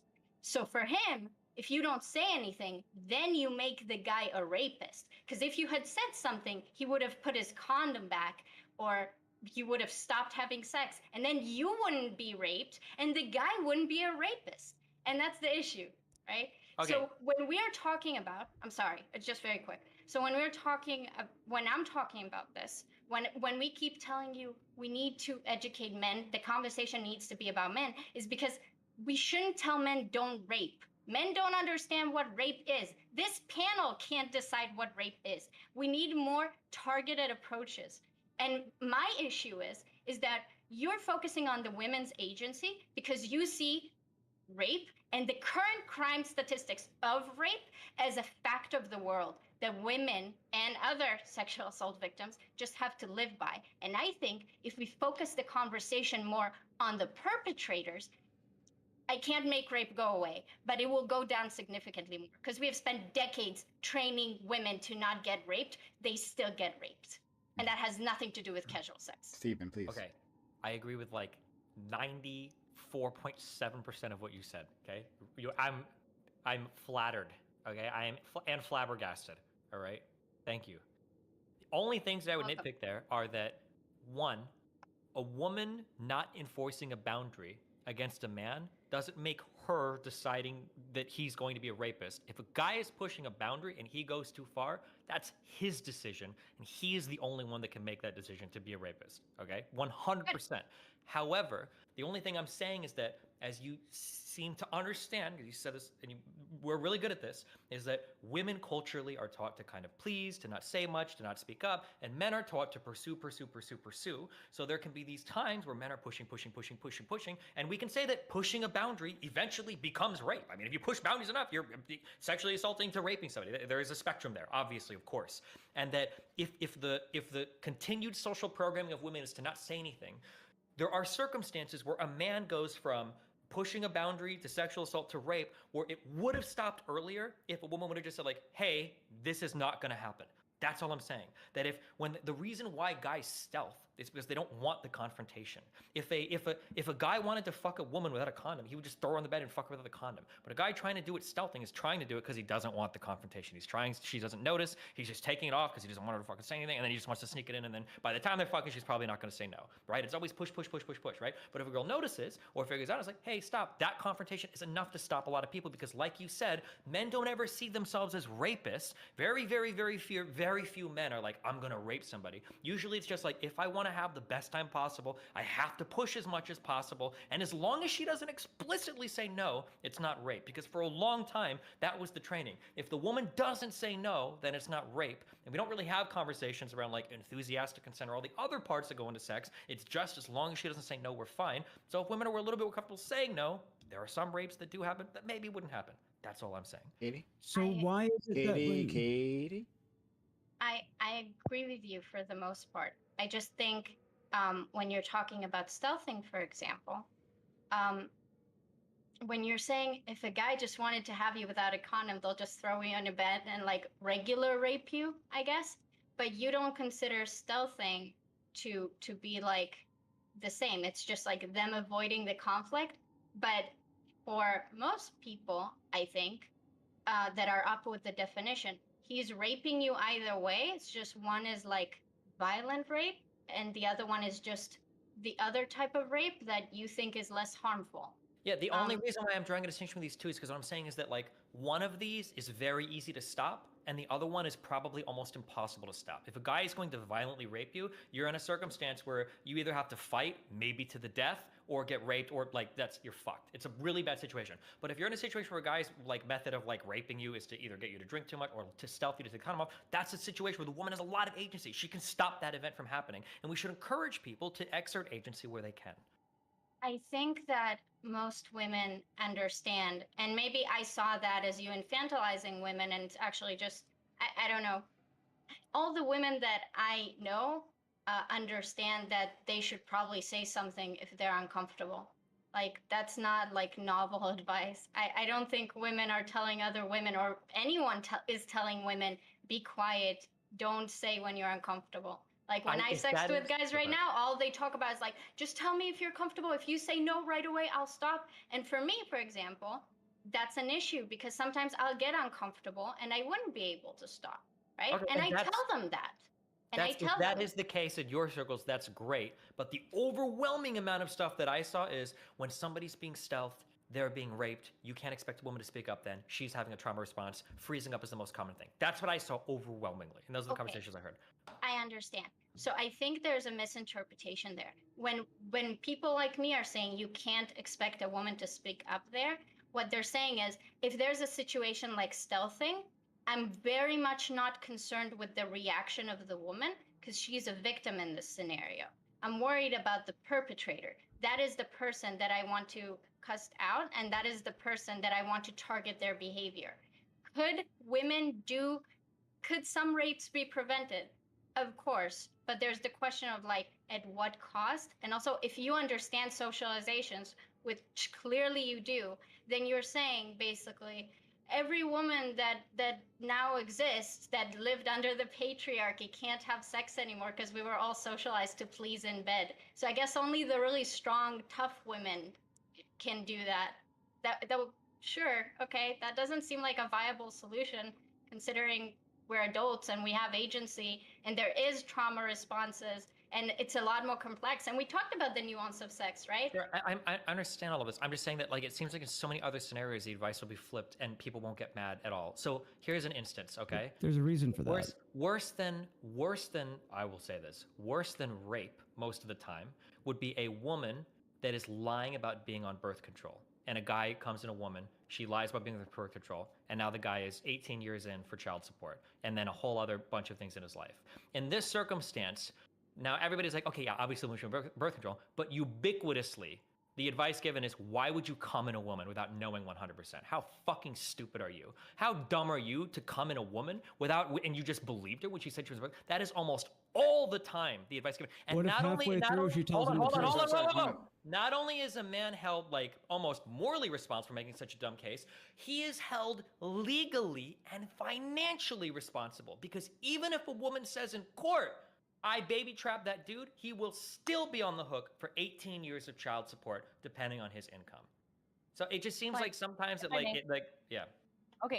Okay, so I want to tell you what feminists say. Feminists say that poking a hole in a condom is, and getting yourself pregnant, especially in traditional settings, is a way that some younger women will try to salvage a relationship to have the parental enforcement unit of his side and her side force them to get married.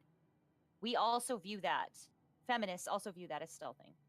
I'm on the far left. I don't think that child support should exist at all. Actually, I Me believe too. that. Okay, yeah, I think child support should be gone. I think that we should cut our military spending in half. I'm a single mom myself. I think that military spending should be cut in half, and we should be investing in our children. So I'm with you on that, on the 18 years thing. I'm with you completely.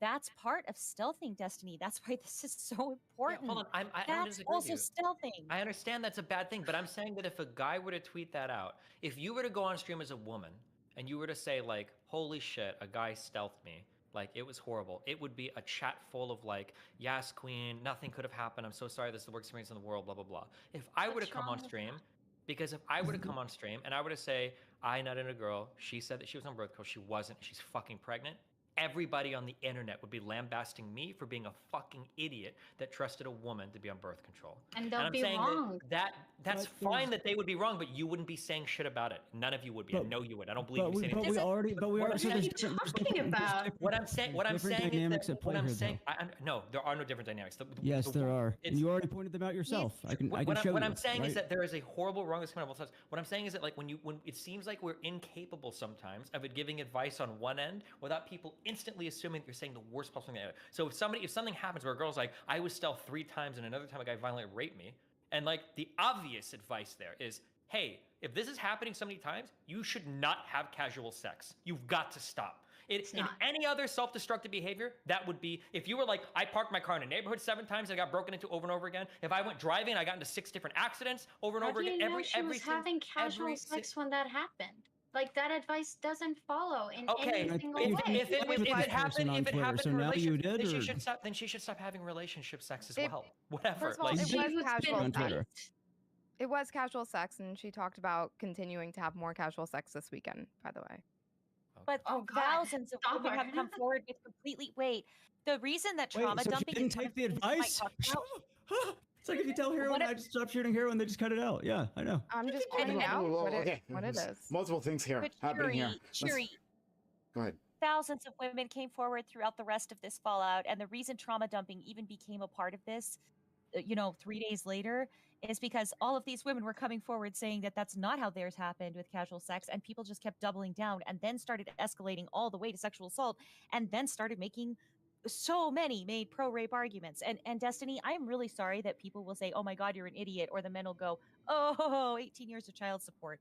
I think that's disgusting. It's one of the reasons I'm against these things and why I think we need to change the conversation. But Destiny, this is our feelings. And when you're talking about people saying, oh, if I say this, the women will say, yes, queen. Well, 3 women might say, yes, queen, share your trauma, etc. But I also get like 20-something DMs and people threatening to chop me into pieces or murder me. So, I mean, it's not societal acceptance like you're saying. I just have one question for Destiny. if one of your friends came to you and said, dude, this girl lied to me. She said she was on birth control. I came inside of her. I'm about to have to pay child support for 18 fucking years.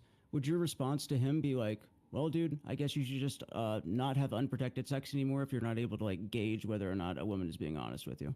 No. My advice would be Okay. don't nut in a woman that has less money than you. It's okay to knock somebody up if they're rich, all right? You benefit there. All right. Also, you said you didn't interact with this girl on Twitter, and yet now you're knowing the amount of times that she's been sexually assaulted. And I like have a picture of you quote tweeting her here. Like, do you not agree that she's probably not going to be receptive to your advice? Neither did she solicit I'm not it. giving Maybe you advice. I shouldn't don't give a get fuck. She sounds like a loser. I'm not giving advice to this person. It's just a broader conversation about like sexual behavior. And what do you think that it accomplishes? Is what I guess we're getting at. If not, What to does just come across as victim blaming. conversations on the internet accomplish? I don't know. Hopefully somebody listens or somebody's thinking like, hey, you know, I heard in a Destiny stream once that if I'm a woman, if I verbally assert a boundary, maybe a guy will not push a boundary. And maybe that person will listen to that. And maybe when they have casual sex, maybe they'll do it. Or maybe if there's a guy listening and they're like, wow, looking at all of this creation on Twitter, a lot of women are uncomfortable even fucking verbalizing a boundary. Maybe they'll be a little bit more sensitive to a woman who's not exactly saying no, but doesn't seem totally comfortable. I don't know. Maybe on both sides it'll help. Or who Okay, knows? Maybe rapers will hear my argument and they'll say Destiny loves rapers, and they'll go. Who I get this at the end of the day. I'll have to run some polls. I'll find out how many people raped and how many people didn't rape, and how many people avoided got raped, and then I'll add them all together and see what happened. I mean, I don't think that anyone is going to take unsolicited advice from a stranger on the internet that they consider to be offensive, and I think I've tried to lay out to you why it comes across to them as victim blaming, okay? Like, because you are implicitly stating, whether it's true or not, that there's something that they could have done to prevent the action. You've already conceded that if women are being socialized to be non-confrontational and men are being socialized to push for as much as they can get, it is still the man's responsibility to not cross the boundary and not do the sexual assault, right? Is all advice for people please moving answer. forward going back to Sure. victim blaming? Well, just a quick thing. It's like people can have different levels of responsibility and agency for something, but not be at fault for it, right? Like you can take more responsibility when driving to avoid a drunk driver. That doesn't mean it's your fault if a drunk driver hits you. Saying that you can have more responsibility in a sexual relationship, but it's not your fault if somebody rapes you. There are varying levels of responsibility we can have or agency that we can exert to avoid a situation. Okay. But if your only response is to say that this individual should not be engaging in any kind of casual sex, right? And you're already accepting that the individual isn't going to take that advice. Why Well, are because we if a moralizing guy tweeted out and he was like, I just stealth a bitch and I realized that if I do this in the middle of fucking, they don't even say anything, and then I pull out and I saw that being quote tweeted, or if Mindwave or if Pixie quote tweets that person and Pixie's like, if you're a guy and you're stealthing people over and over again and you feel good about it, you probably shouldn't be fucking women. I would probably quote tweet Pixie there and say, yeah, that's true. But the advice wasn't coming, or the problem wasn't coming from the male side or the raper side here. It was coming from the female side or the raping side. Do you think it's interesting that you literally had to misrepresent what the actual not you, sorry, Mindwaves did, because you got it like Mindwaves? Well, no, he version of represented events? it accurately. Then she came out and clarified later on, but it was way after the discourse had taken off. When she clarified, the only reason that it was misrepresented was because Mindwaves misinterpreted it. Oh There was my no God. way in So the original tweet we for him to have infer a that. limited amount of time left, and like just like this back and forth, just on, you know, like the TikTok of the tweets. I don't. It's we can only do so much for that. So Cherry, go ahead, and then Katie, and then Stabby. I just really wish we would stop calling advice moving forward victim blaming. Not all advice is victim blaming, just the victim blamey one.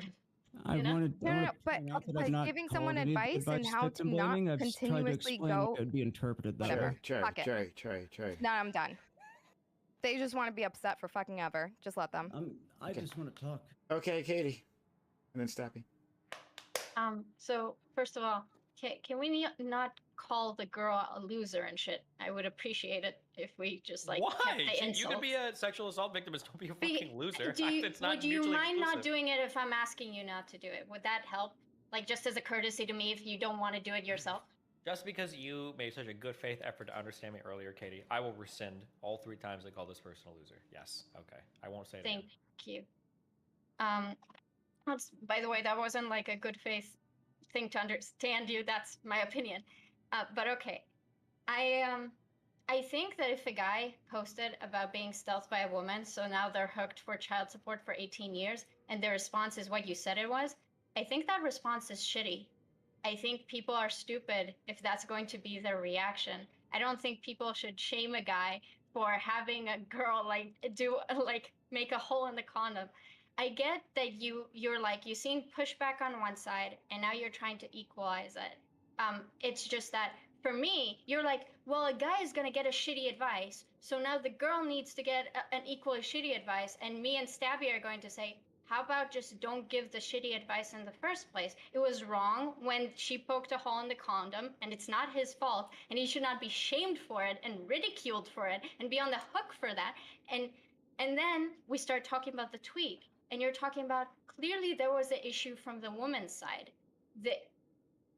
There wasn't, because we already agreed that the problem was the stealthing, not her behavior, not how she dealt with it. And I understand that you want to discuss agency. And I'm going to try to say this again. It's good to talk about agency. And I think we need other advice from men. We need advice that is not don't rape. Men don't know what to do with advice that says don't rape. We need to talk about stealthing. We need to talk about power dynamics. We need to talk about socialization. We need to talk about all of those things. And those are things that men need to be engaged in. Women have been getting advice for a long time. All the advice amounts to is like minimize your existence, because that way you'll be targeted less. And I understand because I told you a lot of my sexual dynamics are these accidental rape situations. So I do think that there's like a hole in this conversation that is not yet addressed. And I would love to have that conversation with you. But that conversation cannot be had when we all agree that there was a perpetrator that victimized someone. And maybe the victim didn't react in the way that you think is optimal. But that doesn't mean that they lack agency. It means that the situations are complex and people are not going to act the best way possible in every scenario. That doesn't make it a problem. And also, when this girl was talking about being like violently raped, the real rape that you're talking about, like the old school definition of rape, like how does that not later inform your opinion on like her ability to assert herself and stuff like that? You laughed when people read that quote. And When so people have read which quote? when Hakir guy, like he read out that she said no and he kept raping me harder thing, and then you laughed and said because this it's like woman such a horribly. It's like just the implication to her words there is that a woman should just never say no because it's always just going to get worse, and that is absolutely not true. It's like a comical reading of what rape is or how it happens. I think that's an interesting interpretation, but I'll just have to disagree with you. I have another question. You agreed. Wait, but you said earlier that a lot of rapes are just like guys pushing too hard. It's I not agree, like them. but I'm not here to assign meaning. I think she was just talking about being violently raped by someone. But here's the issue: is I that don't when think you she was get on trying a, to hurt you when she said it that. I doesn't don't think it was matter. a clapback. When you get on Twitter, when you get on a social media platform and you start giving experiences like these, you're submitting everything into a public conversation. If I go on Twitter and I say, yesterday I was out walking and guess what happened? 2 black guys were behind me and guess what? They robbed me. Like, this is the 3rd time I've gone outside. Every time I'm walking outside, black people behind me, they fucking rob me. This is bullshit, right? If somebody were to see a tweet like that and they were to go, wait, hold on, what do you mean by that? And I'm like, whoa, I'm just sharing my experience. Hold on, I can talk about my personal experience. I'm traumatized by this. I've had a horrible experience. I can't share this. If things you're saying could be problematic in other ways and you're submitting these into the public space for like interpretation, then yeah, of course, I think it's fair for other people to say, hold on, I don't think the way that you're talking about this is necessarily like the best way. This is why you shouldn't trauma dump in public, because trauma is by definition not rational. Okay, so I'm glad that you said that, because I don't give a fuck about trauma dumping, especially like with the context of this woman talking about her sexual like abuse experiences. What I wanted to ask you is, do you think that you, with the platform that you have and who you are and what you mean in this sphere, have a responsibility, any type of responsibility? Are you responsible to anything that you're saying and how that might affect your very devoted audience? Yeah. Okay, can you like very roughly outline that for me? The level of responsibility I have, or the level of responsibility regarding this take? Your general level of responsibility. The things that I say can influence the actions or thoughts of the people in my audience, so I should, whether I want them to or not, so I should probably be cognizant of the way that I'm influencing the actions of my audience when I'm speaking publicly. I completely agree with you. And my main criticism of you is that I think there's some ideas that you're interested in exploring or stuff that you're generally upset about. And I think when you chose to open that discussion with that specific thing, that was an irresponsible thing to do with your platform and who you are. This is a private person that even if you think did the wrong thing, even if everything you said about them was true, like you said, I literally don't give a crap about this person. They're a loser. I don't care that they dropped off the internet. I don't care that a bunch of people now like victim blame them into being raped. Am I supposed to just not take part in a discussion that I see happening? I didn't know about this No. person. Mindwaves was the one that quote tweeted it, and then people started talking about it. Am I not No, allowed I to submit think- my? Wait, what do you mean by they're a private person on Twitter? So, hold on, let's not get distracted. Katie, I don't please. think that's a thing. Katie, focus. Okay. I think that you're a big enough streamer and like an individual on this platform that you can generate any conversation that you want. And my critique is not the conversation that you want to have, but what it came from and what the justifications you're using to then draw the conversation to that direction. I think that is irresponsible because I think it caused material harm to mostly roughly young men who are in your audience that are now even more confused about consent and about women's agency. I understand what you're saying. I totally disagree. I think that I we need understand. to have way more conversations about the different types of agencies that exist in a sexual dynamic. I don't see agree any with of you. those conversations happening ever. You All can I make ever them see- happen. And that's what I did by amplifying Mindwave's tweet. I think that we talk a lot in society about the empowerment of everybody to have casual sex, but we don't seem to talk about a lot of the ramifications of that, and we don't really have good conversations about how to approach it or any of the problems surrounding it. Okay, I understand. What you're saying is, and this might sound like a stretch, so if you want to laugh at it, laugh. I think if we want to talk about the overrepresentations of Jewish people in high institutions of power, maybe like a lecture about the Holocaust is not the place where you should start bringing that up, you know? And that's what I mean with context. Like there are, I'm sure, millions of tweets that could have referenced agency. All I'm saying is, I'm not saying that this conversation shouldn't be had. I'm saying there must have been better tweets than this woman getting stealth and then being awkward about it that were worthy having this conversation on the background. What other And possible tweet could I possibly jump on to talk about a woman's agency unless there's a case where a woman is not exerting agency? Like what else? Like what other kind of conversation could I? Like, if there's a woman changing her oil and she posts it, like, I actually did my own oil change today, should I quote tweet that and be like, that's amazing? Like, I hope that you're just as assertive in sexual circumstances when you're under a man as you are oil changing when you're under your car. Like, what? Like, You what other know thing? what? Like, Is this is the gonna only be a way case to where start the conversation jump on a tweet, because if that's the case, then if people followed your prescription of not trauma dumping, you wouldn't have any trauma dumping tweets to jump on anymore, and we wouldn't be able to have any discourse. Like, and also calling these things trauma dumping, like the implicit harm in trauma dumping is when someone does it like in a group of friends, right? Or with a friend. Like this can be a method to trauma bond, which is going to lead to harmful relationships, right? Like, why are we saying that we have a problem with somebody expressing their trauma online? Like, there's because a trauma line dumping, between you shouldn't be trauma dumping. rewarded. You shouldn't be rewarded for sharing your trauma. That's not a But healthy do we thing agree to that there's reinforce in a an person's mind. so there's a line between trauma dumping and a sexual assault survivor like sharing their experience that we have seen can be beneficial for other people who have been through that for their mental health. Like, yes, I don't think it's beneficial. really. No. I think that if you want to get online and you want to say, hey, stealthing is wrong, guys shouldn't do it and it's bullshit, that's fine.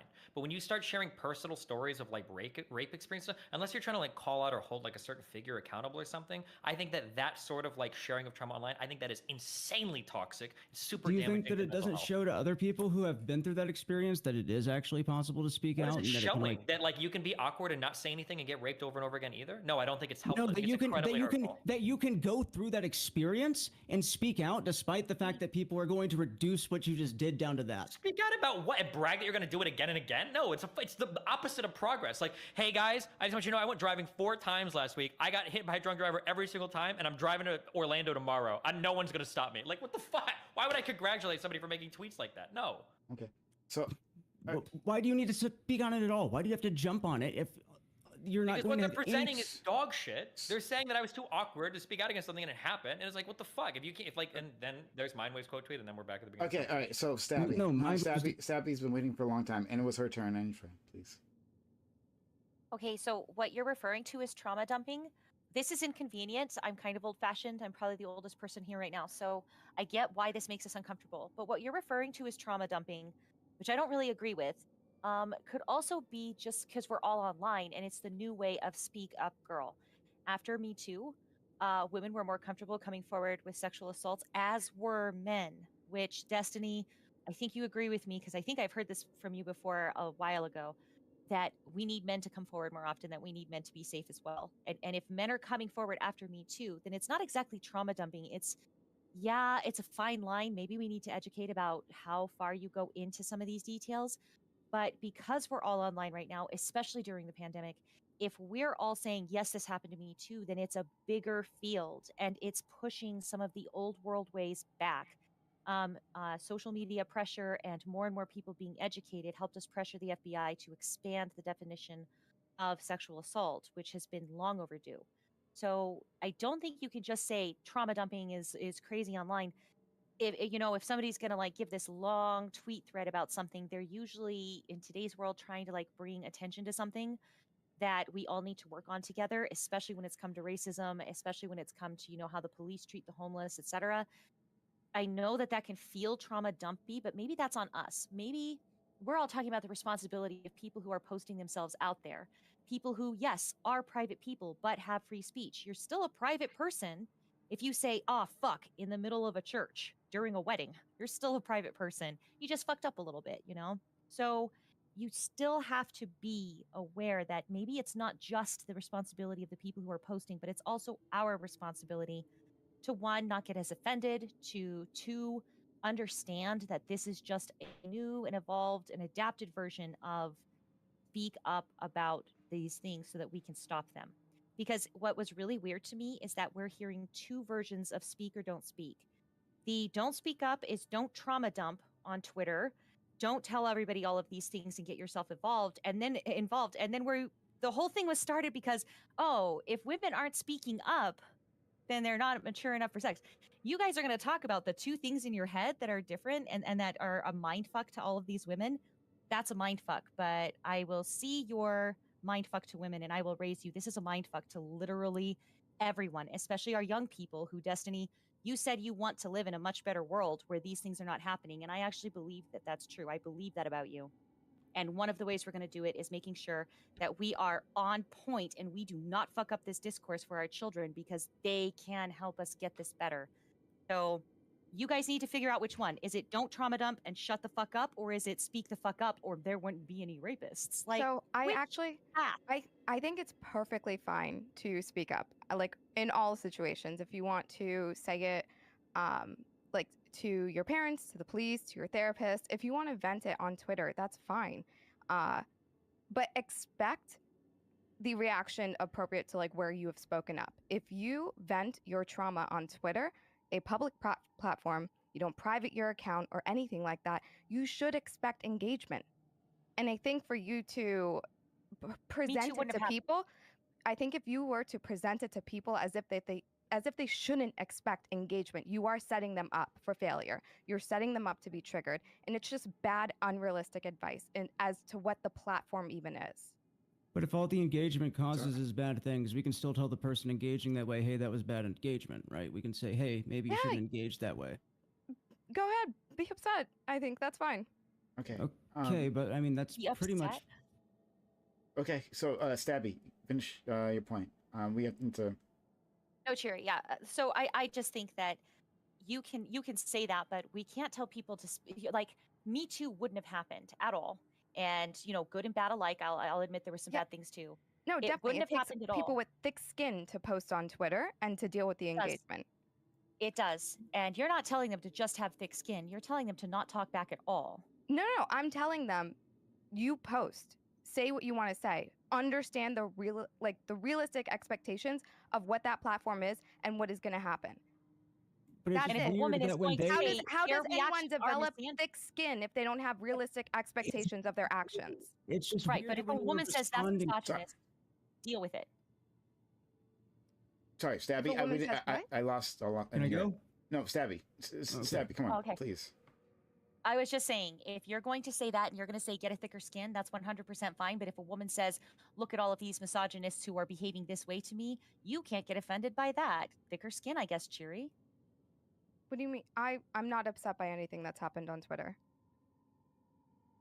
Okay, but Fine. you're You have to acting leave as them though alone. they are. So here's the thing: is that you are acting as though they are saying that you're not allowed to say what you're saying. They are simply saying this is why the way that you engage cause harm, right? And I'm not super familiar with all of your tweets on this, so I don't want to get into the specifics on you. But all they're responding with is this is why engaging in this way causes harm, in our opinion, right? Why do you take that as them trying to say that you're not allowed to be on Twitter? Like, why does it get escalated to that level? That it's like, we should be allowed to engage in this way. It's like, yeah, we're saying you can, but expect criticism. And maybe instead of just being like, well, stay mad, like, look at why they're saying that what you're doing causes harm. And if you don't feel like it causes harm, explain why you don't feel like it does. Like this Isn't stay that what's mad going on thing, right now? I don't feel like that was articulated. I feel like it was just stay mad. Or be mad. I feel like the arguments have been made, like as in regards to the Cell thing situation, and we keep circling back to, well, you shouldn't quote tweet people on Twitter. Well, no, you shouldn't And I quote know tweet what you're people if quote tweeting them isn't going to actually give advice that they are going to take or anyone is going to take. Because, like I have tried to explain, and you said that I accused people of victim blaming earlier. I did not. I tried to explain why this is going to come across as a little victim blamey to people who have experienced sexual assault, who is supposedly the audience that you are speaking to with the fucking advice. So they're not going to listen. So it doesn't have any kind of positive effect. It just kicks people who are already traumatized off the fucking internet because they're ashamed now because they're getting harassed everywhere. True. I guess maybe we should do all of our criticism on Prime panels. I think this is actually more effective. I would No, say so too. It's not. Let's go. That's not the point. Katie, very quickly. So Sherry, I understand that Twitter is a public platform, but let's not pretend. The reason why I called this person a private person is not because like they privated their account. It's because we all know who Destiny is, and we all know that Destiny didn't just retweet someone else's retweet. There was like 3 days of mayhem where this person literally changed their name to like Destiny is shitty or something like that, and then privated their account. Because Destiny knows who he is, and he knows that whatever he retweets might cause a lot more people. You can expect engagement when you're on Twitter, but most people are not going to get the type of engagement that this person probably got when Destiny decided their tweet is going to be their prompt to talk about something they want. And I was going to say to you, Destiny, if you want to like talk about agency more, I can open a Twitter. I have a shit ton of dystopian like sex stories where I did not like assert my agency, and you can like ramp up of that instead of picking up random women on Twitter that are just trying to talk about a shitty experience that they had. You know, I don't mind doing that for you. There you go. I think we need to keep bullying people till they realize that trauma dumping on Twitter is not healthy, it's not good, it shouldn't be supported. We need to stop this behavior. Yeah. We need to shut it down until we realize what the hell is going on. I disagree. Okay. Oh, all right. earlier, just a quick thing Caused by a trauma So- dump, though. I will give you that, Destiny. We need to talk about the difference real quick. There's a difference between a trauma dump and holding people in power accountable, okay? If there's something actionable in a positive way after a series of messages, it's not the same quite as a trauma dump. If a bunch of people just get online and they start venting about horrible experiences and then other people support them and they get camaraderie in that, and then they get in this weird mind circle of like being a victim and being rewarded for it, that's a really mentally unhealthy thing. There's a difference This between person that did not versus comment somebody tweeting out like, hey, there are very powerful people in this area that need to be held accountable. Even if you don't name a name, you can argue that like these types of things are holding people to account. That type of public venting is a lot different than just, here are the bad things that happened to me. There's nothing This positive about person any of did this, not boom. trauma dump. they didn't even know that what they went through was sexual assault until people started commenting on their tweet. The No, I'm only talking about time trauma. We when can say that. continued. Sure, we can say that Wait, she wait, wasn't trauma please, dumping. I'm just saying that in general, it's like a bad thing please, to I'm do. asserting my agency. Look, I'm so brave. Well, if you're asserting your agency, why'd you stop talking when I talked over you? Oh my god! Assert Oh longer. my god! Because you're fine. it was socialized. I guess I'm the guy that decided at the to start of the night respect- how it was going to end. I'm Because just I was kidding, just socialized, go. and asserting my agency is very You're right, difficult for me. okay. So I can So inform you determinative. of that, and then you can be considerate of my issues if you want to. You know, it's I'm like considering. Go. reciprocation. Destiny, check Yeah. your DMs. Katie, go ahead. So, the only potential thing that I see to trauma dumping was after this person literally just relayed an experience when she was like, men stop doing that. And people were like, you know, that's like illegal what they did to you. You know, that's sexual assault, right? The only reason why she keeps bringing out more tweets and more information was because you and Mindwave were tweeting about it. And she needed to add context and shit like that. That would be like the only thing that I would consider trauma dumping. When she gave that big tweet about he raped me harder, that was literally because people like you and like Mindwave were saying that she did a bad job handling being stealth. I don't know. It seems really disingenuous. The tweet was literally in response to you. You were quoted in it. Like, I have a picture. Like, I know I don't just keep pictures of all your fucking tweets. And you deleted them all, but I do have one of that one. So Wait, I'm in very response to happy he what? deleted them actually. My friend only does that because he is worried about Oh, reports, right. not because he's trying to hide his tweets. Or so he's told me. I haven't talked to him in a while. But the only time I think I ever directly quoted her is when she said something about like I'm leaving Twitter or something. I think it was the only time. It But I don't think I doesn't argued. matter. You know Yeah. who you are. You know what this discourse was. You Well, no, did it hold on, for no, the discourse. wait. I'm not denying anything. I'm just saying that like I'm not like interacting with her a lot because I think Spectre's trying to make it sound like I was going back and forth with her. No, I tried to be wasn't very concerned about clear that this first Mindwaves tweeted her, and then you quote tweeted Mindwaves. True, but the damage already been done. I hold Mindwaves much Sure, more that's fine. accountable for But this what I'm world trying being to ran off say the is- internet than you. Yeah, I'm just trying to get off this point that like I don't care much about like her individual story. That wasn't my focus on this. It was the general discourse around the event. That's what I was. Yes, Do and you a lot think of that the some people criticism is might that you interpret didn't. what just happened is that if I speak out about my sexual assault, I may end up getting harassed off the internet. Do you think some people might take this that way, and that might be the message that they get? And do you think that the people who, again, you are Yeah, that's fine. I'm okay with that. okay? So then the people that you're trying to speak to, right? The people who you are trying to give advice to, we've already established why they're not going to take the advice No, because I I've don't know if told I'm you trying why to it give comes advice across like as that. It's victim mainly blaming. for Not my actually audience or giving whatever. Like advice. I don't care about this person. I'm trying to give advice to this person, right? Like most of these people are too far gone, I think, for anybody to say anything to them about any. You said you were trying to give advice to sexual assault victims. To people who are in my Explain to audience, you, with like, my why your advice is going to come across- to people in my audience or in my purview. I'm not under any illusion that this person that I'm quote tweeting at, or any of the people online that think I'm a rapist, or whatever, are going to listen to anything I have to say. I think the only thing you told your audience is that they need to worry less about whether a woman is actually comfortable or not, because if they're not capable of asserting their agency, maybe there's something fucked about them. Come on, And I that think is that's so pretty much the only uncharitable. thing that you did. That is like the worst faith. You've I don't think conceded it's to worst so faith. much good advice on this panel for you to have that takeaway right now. I think This is that something no worth woman benefited from Destiny's advice.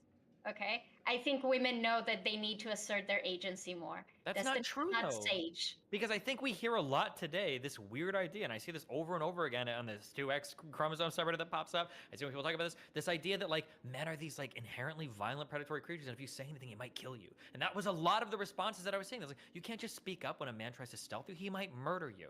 So it seems like there are a lot of people that need to hear, no, you can speak up, and you can stop some of these things from happening. You don't have And to do be you like a think- I permanent don't feel victim. like that. think Hold that on, maybe- please.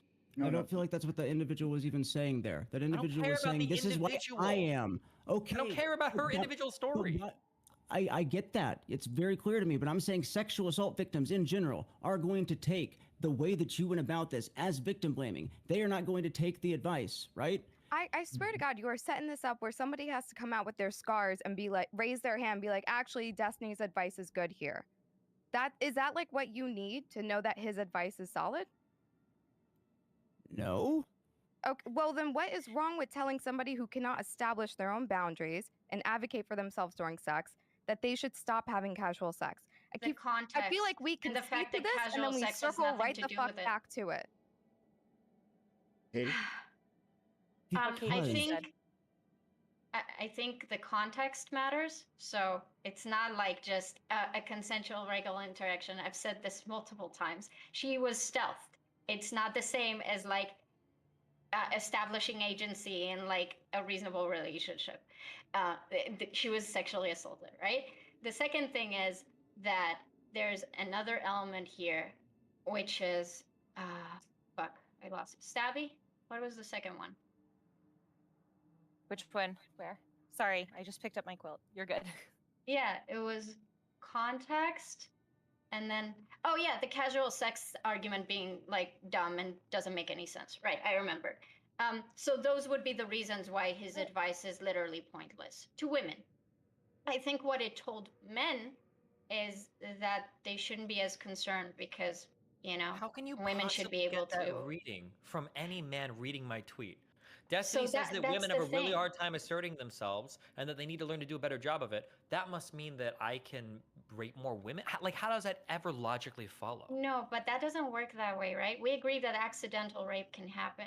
So we agree that if someone's in your audience and he's hearing this discourse and then they have an encounter with someone and that someone is not raising and they're not establishing their agency, then maybe they're like more empowered to do so implicitly by some of the comments you made. Because you're basically saying the problem is with the woman, right? I'm not saying that you're telling your audience rape people. I'm saying that if you can understand that women can contribute to men accidentally rape them, you can also understand that certain statements that you make might also contribute to mentalities of men to accidentally rape women.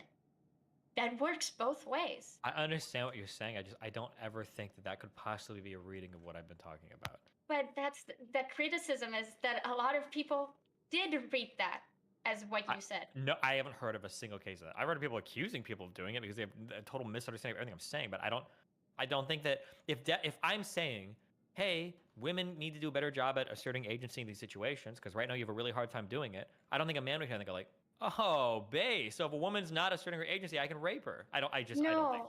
But that's like very conscious thinking, right? We agreed that most people don't go, I'm gonna rape a bitch today. That's not how it works, right? It's about allowing men to be okay with pushing boundaries, you know, it's just a guy thing and whatever. We discussed this. And nobody thinks when we tell men don't rape, it's meaningless because most men that rape, most rapes don't happen when a guy wakes up in the morning and decides they're gonna rape a chick. That's not how it is. It's this discourse that some guys have heard that might think now they are a tiny bit less accountable for what they're going to do. And maybe stealthing is just pushing boundaries. And then instead of stealthing, being designated in this panel as a sexual assault, like unequivocally, as a bad thing that happened. We couldn't even reach it on this panel. So We it all makes sense agreed that it was that might bad. I don't know what you're talking about. You can agree that it's bad, but and that it should be illegal. That it's a violation of consent. I feel like we have said that several times, but you keep coming back to that somehow we're not in agreement here on that. I think Destiny clarified at the beginning that he's not really. I think he said that stealthing is wrong, as toxic and stuff, but he's not willing to label it as sexual assault, right? We can label it as sexual assault, but the problem is the brains just go out the window when we start talking about things that are labeled as sexual assault. Because now it's like, Okay, well, I do you expect a understand. woman to stop something that's sexual? Well, I mean, it depends Sherry, on I the would types like of it. That's whatever. to jump off what you said just now, if that's okay. I think there's this issue here, both with the Twitter thing and with men in general.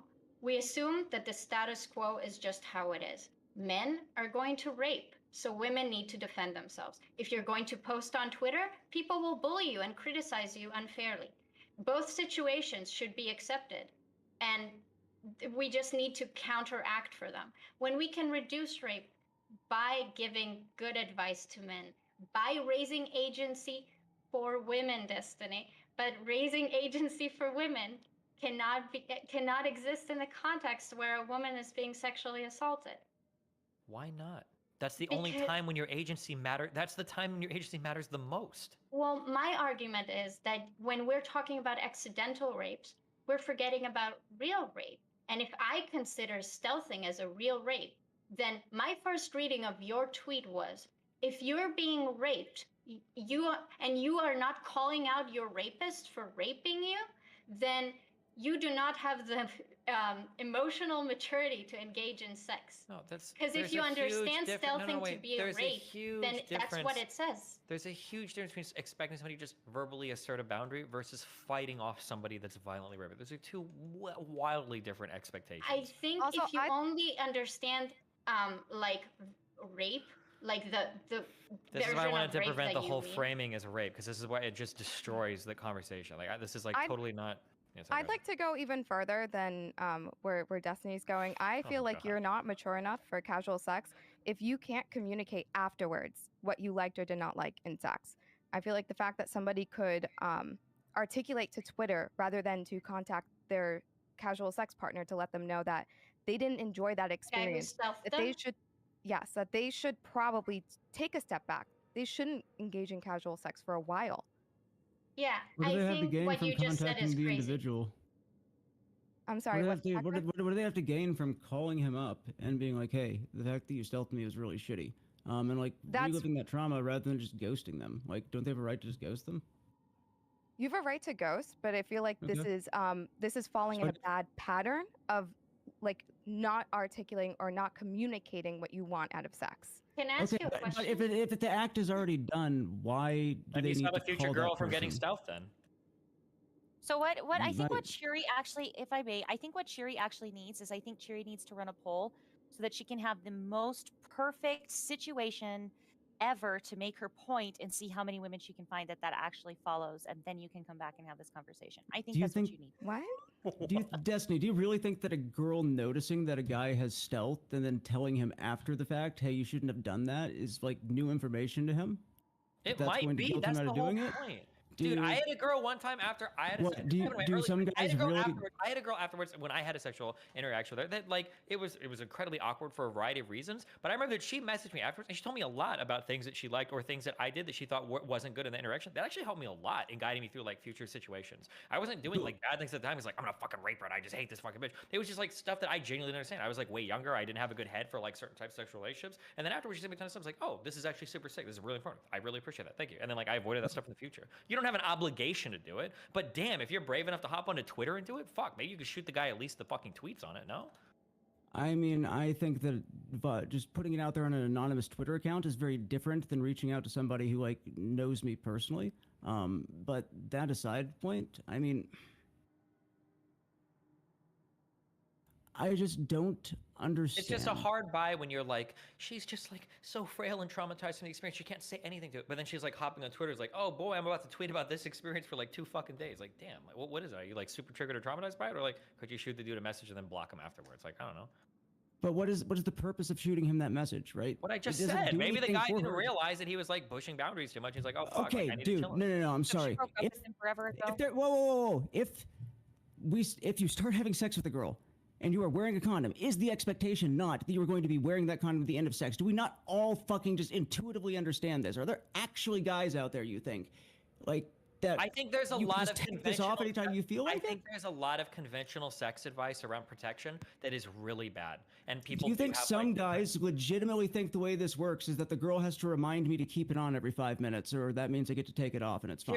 Here's something that I think might be possible. Okay, I think guys might think, you know, we're supposed to have condoms. We knew it. But we know we should have condoms. But you know what? Fucking, if we're having a good enough time, and she trusts me, I should be able to take the condom off. It should be fine. And you know what? If she doesn't want me to take it off, she'll be able to feel when I start fucking her that I have it off. She'll say something if she doesn't like it, right? She'll notice if I'm taking it off. Like, of course, I'm reaching down, right? Now, that's not right. There's a variety of things wrong with it. But I But can you'd call totally that see. accidental rape. You would I don't consider it care about the accidental. labels. It's brain dead. I don't care about the labels. But I'm saying I Oh can see my a guy having that image in his mind and just going forward with it, and like just him not realizing like how incredibly fucking horrible or shitty or stupid this is. I could see that being the case. Do you think the fact that the girl who spoke up about having that experience got bullied off of Twitter, right? And then this was never like brought up the entire time, what you just said, which is, I agree, something that we could clarify to guys. It's a little bit simpler. Would indicate that anyone who speaks up about their experience with sexual assault is going to get bullied off of social media unless they did everything perfectly You to can not speak get up about your sexually experience assaulted. as long as you're not saying some real stupid fucking shit. Yeah. What was the stupid shit initially? What? Like, The stupid shit initially was this happened 3 times and I felt too awkward to say anything, but here I am tweeting about it. That was the stupid shit. Wait, I she have didn't say that she noticed it. She clarified later that she didn't even notice it while it was happening. It happened Well, she's afterwards. gonna put that in the What original does she have tweet. to- We would have avoided this whole Dude, conversation then, no, huh? she said that before. I feel You like didn't when say that she before. when she What is the takes, whole point? hold on, I feel like when she takes her situation, right, being stealthed 3 times, which is like she's the victim, she's not at fault for that, and then she ends it with "men do better." I feel like you guys find it to be irrational that some men, I don't know, would respond afterwards. Why because does you're that? upset. Oh wow. Oh wow. Why is that a You're here problem? because you're upset that women were responding poorly to men telling them to take responsibility for men's sexual behaviors and their I'm own. here because I was And now you're gonna invited sit on there here, and turn around. Stabby. Oh man. Stabby, I was just man. asked No, to be your on the panel. argument.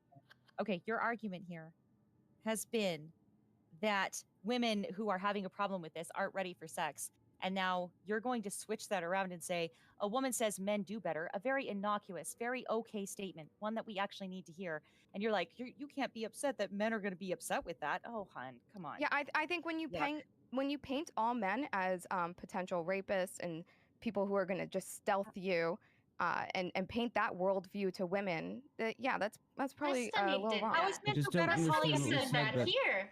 how was how said is that how does is that, asking though? men to do better? Yeah, how is telling men do better calling all men rapists? How is me That's telling my implying kids that to all work of on them their are failing. I don't know.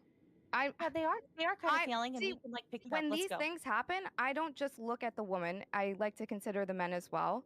There are 2 people participating in sex. All right, I get it that you guys are zoned in and focused on one side that you want to correct, but I think that sex is something we can all work on and we can all discuss. One tweet said men do better. All of the others said women are too emotionally immature for sex, or some version of something really cringe and creepy. But let's go ahead and narrow down on people saying what actually needs to be said.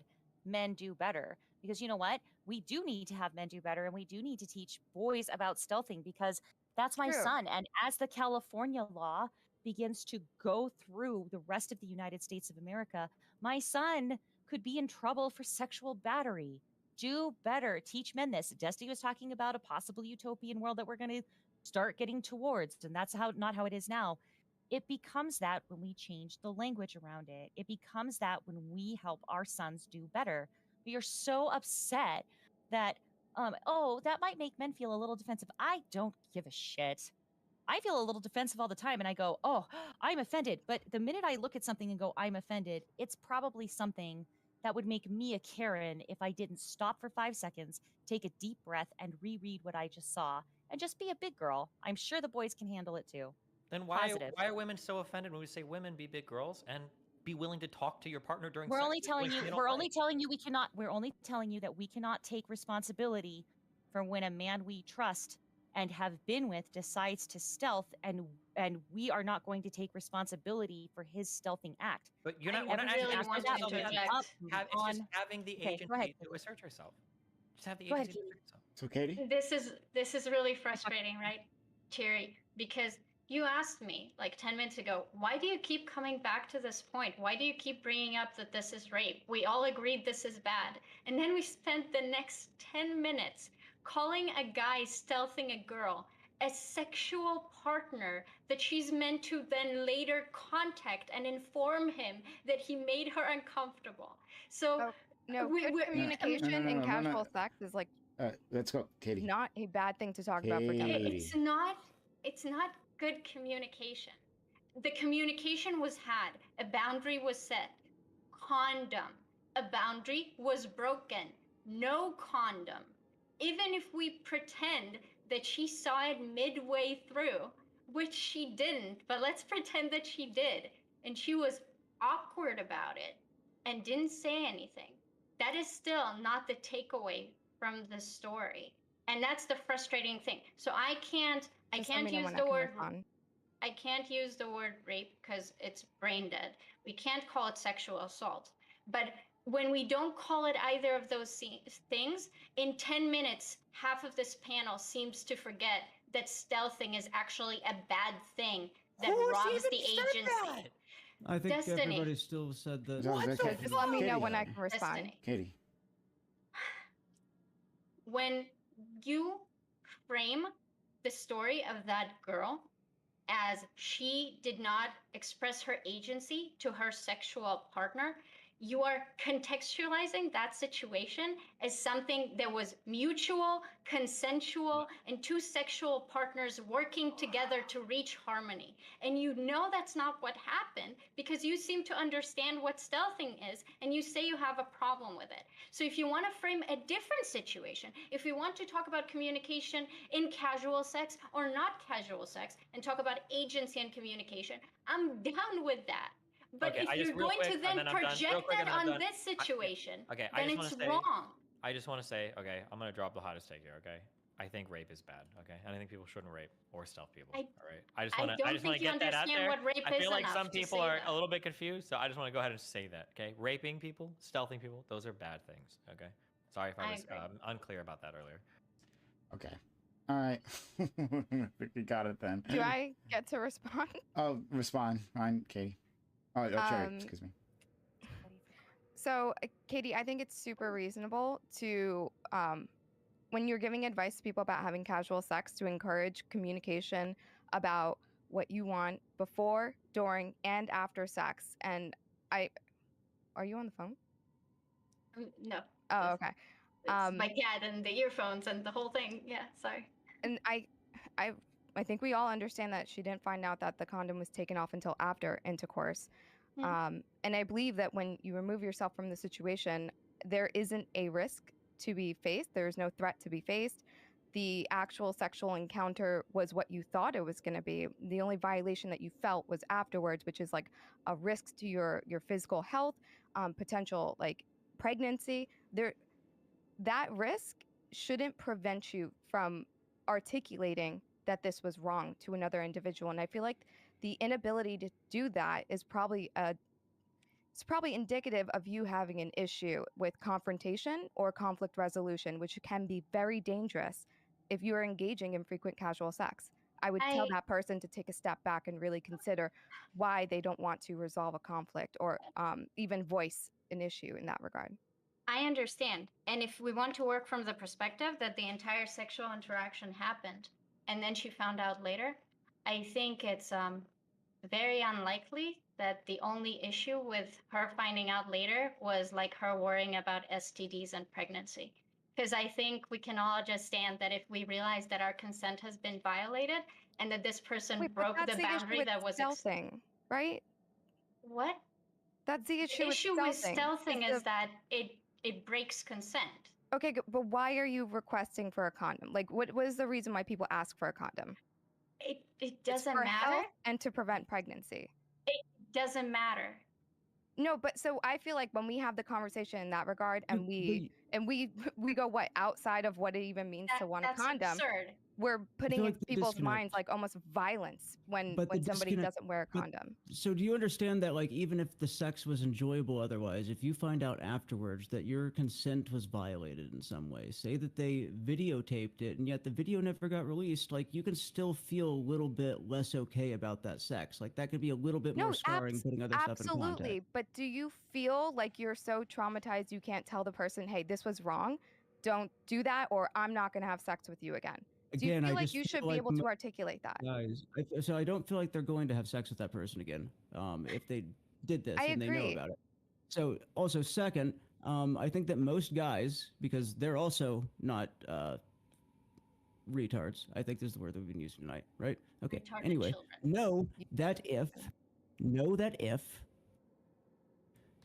you put a condom on at the beginning of sex, you have to wear it until the end of sex, right? The guys outside of that category, there are ways that we can, well, I wouldn't even call it outside of that category. I think they think it's acceptable in the heat of the moment if they can like rationalize in their head that they have a connection with a girl, which again, not really something that I'd call casual sex if that's what he's rationalizing in his head at that point. But yeah, I don't understand of giving the prescription on Twitter. Just Holy stop shit. having casual sex. I'm sorry, but the number of people saying that I'm saying it's the victim's responsibility to educate the abuser. Obviously, the abuser knows what the fuck they did. It's the woman who should just be able to reinforce that boundary to make it clear that this is not what they wanted. No, you just argue against yourself because your point was that they will inform the guy that he did something wrong, and now you're saying that they know they did what they're wrong. So you have to go back. to be for it Go to back. make sense. So there's no, contact there's someone no who is point. going to bring up a memory of sex that is now a very negative experience for them due to the fact that it is in the context of their consent being violated, right? And all that's going to happen is a dude's going to get reminded of like something he probably should have already known. Don't take off a condom in the middle of sex. Do you want to respond to that, Cherry or Katie? Yeah, I'm just gonna reiterate. Okay, communication in casual sex happens before, during, and after sex. If you struggle with one or more parts of this, you are probably not mature enough to have casual sex, or you need to take a step back and really be able to create boundaries that you yourself respect enough to make other people respect as well. Can So I just to ask make you a sure I question on that? understand, can I just ask one clarifying question, please? We're saying Everyone that asks if somebody is sexually assaulted, right, and they don't feel comfortable talking with the person who sexually assaults, okay, I won't even say sexually assaults. Let's say the actual thing, stealths them, right? Since some people here want to argue whether or not it is.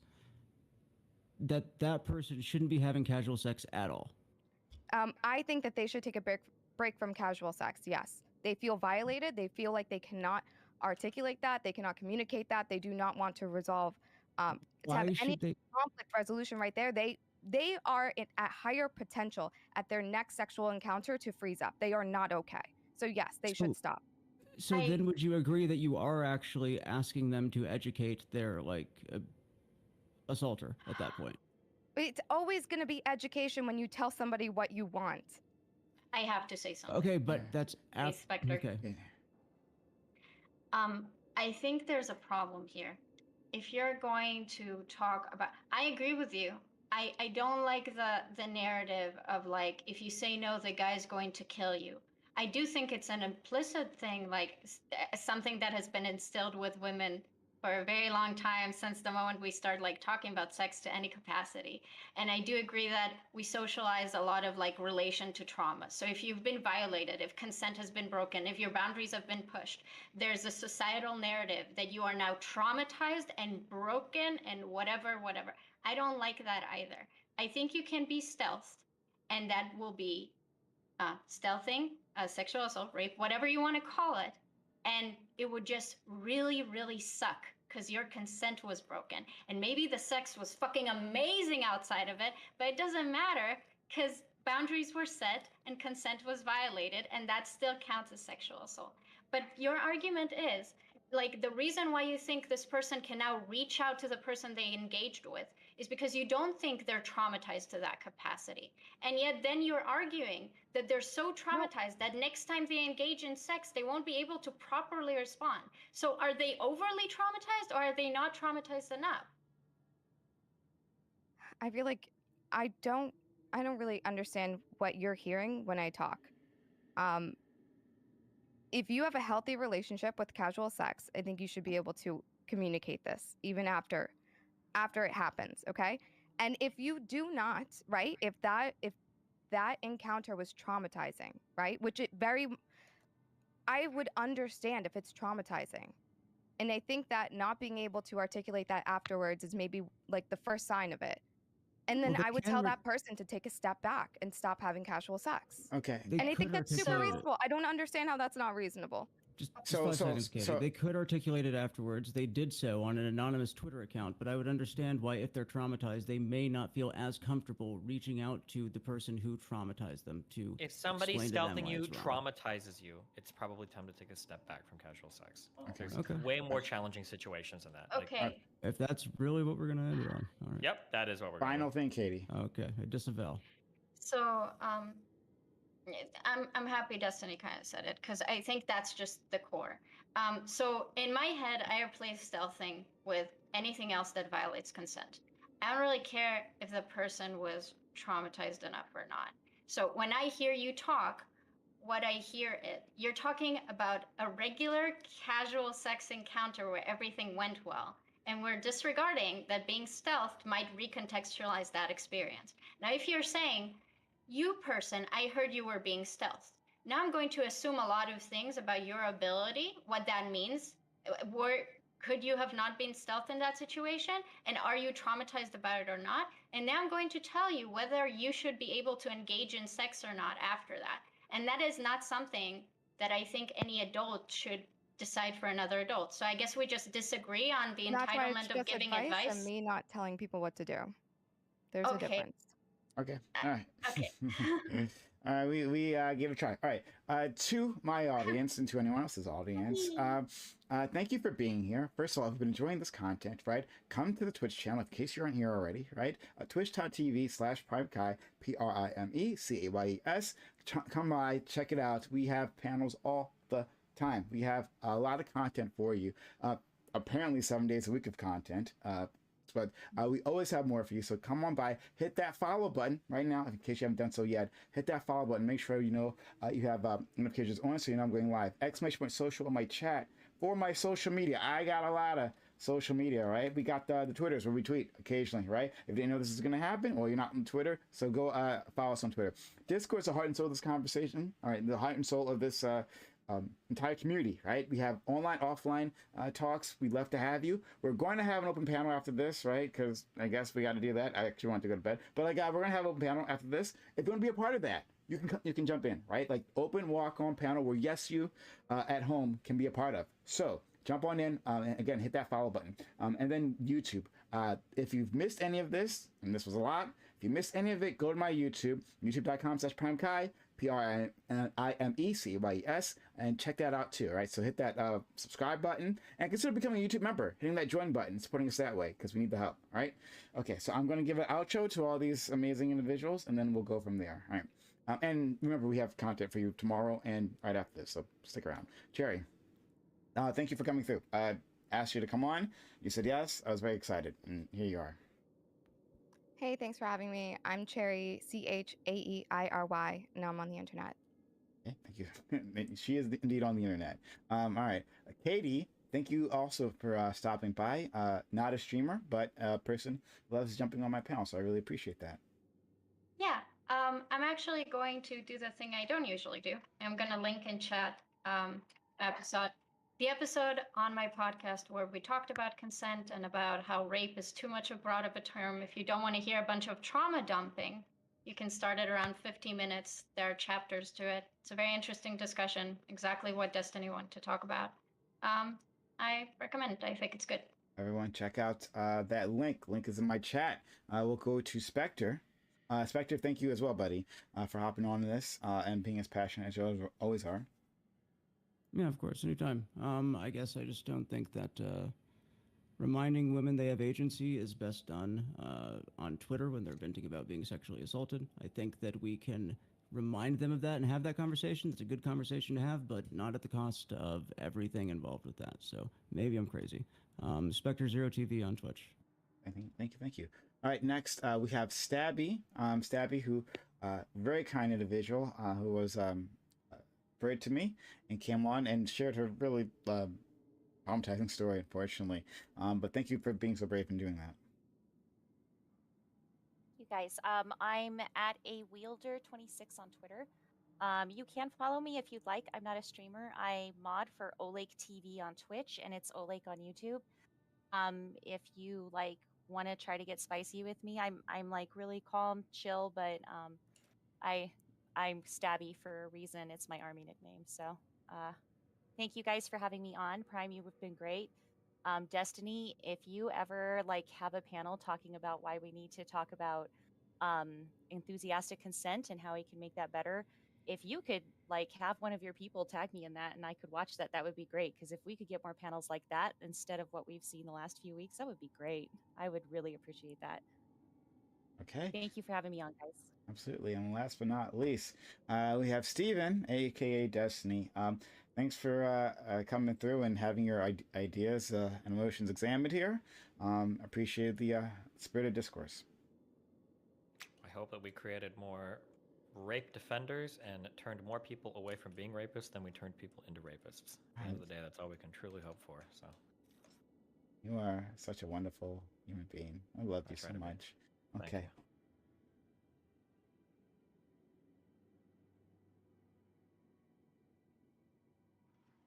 How much responsibility do you feel that you have, particularly guys the alt-right, who, as you say, some of them have enjoyed your work and say, No, I'm not they one haven't. of you guys. I'm not with you guys. They haven't enjoyed my work. I've definitely read bits on the internet. Read more.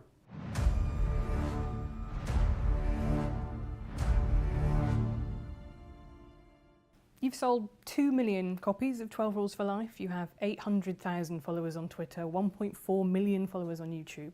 What is it that you're selling that so many people want to buy? I don't think I'm selling anything. Well, I went to a show where you were selling tickets to your show, so people are willing to pay a lot of money to see you speak. You know, what is it that you think that people are hungry for? They want to hear from you. They're hungry for a discussion of the relationship between responsibility and meaning. And we haven't had that discussion in our culture for 50 years. We've concentrated on rights and privileges and freedom and impulsive pleasure, and those are all useful in their place, but they're shallow, and that's not good, because if people are moored shallowly, then storms wreck them, and storms come along. So I'm talking to people about how they can build a foundation underneath them that works, and people need to know that, because otherwise their lives are harder than they need to be. What is it that you have that no one else has? What are you offering that no one else is right now? Well, I think that is what I'm offering. That's not part of the public discussion, you know, and it's grounded in my clinical knowledge.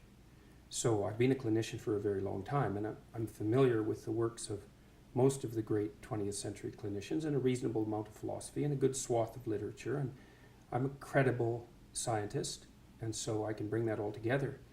And I've tried to bring it all together and to make a case for the significance of individual life and the psychological necessity of courage and nobility and responsibility, these things that sound old-fashioned, but are old-fashioned in the best sense. They're old-fashioned because they've lasted forever and they're absolutely necessary. And people need a call to responsibility because they need to mature. They need to want to be adults, you know, and I don't think we do a very good job in our culture of making a case for why it's a good thing to be an adult. And two things really made you famous, which is, first of all, is the book, 12 Rules for Life. The second one, I think, was an interview that went viral with Kathy Newman of Channel 4 News, which you talked about Joe men Rogan's and women. podcasts help plenty too. Right, he's got a big, big following. But that was, I think, really fascinating, that interview, because it was specifically about men and women. And you said at the time, you know, YouTube skews very male and your fan base is very male. Is that still the case? Are you still primarily talking to men? I would say the talks are probably 60-40, 65-35 male to female. The book sales, I don't know. I doubt it, because usually it's women who buy books, although men do buy nonfiction if they buy books. We don't know the demographics on the books. But the book has definitely expanded my audience, I would say. And that's a good thing as far as I'm concerned. I mean, I never set out specifically to talk to men. My students for most years at university have been primarily female. I think most of my graduate students have been female. It might be about 50-50, but I think it would probably tilt more in the direction of female. So it wasn't something I set out to do. I think, though, that, as I said earlier, well, I can't tell how much of it is merely a consequence of the fact that YouTube skews so male. It might also be something to do with the call to take on voluntary responsibility. I'm not exactly sure why that would be more necessary for men right now. I think it might be because our culture confuses men's desire for achievement and competence with the patriarchal desire for tyrannical power. And that's a big mistake. Those aren't the same thing, even a bit. So, and it's very inappropriate psychologically and sociologically to confuse them. So. Well, one of the things I want to come back to is this idea. So that you say in the book, you know, there is masculine order and feminine chaos. No, actually, I say that those are symbolic representations of the two things. Right. Okay. So why is order masculine? I think it's because our primary social hierarchy structures are fundamentally masculine. And that's not the patriarchy. Well, it's not the modern idea of the patriarchy, that's for sure. I mean, that's my idea of the patriarchy, which is a system of male dominance of society. Yeah, but that's not my sense of the patriarchy. So what's yours? Well, in what sense is our society male dominated? the fact that the vast majority of wealth is owned by men, the vast majority of capital and is owned by men. Women do more unpaid It's a very, labor. very tiny proportion of men, and a huge proportion of people who are seriously disaffected are men. Most people in prison are men. Most people who are on the street are men. Most victims of violent crime are men. Most people who commit suicide are men. Most people who die in wars are men. People who do worse in school are men. It's like, where's the dominance here precisely? What you're doing is you're taking a tiny substrata of hyper successful men and using that to represent the entire structure of Western society. There's nothing about that that's vaguely appropriate. But I could say equally well that most rape victims are women. You know, terrible things happen to people of both sexes. And you could say that with perfect utility, but that doesn't provide any evidence for the existence of a male-dominated patriarchy. Well, it just means that terrible things happen to both genders, which they certainly do. But there are almost no women who rape men, for example. So that is an asymmetry there in sexual violence. Well, yes, there's an asymmetry in all sorts of places, but that doesn't mean that Western culture is a male-dominated patriarchy. The fact that there are asymmetries has nothing to do with your basic argument. No, but you might equally... This is a trope that people just accept. Western society is a male-dominated patriarchy. It's like, no, it's not. That's not true. And even if it has a patriarchal structure to some degree, the fundamental basis of that structure is not power, it's competence. That's why our society works. It's only when a structure degenerates into tyranny that the fundamental relationships between people become dependent on power. It's not power. If you hire a plumber who's likely to be male, it's not because there's roving bands of tyrannical plumbers forcing you to make that choice. And it's the case with almost every interaction that you have at the face of our culture.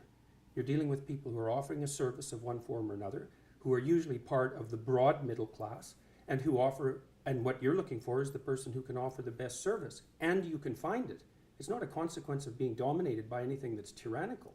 And then again, our culture, our Western culture, which is by no means perfect, and certainly has tyrannical elements like all cultures do, is the least tyrannical society that's ever been produced, and certainly the least tyrannical society that exists now. So where's the patriarchy exactly in all of this? Well, saying that it's the least tyrannical society is not the same as saying it's not a tyrannical society. That's exactly why I said it was the least tyrannical But that's society. what I mean. So you haven't debunked the existence of patriarchy then. You've said that actually now is better I don't for have to debunk it. women. You have to demonstrate its existence. Okay, well, let's go through it. I'm writing a book about feminism in the moment. Until 1919, there were professions that women were barred from. They simply were not allowed to do it. Until 1880s... Why would you blame men for that? Because who was in those professions, who was guarding entry to those professions, who was worried about losing their status if women became doctors? What do you think it was that emancipated women in the 20th century, just out of curiosity? Well, a couple of different things. I think it was technology. I think it was the pill helped enormously because so it gave when people... was that developed? Well, in the 60s. Right, so that wasn't 1919. No, but I also think it was a series tampons? of legal changes that started in Britain with the Married Women's Property Act, which said for the first time women are full legal beings under the law. They can own property. And that, to me, is a structure that has continued throughout, from a time when women didn't have the same legal rights as men to now when they mostly do, but culture still lags behind it. I don't think you and I are necessarily talking at such cross purposes. It's just that your conception of patriarchy, as I see it in the book, is that quite a lot of men are quite nice and they do nice things for women. And No, that's not my conception of patriarchy. Will you- And I don't require men or advise them to be nice, ever. Well, you do talk about the guy who's the tampon king, the sanitary towel king of India, right? I wouldn't call that nice. Okay, I would what call would you- that brave. Okay. Did you read about his life when he was trying to develop that? Yeah. God, it was absolutely miserable, and he did it anyways. And he freed all sorts of women as a consequence. And I think That's that was not nice. That's courageous. That's noble. That's visionary. It's not nice. I think it is also nice. I think it is also something that is, it is honouring your social obligations. I'm not so sure that that's a social obligation because many other people would have done it had it been a social obligation. He said what he was concerned about. He saw that his wife was suffering with her monthly period and had to choose between feeding her family and taking care of herself properly, and chose to feed her family and thought he would do something about that. That goes way past nice, especially given what he had to suffer through to do all the experimentation that produced his eventual technology. So this whole patriarchy thing, I think you have no idea how pernicious and dangerous it is. Well, no, I don't. I really don't. Go on. Throughout history have fundamentally cooperated to push back against the absolute catastrophe of existence, a terrible death rate, the probability of chronic starvation, early death, disease, the difficulty of raising children, with all the death that was associated with that, and to look backwards in time and say, well, basically what happened was men took the upper hand and persecuted women in this tyrannical patriarchy. It's absolutely dreadful misreading of history. It's a terrible thing to teach young women, and it's a horrible thing to inflict upon men. I mean, I absolutely disagree with you. I think that's like saying slavery in the US was actually, most people cooperate. Well, no, you didn't. You had a system where one set of people owned another set of people. And until women got full legal rights, they could own property for themselves, they could work. Essentially, they were owned. They were first owned by their fathers and then by their husbands. Status to the domination by men. Yeah. You already said that you thought that what emancipated women primarily in the 20th century was technological revolution. No, not primarily, but that's one of two. I think that's it's two not things. Primarily, eh? No, you don't think the pill was a primary force in the emancipation of women? I think or it the was invention of tampons, let's say, or the provision of proper sanitary facilities, toilets, and that sort of thing. You're thinking instead it was the action of courageous feminists in the 1920s that produced a social revolution that overthrew the patriarchy. That's your theory. Yeah, I think that's a foolish theory. Well, I'm very sorry to hear you say that, but I think, to quote you in the Kathy Newman interview, I think it's a multivariate, right? I think there are lots of different things that all contributed to women gaining full rights. Well, then let's not be assuming that Western society was a tyrannical patriarchy. Well, no, that's then, one as of our them, fundamental and assumption. then other things happened as well. So you have the pill, you have the dishwasher and white goods, labour-saving devices in the home. I think all of those were really important. But you also have things like campaigns for the vote. Yes, you also have things like that, yes. So how, when in a system that existed in England until 1918, when why would you even want to look at history like that? Like, what's your goal? Because exactly. I think the people who don't look at history are condemned to repeat it, and I think that what are we gonna do? Repeat the persecution of women? Do you think that's a realistic possibility? Yeah, we're sitting here. How do you see that? We're sitting here in America, right, where we've just had a 5th judge appointed to the Supreme Court who is now anti-abortion, he's now conservative. I think that abortion rights are absolutely fundamental to women being able to function as full humans in society, and I think that is now under threat in America. I think it is extremely smug and complacent to think civilization has peaked, it's all upwards from here. Yeah, well, good luck with that, I suppose. It's a living. Like, there are lots of people who agree with me. There are lots of people clearly who agree with you. there are just a lot of people, I would say, who are coming to listen to what I say because they're sick and tired of having their desire to move forward in the world and to achieve something and to take their place as adult males, let's say, who are under the weight of accusations that their ambition and forthrightness is a manifestation of something that's fundamentally tyrannical. They're not happy with that. It's not doing anyone any good, and it's also not true. It's really a terrible thing to do to young men, and it's happening all the time. That's why they're bailing out of universities like mad. There won't be a man left in the social sciences in 10 years in the universities, and it's no bloody wonder. It's an unhospitable place, and it's unhospitable precisely because of this doctrine. Said that throughout history, the fundamental relationship between men and women was one of power, essentially slavery. It's like, fine, believe it if you want. It's not going to do your relationships any good, I can tell you that. So. Okay, well, we'll see how that one goes. I'm currently married, but I'll raise it with him. I think the university's example is a really fascinating one because you talk in the book about the fact that now women are a majority on 2/3 of college courses in the US. And I've also seen you saying, well, you believe in equality of opportunity, but not equality of outcome. Maybe women. It isn't only that I don't believe in equality of outcome. I think it's an unbelievably pathological wish and doctrine. Right, and it's very dangerous. History has demonstrated exactly how dangerous it is. Equality of opportunity is something that anyone with any sense would support, but equality of outcome, it's. So what's your problem with there not being beyond belief to support equality of outcome? Okay, so what's your problem with there not being enough men in the social sciences? Perhaps women are just cleverer. Perhaps that's why there are more women at university, right? Under your doctrine, I don't think that, but that's I think the logical extension of your doctrine. It isn't the fact that there's an unequal distribution. The problem I have with it is that the reason that men are bailing out is because of the prevalence of the doctrine that you're espousing. That's the problem I have with it. It doesn't matter that much. They will bail out. I don't see any way that the universities are going to redeem themselves in the next decade. So, and maybe that will be fine, but I doubt it. We'll see. That seems extremely pessimistic when the numbers of people going to university just generally are going up. Yeah, well, that's not going to last for very long. Why not? Because it's too expensive, and the universities are doing all sorts of things that aren't acceptable, mostly racking up the price, ratcheting up the price. So, and decreasing the quality of what they're offering. And playing into the hands of the people who are ideological acolytes of the identity politics routines and playing postmodern stunts and pushing neo-Marxism and all these things that are characteristic of the social sciences and the humanities primarily. See, this is where I find you fascinating to me, because you talk in these quite apocalyptic terms. I think that someone who will listen to that and think, wow, there's a really big problem. But what we're really talking about is some irritatingly postmodern professors and some students with blue hair and funny ideas about gender in a handful of courses around America and If that's what we were Western Europe. talking about, no one would have paid attention to me for more than about 15 minutes. So you might see this as some surface manifestation that's irrelevant, but that isn't how most people view it.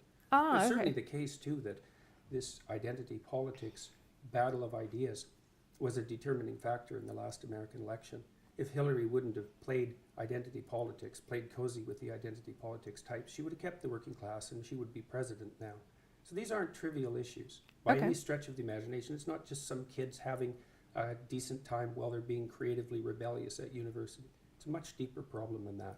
The doctrines that I'm opposed to are predicated on, well, one assumption they're predicated on, it's probably the primary assumption, is that the best way to view history is as the domination of a tyrannical male patriarchy, and that's true also particularly of the West, which is a doctrine I find absolutely unpalatable and historically absurd, biologically ridiculous, and ungrateful, among other things. Who's ungrateful, sorry, in that? Who is being ungrateful? Look at what you have. Right. You live in the best society that's ever been created.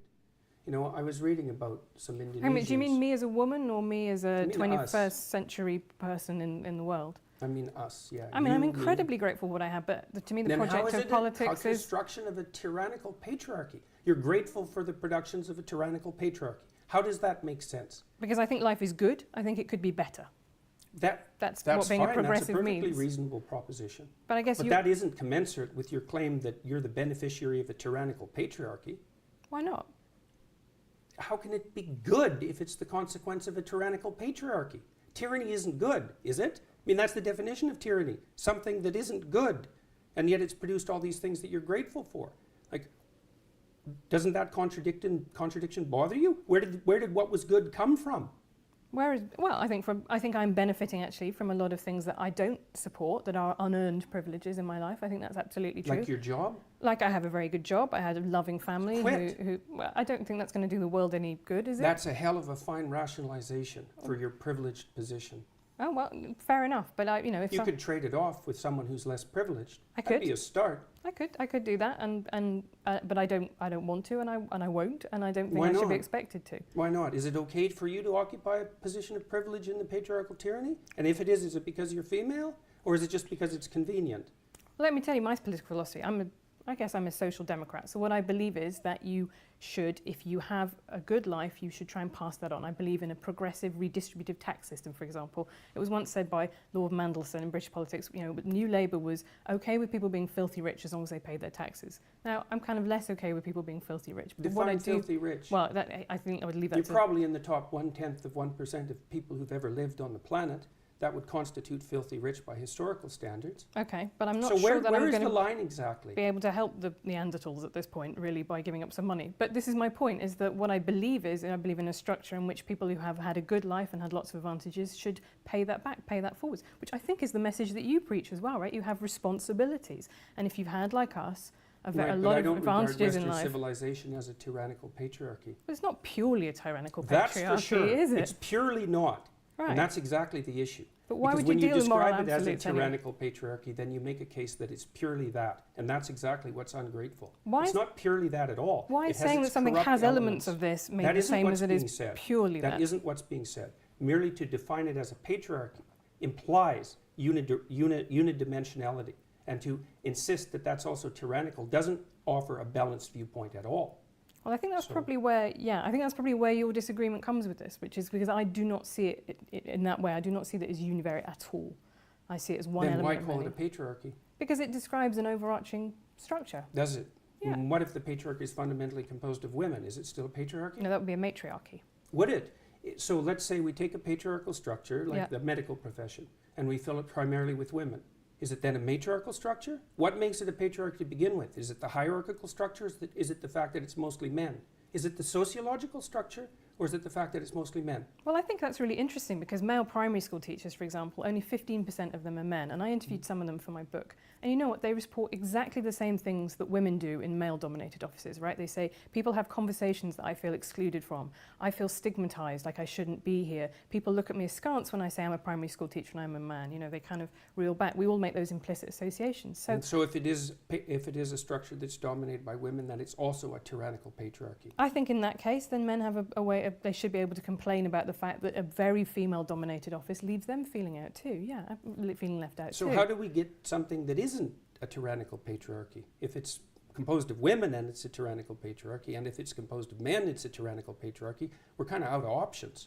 Right, but, well, or you can have an office in which a blend of people of both so sexes work. So work. if it's 50-50, then it's not a tyrannical patriarchy. No, not 50-50. I'm saying that people... 40-60. I'm saying that there is clearly, when there's only 15% of male primary school teachers, they do feel marginalised and excluded. So you think the defining hallmark of a tyrannical social structure is the predominance of one gender, and if that was relatively equalised, then all of a sudden it would be a free and open institution. I don't think that male primary school teachers are being tyrannised. I do think they are being marginalised, and I do think that they feel excluded and stressed So what do you do by about that?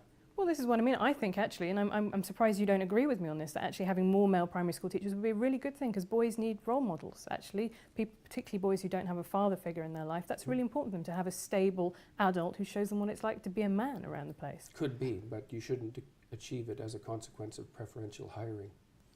No, I don't think it would necessarily need to be preferential hiring. I think it would probably be about making that job, breaking down the stigma to entering that job. I think teaching is a really interesting example. It was seen at the turn of... I worked in daycares when I was 18, 19. Right. You know, there were no men in it. And how did that make you feel? I loved it. Yeah. You know, the kids, I used to wrestle with the kids, which of course can't do now because everybody knows that would just be a catastrophe. And I used to draw them pictures of monsters and they'd line up for that. And I liked working with kids quite a lot. And I didn't care whether it was female dominated. I've been in female dominated my professions my whole life. Right, I think... I haven't felt marginalized as a consequence. Well, then you have been lucky, and I have talked to people who have might be luck. The opposite. Might be careful conduct as well. Explain that more to me. Well, why would you assume that it would be luck? Well, if I say that there is a statistical analysis, and I've talked to a broad range of people, and you would always expect outliers at either end. Some people have had a really terrible time. Some people have had a really brilliant time. Yeah, well, everybody else in the middle. One of the things that I've strived to do is not to become resentful. Well, okay, that's very good. I have to say that your Twitter feed does not give me that impression. You come across as somebody who takes criticism very much to heart. Is that true? I don't think you have any grounds for that suggestion. I mean, you've seen my interviews online. If I was someone who took criticism at heart, I'd be in a lot more trouble than I am now. In what way? Well, I've been criticized endlessly for 2 years. I've been in scandals. I've probably been in, I don't know how many scandals in the last 2 years, and had unbelievably contentious interviews with journalists online, on TV, on radio, in podcasts. If I was someone who couldn't tolerate criticism, the evidence for that would already be clear. Twitter's a strange social network. I've kind of pulled myself away from it. So it's not an easy place to conduct yourself with as much grace as you might. And I think it sort of rewards impulsivity because maybe it's because of the constraint on characters or something like that.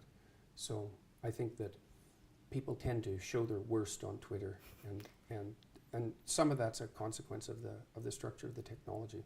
I think I certainly agree with you. I think that's something that we agree on there. I think people are rarely at their best on Twitter. No, and I pulled myself away from it quite a lot in the last month, mostly to see why. I kind of kept an eye on Twitter, all the social media networks for the last few years, partly to see, well, I'm trying to monitor what's happening around me, I suppose, is probably the right way of thinking about it, and to see if I'm making mistakes and how they might be rectified. But I don't think Twitter's been good for me, and I don't think the reply function on Twitter is useful, and I think the fact that so many people on Twitter are anonymous is not a good thing at all. Do you think you'd be less angry if you went on Twitter? That's something I think quite a lot. I would be come into contact with less things that annoyed me on a daily basis. Oh, I think there's no doubt about that. Yeah. I think that's definitely the case. And I've talked to other people who've pulled back from Twitter and experienced the same thing. I don't know what it is exactly, but there's something about Twitter that seems to really heighten the desire of people to be provocative. And maybe it's the case that only people who are feeling irritable respond. We don't know, like if you put up a post and 1,000 people read it, certainly 1,000 people don't respond. A few people respond. Well, maybe it skews way over to those people who had a bad day. Like we have no idea, right? Because it's a communication channel that no one understands. We're not evolved to understand it. We're not evolved to use it. We can't interpret it.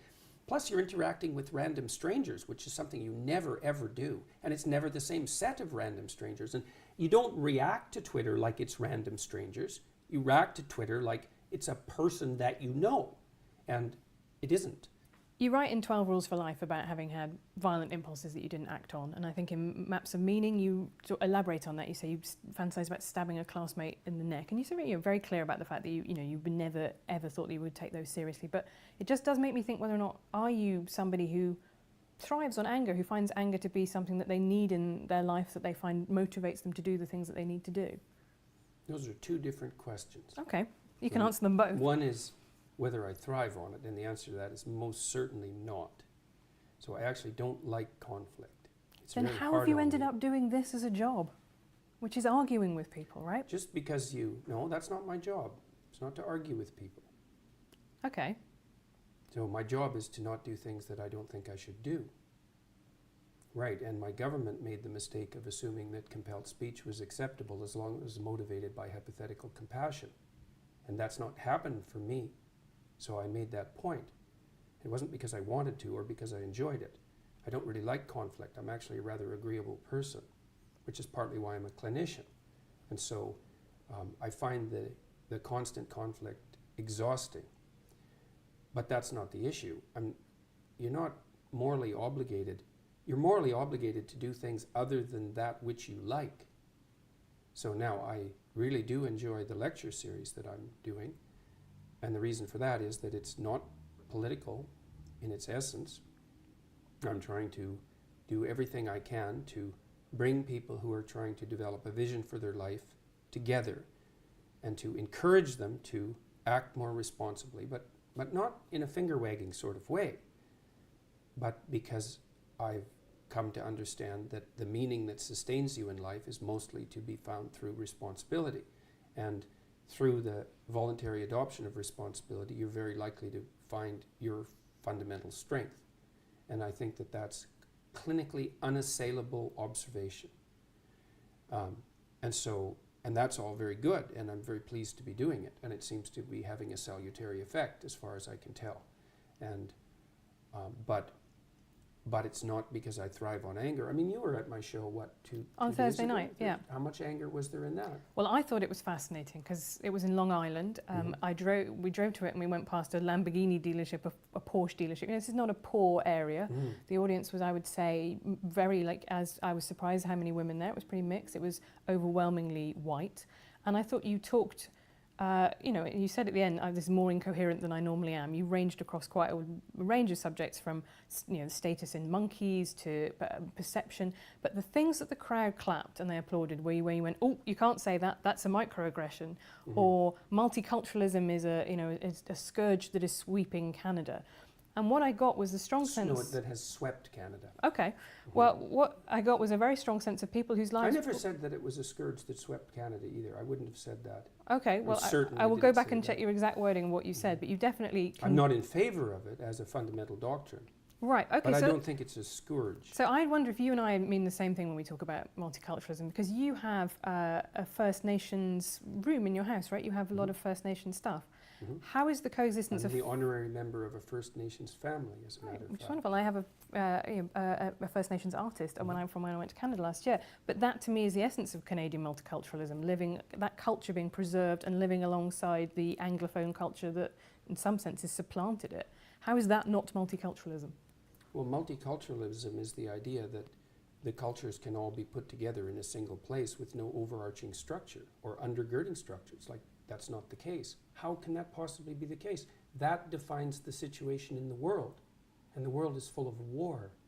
So how can that possibly work? If you're going to bring people together and they're going to exist together in harmony, they have to be playing a game that everyone plays, that everyone knows the rules for. It can't be 10 different sets of rules for different people. That isn't going to work. So it's absolutely naive to believe. How, if that worked, the world wouldn't be full of war. Well, before we had, multiculturalism, we still did have war.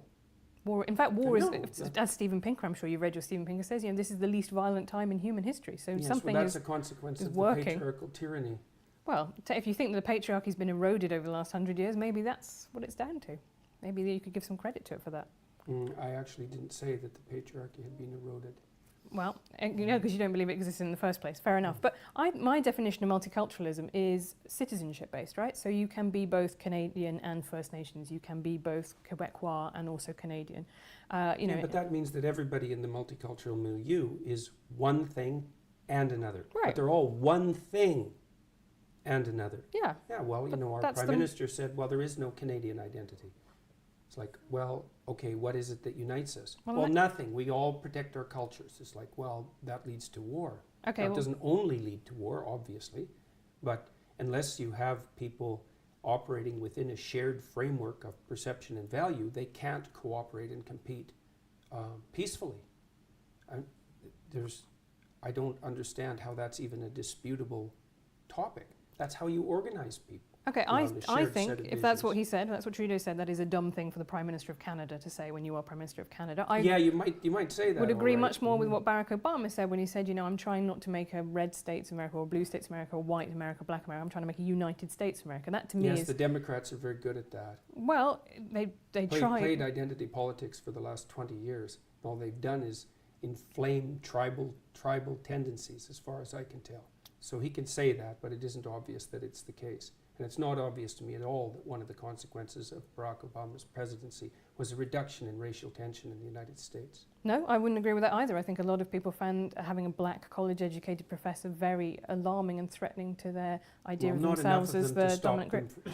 To stop them from voting for him twice. No, that is very true, but again... It's fundamentally true, right? It's really the crucial issue at hand here. No, but he built a big coalition of white, well-educated liberals and people of colour. I mean, that is the Democrat electoral... Well, how do you explain the rise of racial tension in the United States, then? Well, I think it's caused by a lot of things, not least of one of which is the Republican Party inflaming it. You talk about the left playing identity politics. I think the right play identity politics all the time. The right doesn't dominate the universities. No, but it dominates... But Donald Trump is president, so realistically... Donald Trump is hardly a typical Republican. No, I would say that he accomplished... In fact, for most of his life, if I remember correctly, he was a Democrat. Right, I don't think he has any political... So we're not going to blame Donald Trump on the right wing. Okay, but I'm going to say the rest of the Republican Party are also quite happy to play, I would say, white identity politics. They did not dump him as their candidate when he said, Mexicans, they're not sending us their best people here, they're rapists, right?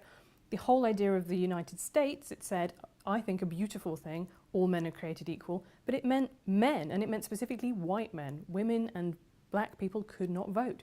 The US was founded on identity politics. This is not some new concept that has come along in the last 20 years. The United States wasn't founded on identity politics. Yes, it was. That's absolutely absurd proposition. The United States was founded on the same principles that, what would you say, that played their powerful role through the development of English democracy. And that was nested inside a Judeo-Christian view that fundamentally presumed that both men and women were made in the image of God and that all people had divine value. And it took a long time for that set of ideas to fully manifest itself in the political realm. But to consider that a manifestation of identity politics is, I can't imagine why you would possibly do that. I don't consider that a manifestation of identity politics. I consider having a constitution that says only some people are citizens to be a manifestation of identity politics.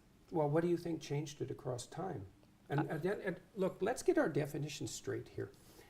You can't lump all occurrences of non-equal treatment into the category of identity politics. Identity politics is a very specific thing. It's really only existed since the 1970s. You can't go back into 1770 and say that the founders of the American Constitution were playing identity politics. They were playing politics that was based on identity. That's my definition of identity politics. That's not the definition of identity politics unless you play fast and loose with the definition. Identity politics is something that's no one talked about identity politics 20 years ago or 30 years ago. It's a new term.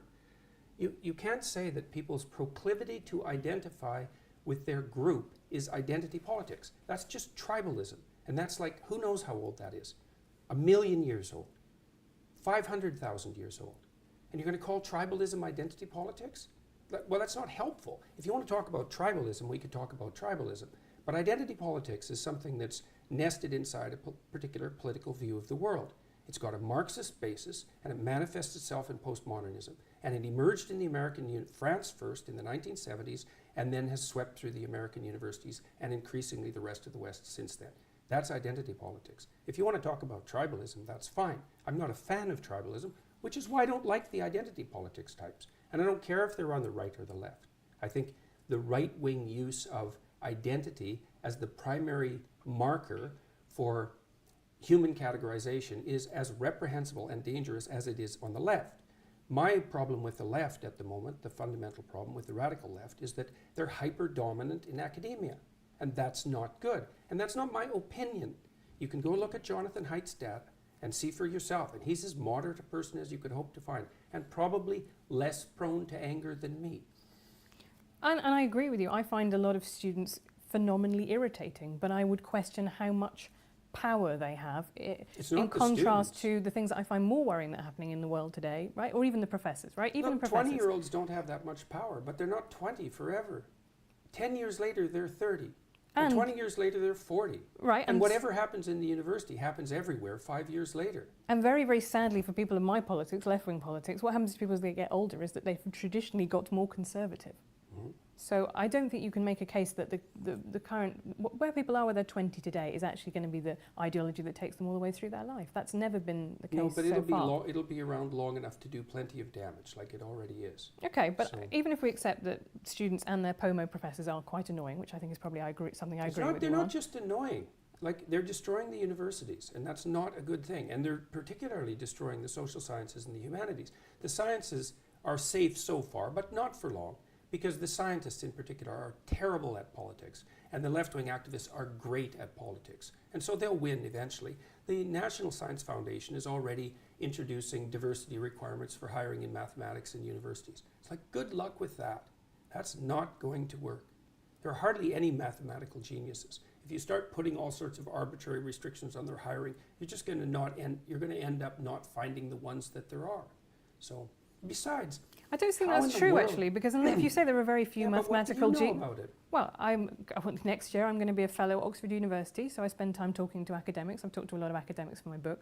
I do agree with you, there is an illiberal strain that is sweeping through a lot of universities. I don't think it's an existential threat, and I certainly don't think it is, to me, the biggest issue in world politics today. It's the one that I would choose personally. What do you think is the biggest issue? I think that the rise of strongmen, authoritarians around the world is very worrying, and that's one of the reasons that I find the subtitle of your book fascinating, because it's called An Antidote to Chaos. Why isn't it an antidote to order, which you also say in its excessive manifestations is bad?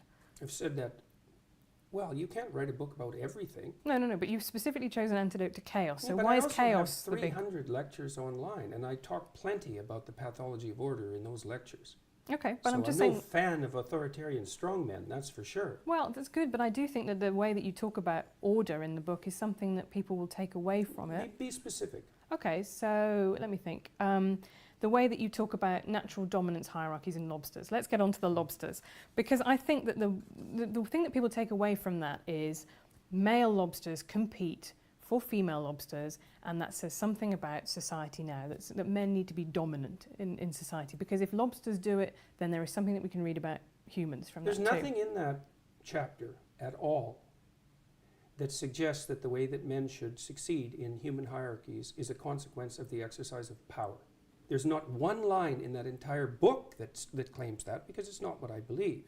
Most human hierarchies, as I already pointed out, are hierarchies of competence, not power.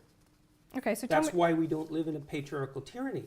And so if you want to be a successful man, then you should be competent, and that will move you up the hierarchy, and that will make you attractive, and for good reason, unless you want an incompetent mate, which is possible and happens, but isn't something that I would recommend. People will sometimes choose an incompetent mate because they're intimidated by competence, and so they'll settle for someone who they don't respect because they feel that they can master them and they won't be intimidated. But it's not a recipe for a happy life, I can tell you that. So there isn't a line in that chapter that talks about power as the proper means of conducting yourself in life. There's not a line in the book, and there's nothing in anything I've ever said that suggests that. Okay, no, Yeah, but it's really important because people have read this chapter and they make exactly the argument that you make. And it's a misapprehension. So it's a misapprehension of the book. Okay, but if so many people are getting the same misapprehension, could it be There possible? aren't so many people that are getting it. There's 2 million people that have bought the book, and there's a very small handful of people who have a particular ideological perspective who enjoy developing that perspective because it indicates just what sort of reprehensible individual I am. But it has absolutely nothing to do with what I wrote or what I've said or what I believe. I don't believe that our fundamental hierarchies are based on power. I don't believe that the way that you move up our hierarchies is as a consequence of manifesting power. It's competence. Okay, my big problem with the lobsters is that it's scientifically bollocks, right? It's just, you cannot read across from lobsters and what they do to what humans do. Of course you can. That's why serotonin works on lobsters. But it works in 2 different ways. So if serotonin makes lobsters more aggressive, it makes humans it makes them less more dominant. aggressive, right? That's No, what happens. that's not right. Serotonin makes human beings more dominant but less aggressive. And the only reason it makes them more dominant is because they're less irritable and they're less defensively aggressive. So it's not bollocks. I know my neurochemistry. So if you're going to play neurochemistry, let's go and do it. Okay, well you say antidepressants work on lobsters. Yes, they do. They make a lobster that's been defeated in a fight more likely to fight again. That's not the same mechanism that It's the happens same in mechanism. humans, Yes, because it is. lobsters It's the don't same get mechanism. depressed as the way that humans are. I think you're anthropomorphizing into a ridiculous degree. These are I think creatures that urinate out of their faces. I think that the fundamental issue among knowledgeable animal behaviorists is that anthropomorphization with animals is generally the appropriate tactic unless you have reason to doubt it, which is because there's continuity between us and animals rather than discontinuity. And the idea that the anthropomorphization of animals is inappropriate is something derived from 1950s behaviorism.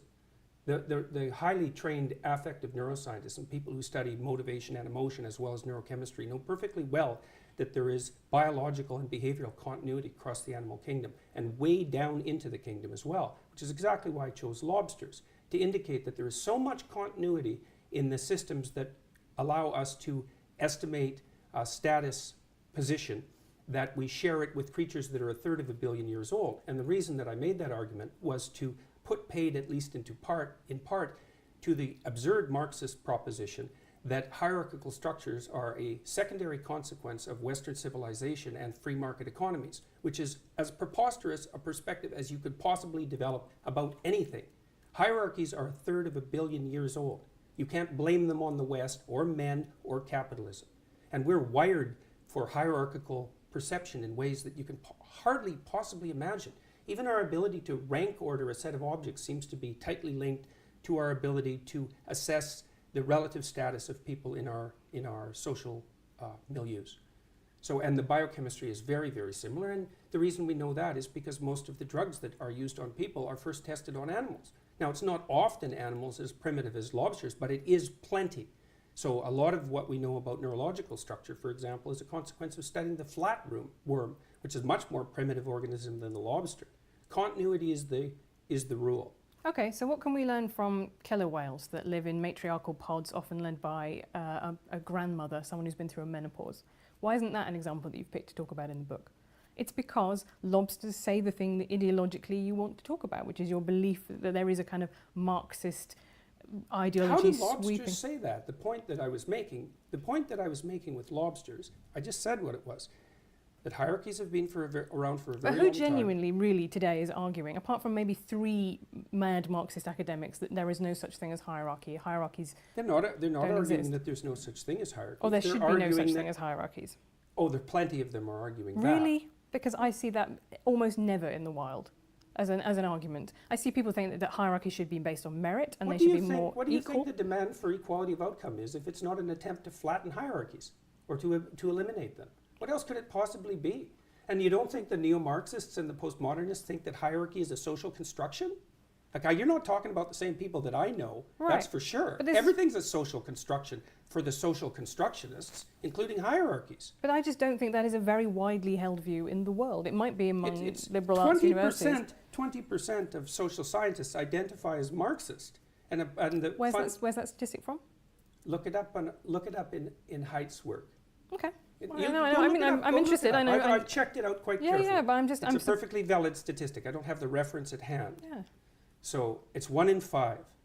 Okay, and the number of conservatives, or even liberals for that matter, in the social sciences and humanities is not only vanishingly small, but getting smaller. And you think the social constructionists believe that hierarchy is built into biology? They're not very good social constructionists if that's what they believe. And the postmodernists and the neo-Marxists are radical social constructionists because they wouldn't believe that human beings are infinitely malleable and that we can be recreated in whatever image the ideologues might want to recreate us in if they didn't think that. And it's much more prevalent than you're admitting. I mean, there isn't a competing position on campuses except among the evolutionary biologists and the evolutionary psychologists, let's say, and they're under complete attack. They're certainly next on the chopping block as far as I can tell. I've been warning them for the last 2 years. Social constructionists don't like evolutionary psychologists and they don't like biology. And I really don't understand why, except that it interferes with this idea that human beings are infinitely malleable and stops them from being able to blame hierarchy on the West. Look, if you're really concerned about the poor, as a social democrat, let's say, the first thing you should do is abandon your presupposition that the dispossession produced by hierarchies is a consequence of the patriarchal structure of the West. It's a way deeper problem than that. So there have been people who've been dispossessed forever, way before capitalism. Okay, I think I would agree with that. So if it is a way deeper problem than that, how do you tackle it? I don't know. Well, that's a bit. I mean, that, for someone as intelligent as you, that just throw their hands up and go, "Ooh, maybe some people." There's lots of things I don't know how to tackle. I don't know how to tackle the fact that people range extremely widely in their cognitive ability either. These are big problems.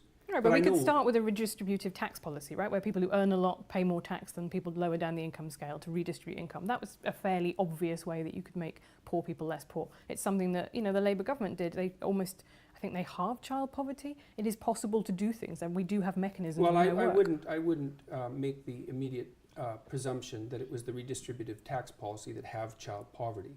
You know that absolute poverty in the world has halved between the year 2000 and 2012, and you can't attribute that to redistributive policies. No, I can't. I'm only talking about Britain. I'm talking about that particular government, which had, you know, then there are fiscal analyses that have been done.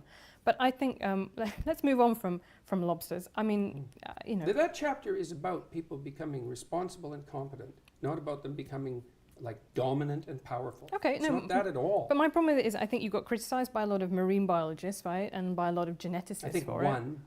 Okay, well, I can name it. P.Z. Myers is one who's criticised you. Adam Rutherford, who's former editor of Nature, has criticised that chapter. There are, you know, that is not. But what I think is fascinating is that biologists dispute the fact that most organisms organize themselves into hierarchies, and that the fundamental biological mechanism for the regulation of hierarchy is the serotonin system. That's not disputable. Now, you can find animal organizational structures that vary from that, what would you call it, fundamental pattern.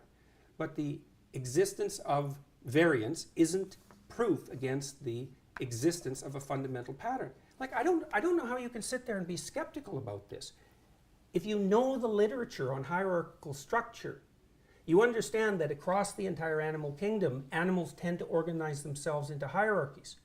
And that, and that the neurochemistry but very of the hierarchy different is types of hierarchies, right? So well, there's a you pattern. Have, and that's chimps, why we know they're hierarchies. Right, yeah, but that like you say, the pattern as if that, you know, the hierarchy is the pattern. Right. Okay, and that's fine. So chimps have one very obvious social structure, and bonobos have another one. It's not as different as people have made it out to be. No. The bonobos are a lot more violent than the and they're not hippie monkeys, right? Observers of the bonobos have admitted. Okay, but nonetheless, you say that as if those little details don't matter, as if there can't be such a thing as a hierarchy that is much worse than another hierarchy. That's my problem with it. I'm not saying that at all. There's clearly hierarchies that are worse than other hierarchies. Right. Baboons have terrible hierarchies, for example. And tyrannical hierarchies aren't my cup of tea. Right. That isn't the point I was making. No. The point I was making was that hierarchies can't be blamed on capitalism or the West. They're built into our biology. The neurochemistry is so old that we share it with crustaceans, so that's 1/3 of a billion years, which is the proof that hierarchies aren't a recent construct. If proof like that needs to be provided, and that the best way for people to adopt a strategy that will move them up the hierarchy, which is a desirable thing in most regards, is to face the suffering of the world forthrightly. That's what that chapter is about. And the people who've been criticizing it read it as if it's a defense of the Western patriarchy. It's like there's no defense of the Western patriarchy. No, I don't think that's true. I think the way that people chapter. criticize it is and I think this happens a lot with evolutionary psychology, is which is not quite what the lobsters are, but is where other stuff in the book is. Other things you said, for example, like women wear rouge because it reminds men of ripe fruit. Right. Well, for a start, why do you think women wear rouge? I have absolutely no idea. But Right, I will tell you. That's really not a very good answer. Well, yeah, you said before there were lots of things you don't know the answer to. But I'll tell you Yeah, one but thing. I'm not most criticizing your perspective on this. You're criticizing mine, so I'm presuming Okay, you but have let me- an alternative idea. Why do you think women wear makeup? Why I do you think there are an they wear enormous makeup? number. But let's go back to why women wear rouge, because it reminds men of ripe fruit. Okay, first of all, not all ripe fruit is red.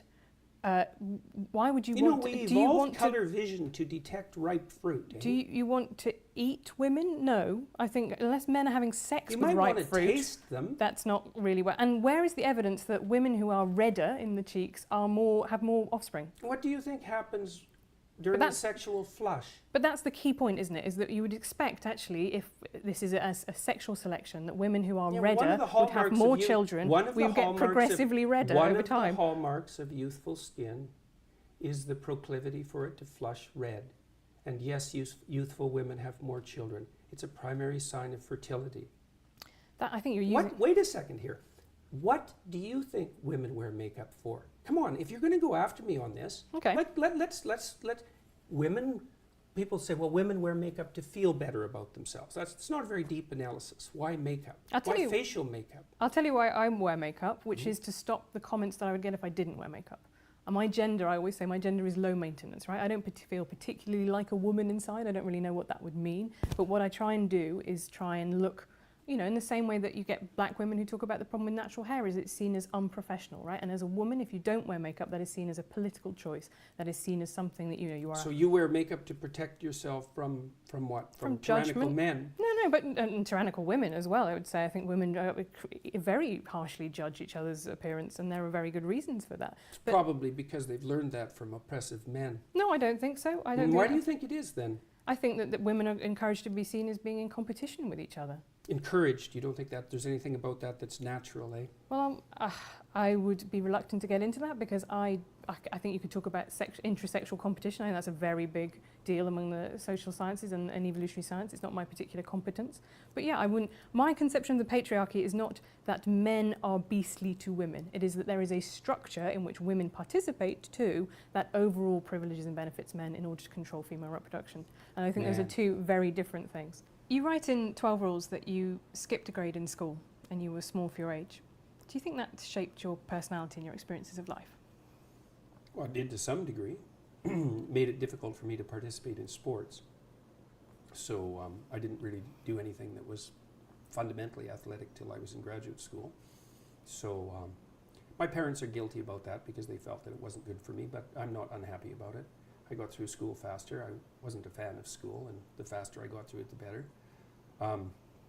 I think it might have encouraged me to do two other things, which was I probably hung around with rougher kids that I might have otherwise, partly as a compensation, I suppose, for being smart and academically able and also small. So I probably exaggerated my roughness, I suppose, and it made me more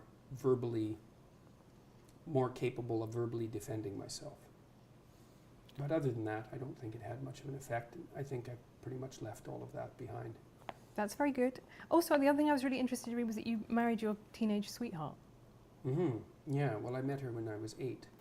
So we've known each other for 50 years, yeah. So this is, I think, really fascinating. So I read that and I thought that was quite moving. And then I was reading the bit about, the animal kingdom, and the bit for you take away from the lobster section is that, what happens if you're top lobster is that you get to impregnate all the females. So that's as being evolutionarily successful as a lobster, right? Mm-hmm. That's proclivity towards polygamy, which is one of the things that pulls on human society. Right, and you're now the pretty big lobster. And yet you are monogamous, you're faithful to your wife, you don't want to go around impregnating every woman that you see, right? No, one woman's enough trouble. Right. So I think that's to me that was really interesting because that's a way in which we are very obviously very different from animal society, and to me Well, it we're takes. not that different. I mean, there are plenty of societies where exactly that happens. Right, but So- you've been able to overcome that biological urge, right? And so in the sense that maybe there are other biological urges, such as men's propensity towards violence, that might also be overcome. Well, it's not self-evident that you want it to be overcome. I mean, you don't know what goes along with it. You know, I mean, obviously, first of all, defining violence isn't that straightforward. How about use of force in self-defense? Does that constitute violence? I think to me that's a separate category of violence. I think Well, self-defense. but it's not that easy to distinguish them. Like if you're, what you want to do with a child who's aggressive is socialize them so that they become sophisticated in their manifestation of their aggression. You don't want to inhibit it. You certainly don't want to socialize little boys to be more like little girls. That's, first of all, you don't know how to do it to begin with. But second of all, it's not very, it's not an advisable strategy.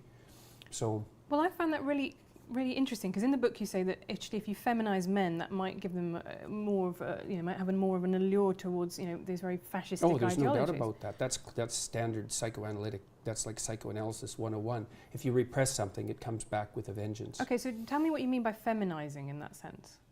Because to me, if you don't mind me saying so, you are a man who is quite feminine. You're in touch with your feminine side. You are very well dressed. You talk a lot about your diet. You've talked about your emotions. I hate talking about my diet. Right, but you cry in public.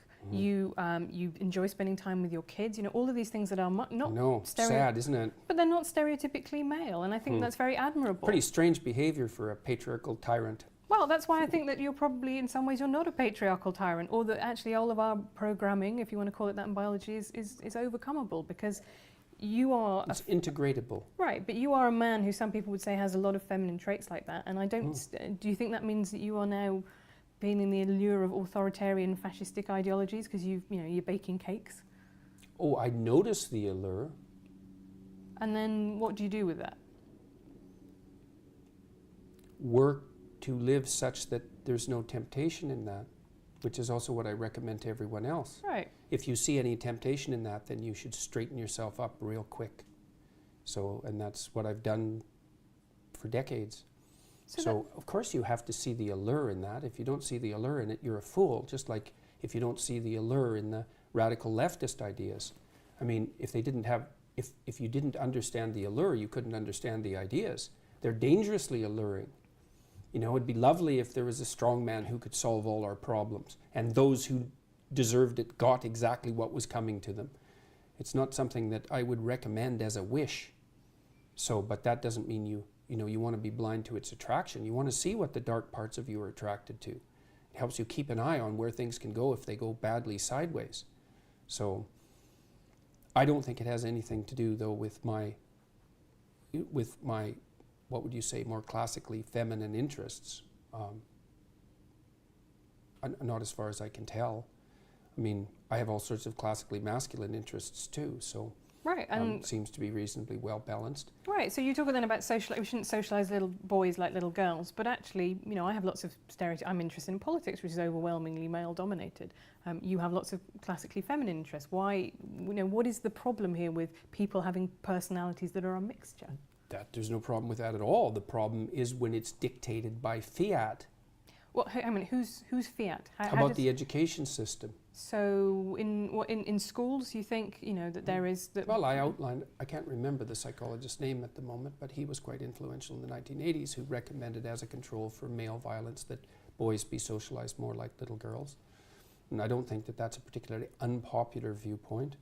So on the de-emphasis on competition, for example, in games, the increase in the rise of competitive games where scores aren't kept, that sort of thing, is all a manifestation of that kind of theory as far as I'm concerned. The idea that there's something intrinsically wrong with competition. It's a very foolish idea, especially if you want to motivate relatively aggressive boys, because they're competitive.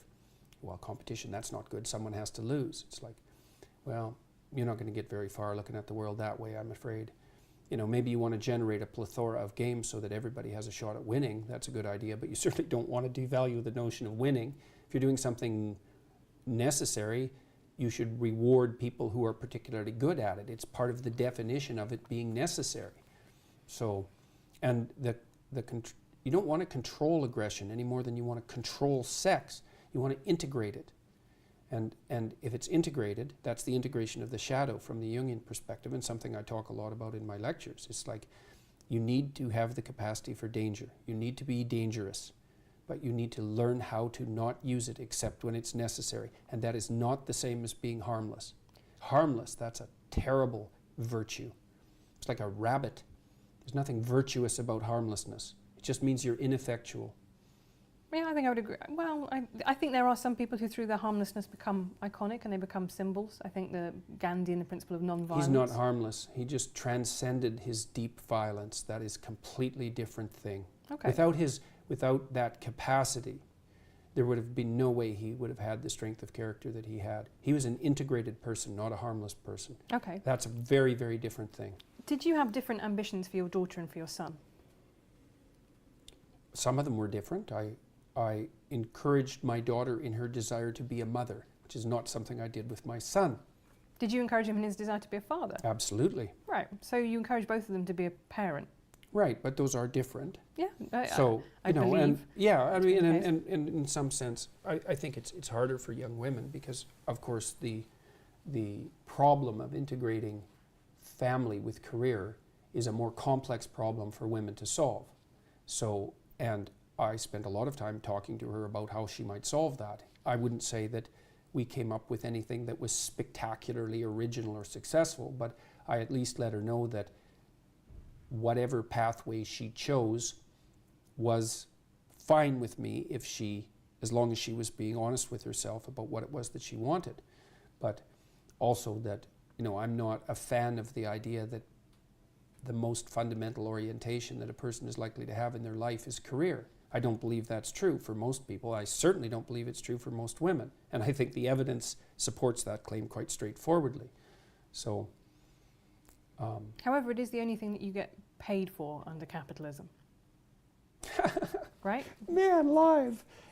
But that's How can true. you say something like that? It's so cliched. Well, it's so painful to hear that. It may be cliche, but it nonetheless is true, right? Look, Women do it's more, not much capitalism. more. Well, for God's sake. It is. No, it isn't. You have to invest into a child for 18 years before they have any economic utility. Mm-hmm. It's a consequence of delayed economic utility. We don't know how to monetize it. It's not a consequence of capitalism. It's a consequence of the fact that human beings have an 18-year dependency. How do you monetize that, even in principle? Well, we don't know. We did used to send them up chimneys, to be fair. And at that point, what's true. Really interesting is at that point, children were seen as being much more the property of the man. I mean, as they become economically useless, all the legal studies show that that's when we start moving to a model of female custody, right? Because it was about caring labour. But this is the point I'm making. Is a model.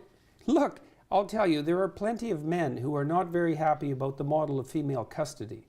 And that would, include the 85% of men who are essentially denied 50-50 custody when they divorce and have young children. So I wouldn't think that one of our major problems, or at least a major unidimensional problem, is the proclivity of men to foist off the custody of their children onto women. There's certainly another side of that argument. There is, and I do think that actually a lot of anger has been generated by the way we have in Britain anyway, or England and Wales, we have an adversarial fault-based divorce system, and that's something that's changing. But what it does is encourage people to come in on day one and say, if you want to get divorced, you're going to have to make out a case that the other person has been a bastard. It doesn't matter, because if you move to a non-fault-based divorce system, then all that happens is the fault shifts to who should get custody. So it doesn't remove the acrimony by any stretch of the imagination. It just shifts it to custody of the children. That's what's happened in Canada. Right, and in Britain we actually talk about access rather than custody, because the idea is not that you own the children, it's that you actually want to be able to see the children and spend time with them, and I think that's really important. But fault-based divorce is something that increases the chances of couples having a bad divorce, right? That's the problem, is it sets people against each other from the start. They have to go into court and contest that the other person has done something wrong, which is not a great base on which to start then an argument about what you're going to settle. Should be encouraged to divorce even if no one's done anything wrong? No, I think that having to prove that in a court of law is not something that is going to lead you to a better arbitration about settling money and settling access to children. I think that's the point. You have a ridiculous situation where couples who say, well, actually, we've just grown apart, nonetheless, unless they want to wait 5 years or 2 years for separation, they have to go in and plead unreasonable behaviour to get a divorce and start splitting up their assets. that's the joy of no-fault divorce, is that you don't have to make those contested cases. You can simply say, our marriage is no longer working, and part ways without going into all of that acrimony. That seems quite sensible to me. It also seems quite naive to me. Well, I've seen very few non-acrimonious divorces. They're very hard on kids. So I don't think anything that makes them easier is a very good idea. It might be good in the short term, but it's not good in the long term. Unless you don't think that marriage is a useful institution. And if you think that it's part of the patriarchal tyranny, then you might think that as well. So, but it's a very useful institution, mostly for kids.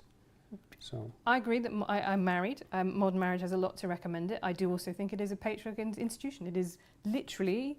Of course you think that, because you think virtually everything that occurs in our society is a patriarchal institution. And it's easy to think that because then you only have to think one thing. You have a one-thing answer for everything. You could let it's like me... It's part of the patriarchal institution. I don't think you're obeying the rule that says maybe treat people as if they have something worth hearing. So I'm not making a case for the patriarchal tyranny. And I don't think you are either. I think that you're making a case that's like a universally cliched case for the patriarchal tyranny. I don't see too much of you reflected in your articles at all. Why do women change their names on marriage traditionally?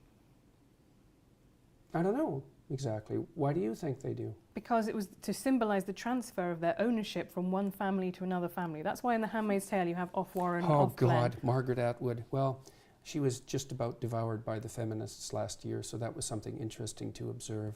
I think she made a very good point. She wasn't devoured by all feminists. I'm a feminist. I thought what she said about due process in cases like that is perfectly reasonable. Well, many people didn't. No, but then, guess what? This is on the internet. You can find someone who disagrees with pretty much anything. But so why do you think women change their names when they get married traditionally? If it's not about transfer of property ownership traditionally? I don't know if I have an opinion about that. The specific reasons for that, I'd have to look into it for a fair amount of time before I decided it, but I certainly wouldn't boil it down to a unidimensional argument about the ownership of women by men. So, okay. I mean, the part of the problem too is with this sort of discussion is that it's, and this is why I consider it a manifestation of ideological possession. It's predictable.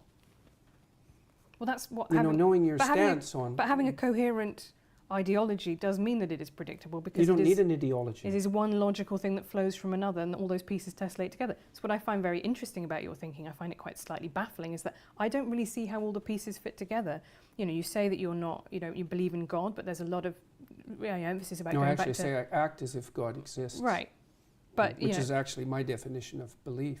Okay, but that then doesn't, to me, tessellate very obviously with your insistence that actually it's just about pure science and there's not a, because I can what insistence that it's just about pure science? Well, I wrote Maps of Meaning. There's no insistence in that it's just about pure science. Okay, but you make appeals to science. What I mean is different. You make appeals to science all the time. You say, well, this is what the literature says, and the trouble with God is that ultimately you can't say this is what the literature says. There is no literature. Which is why I don't say anything about the scientific status of God, apart from what can be experienced maybe under certain conditions of what would you call chemical-induced mysticism, which seems to be something that you can say something scientifically about. But I see that there's two different realms, right? There's a realm of values and a realm of facts. And in the realm of facts, science reigns supreme. But it doesn't in the realm of values. You have to look elsewhere. That was what the humanities were for, before they got, what would you say, hijacked by ideologues. And the idea that something should be consistent. You were talking about the necessity for consistency in ideology. It's like, I'm not hearing what you think. I'm hearing how you're able to represent the ideology you were taught. And it's not that interesting because I don't know anything about you. I could replace you with someone else who thinks the same way. And that means you're not here. That's what it means. It's not pleasant. So you're not integrating the specifics of your personal experience with what you've been taught to synthesize something that's genuine and surprising and engaging in a narrative sense as a consequence. And that's the pathology of ideological possession. It's not good. And it's not good that I know where you stand on things. Once I know a few things, it's like, why have a conversation? I already know where you stand on things. I bet you don't know where I stand on all things. I would hope that was true. Okay, let's talk about transgender issues. That's fun. What do you think I think about transgender issues? I suspect that you think that gender expression, gender identity are fundamentally social constructs, but I could be wrong. No, I believe that there are definitely some biological differences between the sexes. We've observed them. I do believe that gender is a hugely powerful social structure that we've built on top of that it is largely, but not entirely, socially constructed. I think when you look back through the history, you know, biological differences have consistently shrunk. Like we were talking in the 18th. They haven't in Scandinavia, they've magnified. Okay, but we were talking in the 18th. That's actually an important exception because Scandinavia has gone farther than any other area, the Scandinavian countries, in establishing egalitarian social policy. And the differences in interest and career choice and personality between men and women have grown as a consequence, not shrunk, which is exactly the opposite of what the social constructionists predicted. But also just suggests that they're malleable, actually, rather than fixed. Well, of course they're malleable. No one would ever suggest otherwise. Right. So that's what I mean. So I think they're not malleable in the direction that the social constructionists presumed. As you flatten out the sociological landscape, you maximize the biological differences. No one saw that coming. And you might think, well, it's a handful of right-wing scientists who are pushing that. It's like, no, it's not. It's mainstream psychology, and there aren't any radical right-wingers in mainstream psychology. And everyone who discovered that was absolutely shocked by it. And these papers have been cited by thousands of people, and they have tens of thousands of subjects, and they've been done on virtually national level samples, cross-culturally. But I also think the behaviour in Scandinavia has changed. For example, a lot more men take paternity leave now that there is a portion that is reserved purely for men. That doesn't seem to be making them wildly unhappy. So I think that there are definitely behavioural things that are susceptible to nudges by society, by government and by the state, and that do change the way that people behave. Yeah, that seems so we can kind plausible. of meet in the middle on that one. We know that people can be educated and that we can develop as a consequence of learning. That's certainly not a disputable proposition. And I also believe that there is no evidence for gender identity in the way that it is used as an idea of a soul. I think that that's the way that it's often used to me. By who? By transgender activists. Yes, well, I think talk about having a female soul, and that to me seems strange. I don't see how you can something like biological determinism, right? Mm-hmm. Which is very, it's one of the things that's so perversely amusing about these sorts of arguments is that but I attribute it to the lack of demand for logical consistency as a consequence of postmodern thinking. You can believe one thing when it's convenient in one situation and another thing when it's convenient for another. So we're in the perverse position where if you're a man born in a woman's body, that's biologically determined. But if you're a woman born in a woman's body, that's socially constructed.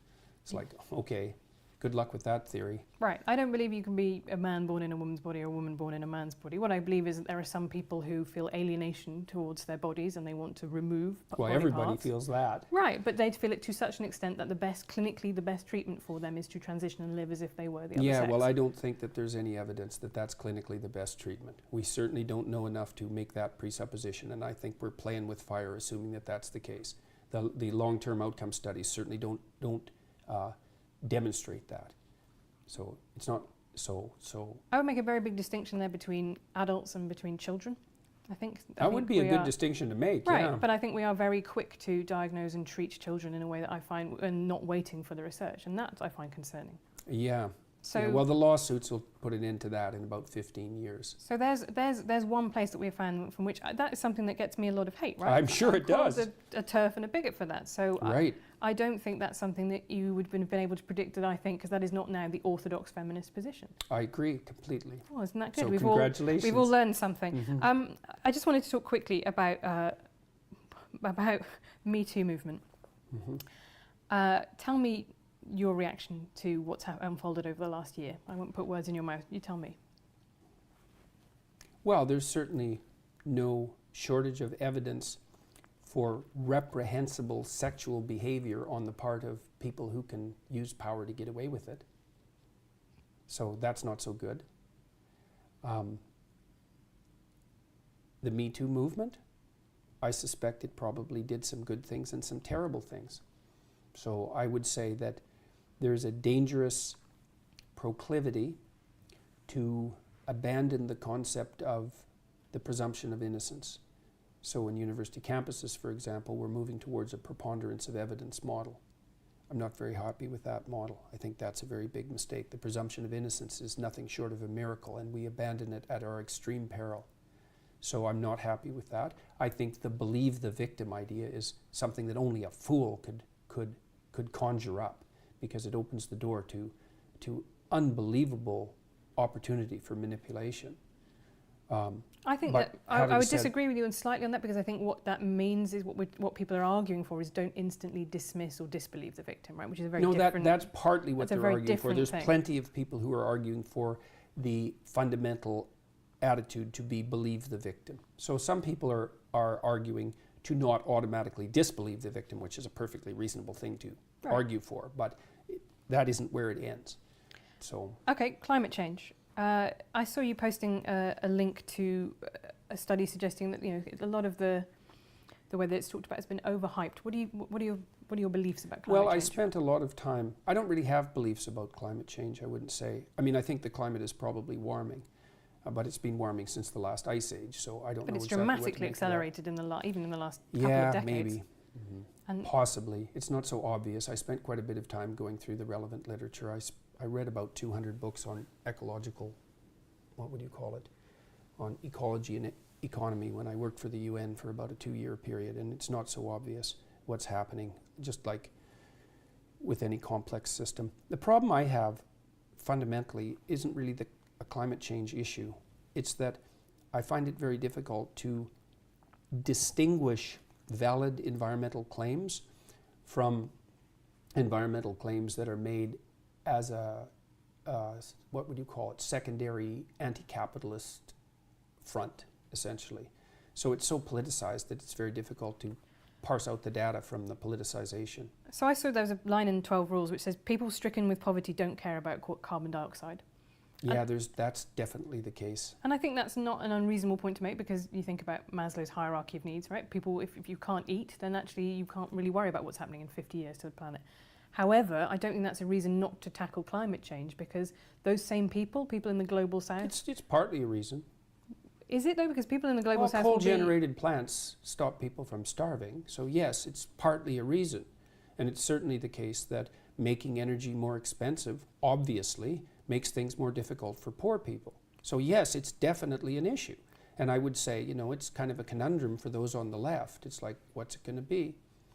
Clean air or hungry people? Think, well, we don't have to choose. It's like, okay. Or renewable energy, or... Oh, good luck with that. Or nuclear power. I'd be fine with more nuclear power yeah, stations. well, it doesn't look like we're moving in that direction very fast. No, but that is a solution. Yeah, well, it worked for the French. I was fascinated. David Attenborough is something kind of close to a national religion in Britain. So there's a bit where you say population control advocates like him, you compare them to Eric Harris, one of the Columbine killers. Why then is it virtuous to propose that the planet might be better off if there were fewer people on it? And I found that completely boggling, that you have elided their population control through people not being born and the mass slaughter of people who are already alive. It's the motivation that I question. Right, tell me more about that.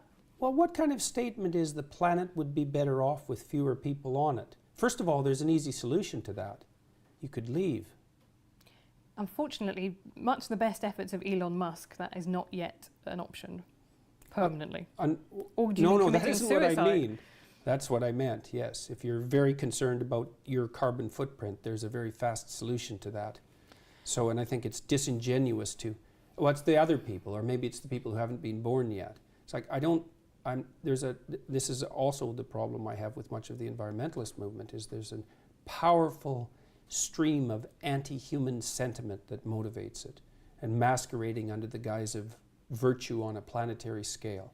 It's like, could be. I mean, it's not like we're not fouling our own nest, But that's why I'm fascinated by where you come from, is because the book, is so much about things being in balance and harmony, right? And order and chaos outweigh each other.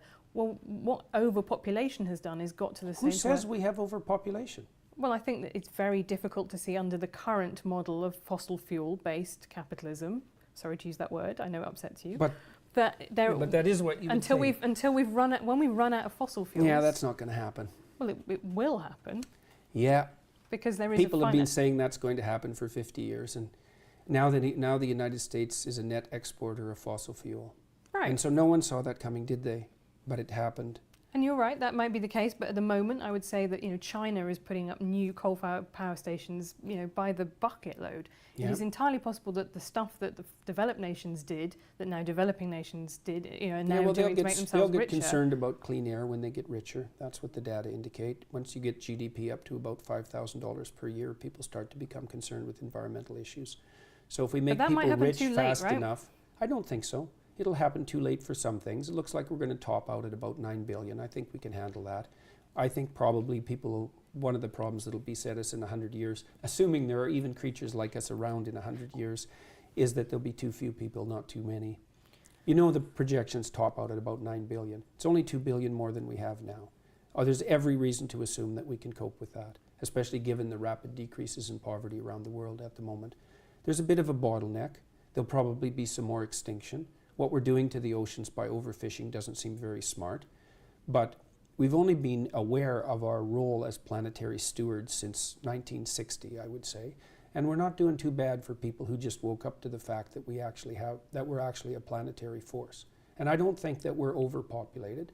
I think all the arguments that all the people who made those arguments in the 1960s, like Paul Ehrlich, I think he wrote The Population Bomb, predicted mass starvation by the year 2000. He was absolutely and completely wrong. No, we've been very lucky with things like golden rice, for example, and genetic engineering of crops. I think that's... It's not luck. No, it is. I agree. Human ingenuity is a huge part of that, definitely. Right. Well, and more people, more ingenuity. And Bjorn Lomborg, who I really admire, this skeptical environmentalist who's actually gone a very long ways to trying to figure out what we could do at a planetary level that would actually be useful and productive. His research has indicated the best possible investment isn't carbon tax, it isn't cessation of utilization of carbon-based fuel. It's probably investment in early infant care around the world, especially in developing countries. Seems right to me. He's done the analysis very carefully. One more area that you've talked about that's caused controversy is gay parenting. You've said the devil is in the detail and you want to see more studies on that. What do you think might be the adverse effects of having same-sex parents? Well, I don't think we know what modeling is optimal for children. That's really the issue. I mean, I suspect that 2 parents are better than 1. Suspect, right? I don't know. 1 parent is definitely worse than 2. We know that. But we don't know what exposure to role models, say, is necessary for the continuity of maternal behavior or for the adoption of functional gender roles. We don't know any of that. And so that's the variable, obviously. No one knows what the consequence of being raised with 2 people of the same sex is. Maybe none. Right. So there doesn't seem to be any evidence so far. That's all the literature review suggests that there were a couple that showed problems, but they were in coupledoms that had already broken down, right? So there is no evidence. Maybe there will be some found, but at the moment there is no evidence that there is any problem with having gay parents. I never said there was. Somebody asked me, I believe it was a question like, if there was a problem, what would it be? It's something like that. I mean, you can make a very strong conservative case for gay marriage, I think. I mean, not that I would necessarily be motivated to make a conservative argument. David Cameron, our former Prime Minister, said, I support gay marriage because I'm a conservative. Yes, right. So, it's obviously homosexuality it's been around forever. Well, so what's the appropriate social response to that? Well, conceivably, bringing as many people as possible into something approximating the same game. I think you could make a reasonable case for that. What's the consequence of that for children in those families? I don't know. I mean, what I would say is, well, the obvious risk is that there's no one of the opposite sex around. I mean, it doesn't take it doesn't take the perception of genius to come up with the observation that might be a problem. Now, maybe it's not. And my suspicions are there's probably far more relevant problems with regards to what happens to children that isn't good than that. Right. So this is a way in which, that is now a conservative position to hold. I think it's 20 years ago that would have been anathema to mainstream conservatives. Well, people were concerned with the deterioration of marriage and believed that any additional transformations would further weaken it. And I think that that's not an unreasonable position given how weak it's become. And I don't think that that's been good for people overall. Okay, let's talk about free speech to finish on.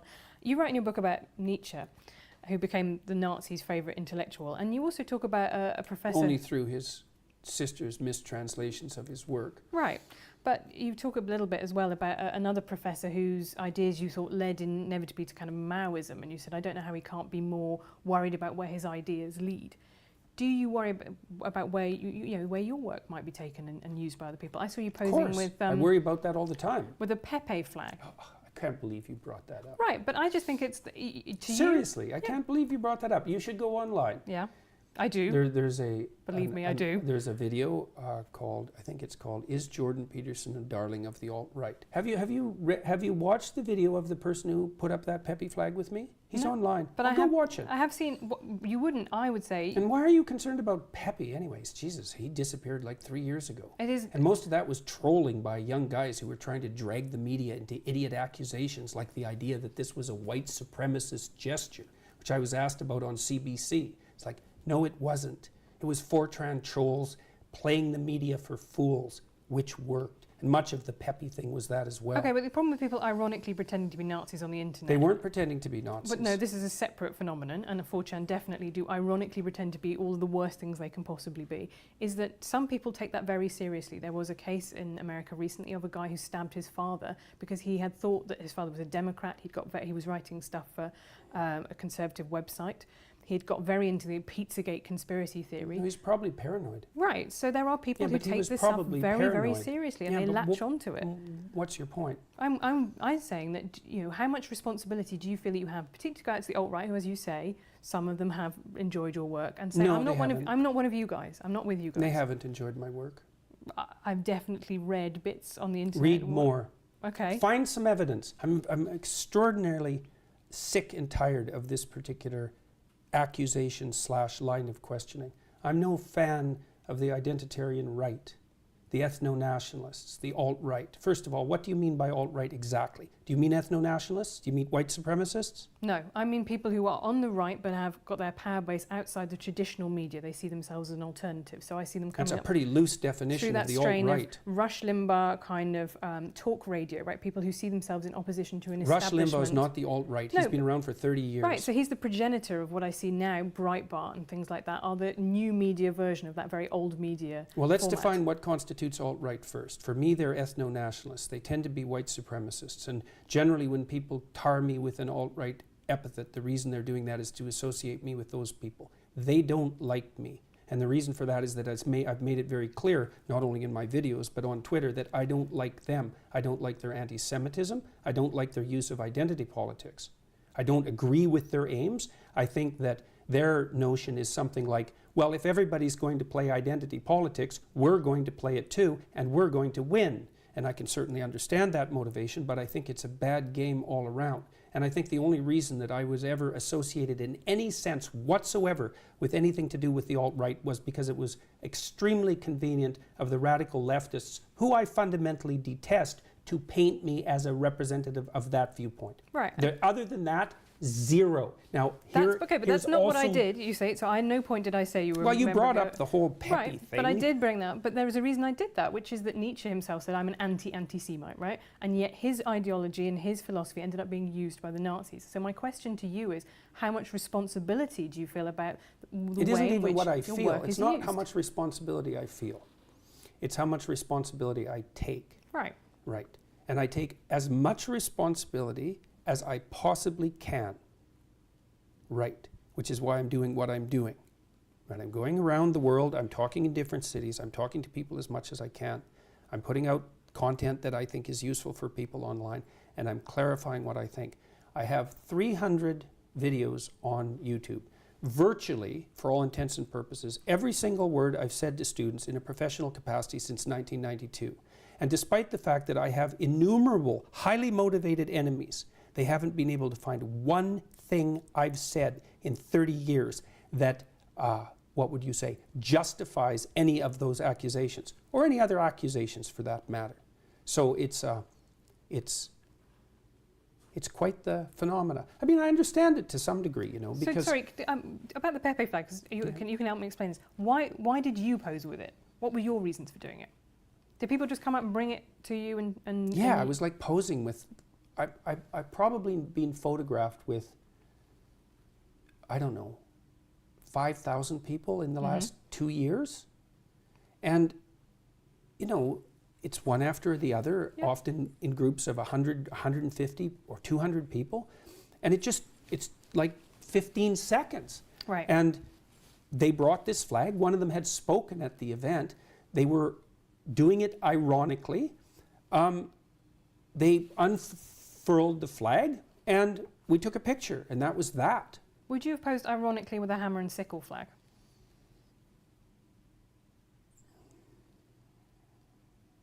I don't know under the circumstances what I would have done. I have all sorts of Soviet art in my house. Right. Because this is, I think, anybody could get caught out, and social embarrassment is a huge factor, and you don't want to kind of tell people who've been very nice to you that actually you don't want to do the thing. I just wonder if that's something that you regret now, that you wouldn't do it again if you had the opportunity.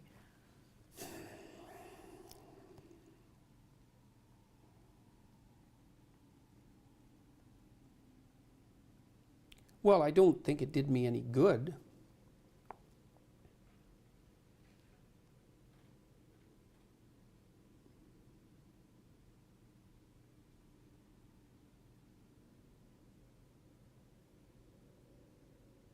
I don't think I'll betray my former self. We'll just leave it where it is.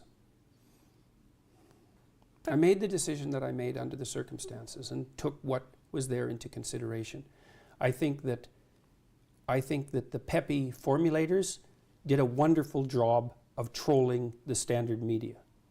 I don't think that they were what everyone presumed them to be. I think they did a wonderful job of trolling you as well, in a sense, right? Recruiting you and your image and your appeal to people to their kind of cause, which is ironic. I don't really think so. But is not actually.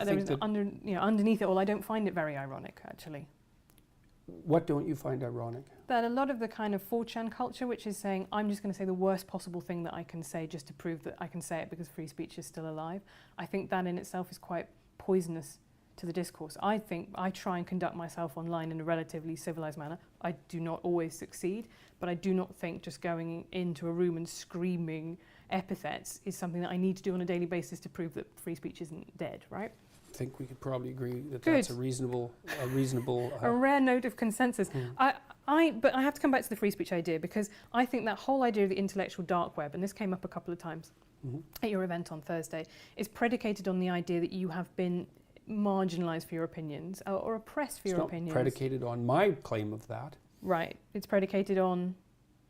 Well, I don't know. I'm not claiming I've been marginalized. I would never use that word, first of all. That's for sure. So, but the idea of a dark... I don't feel oppressed. Good. I'm pleased to hear it. But I do think that the way that you got the cheers from that crowd was very much about, there was an idea of taboo breaking, right? That oh, this is a microaggression, but I'm going to say it anyway, that, you know, hard work is the way to succeed. And I thought that was fascinating, because to me you don't look like somebody who has particularly suffered an outrageous amount for your opinions. People have certainly disagreed. They've been rude. They've in some cases. The only reason I haven't suffered an outrageous amount for my opinions is because I've handled the consequence of their utterance exceptionally well. My job was at risk. My career was at risk. My family stability was at risk. So I wouldn't push that one too far. In what way was your job at risk? Jesus. Last year, 200 of my fellow faculty members signed a petition to get me fired. That was only one of a dozen things that happened. The university wrote me 2 letters, 2 cease and desist letters from their HR departments with their legal staff. 3 of those and you're done. They just fired Rick Maida in Canada at Acadia University for talking about many of the same things that I've talked about. So the fact that I've come through this relatively unscathed has very little to do with the vitriol of the attacks. There was plenty of motivation to take me out. It just didn't work. Right. And I think the fact that it didn't work, to me, makes me ultimately optimistic about where we are, because Why? Because I went on, I did a panel a while ago with Zarganara, a Burmese comedian who was imprisoned for making a joke, right? And we are not yet at that stage. I think, undoubtedly, We're not. We're damn close. Really? How about the guy with the pug in the UK? Count Dankula. That's the one. Right, but he did actually, I mean, that was a joke. I might not have liked it. I didn't say it was a good joke. I didn't say it was an appropriate joke. I didn't say any of that. I didn't say it was a well thought through joke. But it was a joke. Yeah, I just fundamentally don't believe that it was a joke. I believe that it was camouflaged as a joke, and that's what it kind of comes across. Right. And Well, that's exactly what you would believe if you were inclined to persecute comedians. No, I'm not inclined to persecute someone. Well, you're inclined to persecute him. I don't think he's a comedian, and I don't think I would have to go and look at the circumstances of that case. But I think he didn't like his girlfriend's pug and thought he would teach it to do something reprehensible as a joke. Right, but I see you getting involved, say, tweeting Douglas Murray's article about Tommy Robinson, and I think you see that as a free speech issue, and that's not how I see Tommy Robinson's case at all. I see that as contempt of court, someone who endangered a grooming trial. How do you see that case? I see it as very fortunate that Tommy Robinson didn't die in prison. I think I would say that about a lot of people in prison. I think it's very hard to be in prison if you are a sex offender, for example. I think our British prisons are less inhumane than American prisons, but they are still brutal places to be. However, I do think that was an appropriate punishment for somebody who tried to collapse a grooming trial. Well, but are you? And I guess are you a prison abolitionist? No. Oh right, okay. So you do believe that some people there are offences for which people need to go to prison. Why would you ask me a question like that? Well, I'm Do I just look like interested. someone who isn't interested in meting out appropriate punishment? No, but I just thought maybe I've made an assumption about you, and I didn't want to make an assumption about you. I'm just going to end with a quick fire round. So I know that this is YouTube, so we have been able to talk for a really long time, but I just want quick answers from you. Who is your favourite author? Dostoevsky. Who's your favourite female author?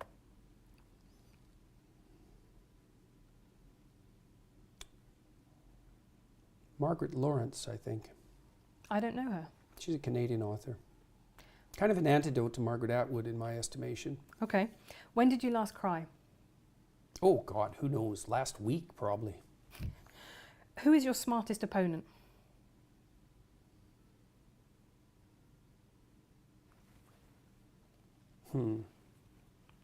Sam Harris is pretty smart. Because you've had debates about atheism with him and about rationality. And Yeah, I don't really regard him exactly as an opponent. You know, I mean, we disagree on things. I don't really tend to think of people as opponents, generally. I mean, but Harris is smart. He's good at making his case, and so that's been interesting. What big question don't you know the answer to?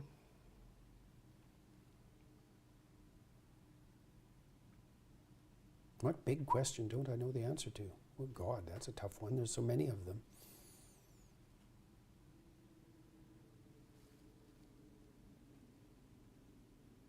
Well, personally, it's what I should do in 2 years.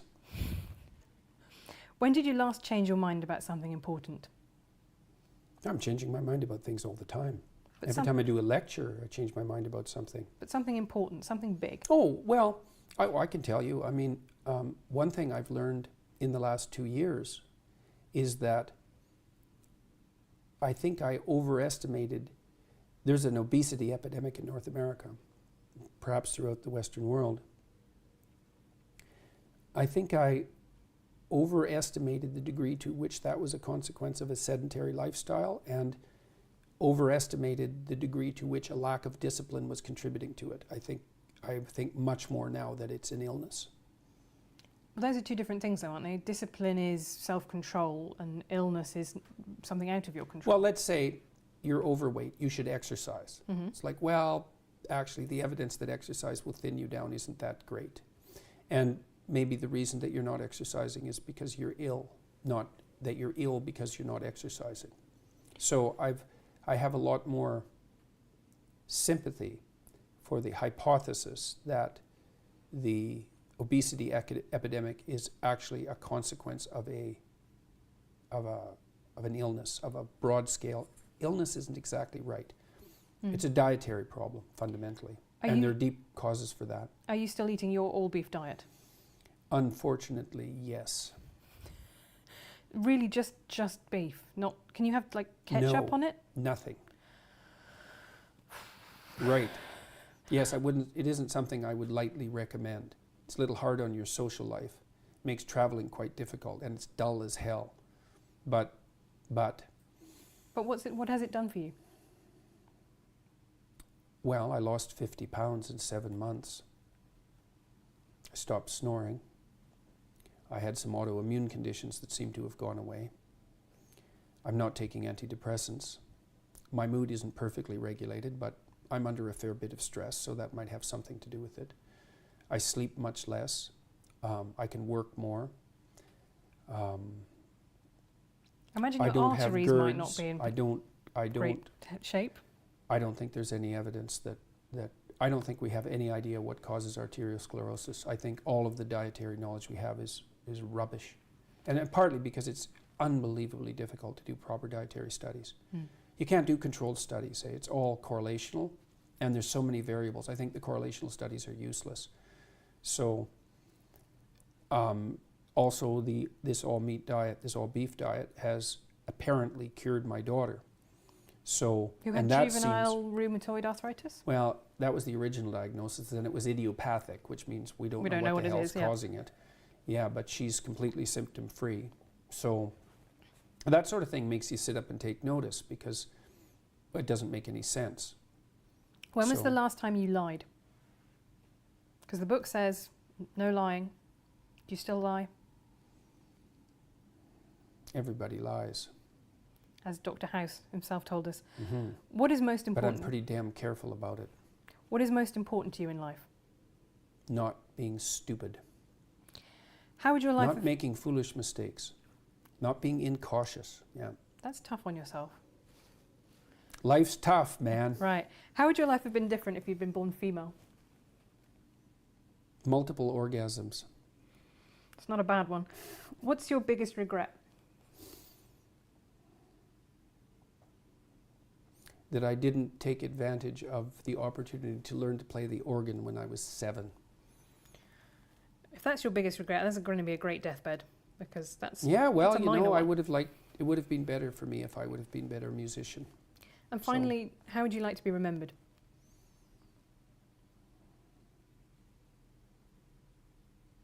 As someone honest.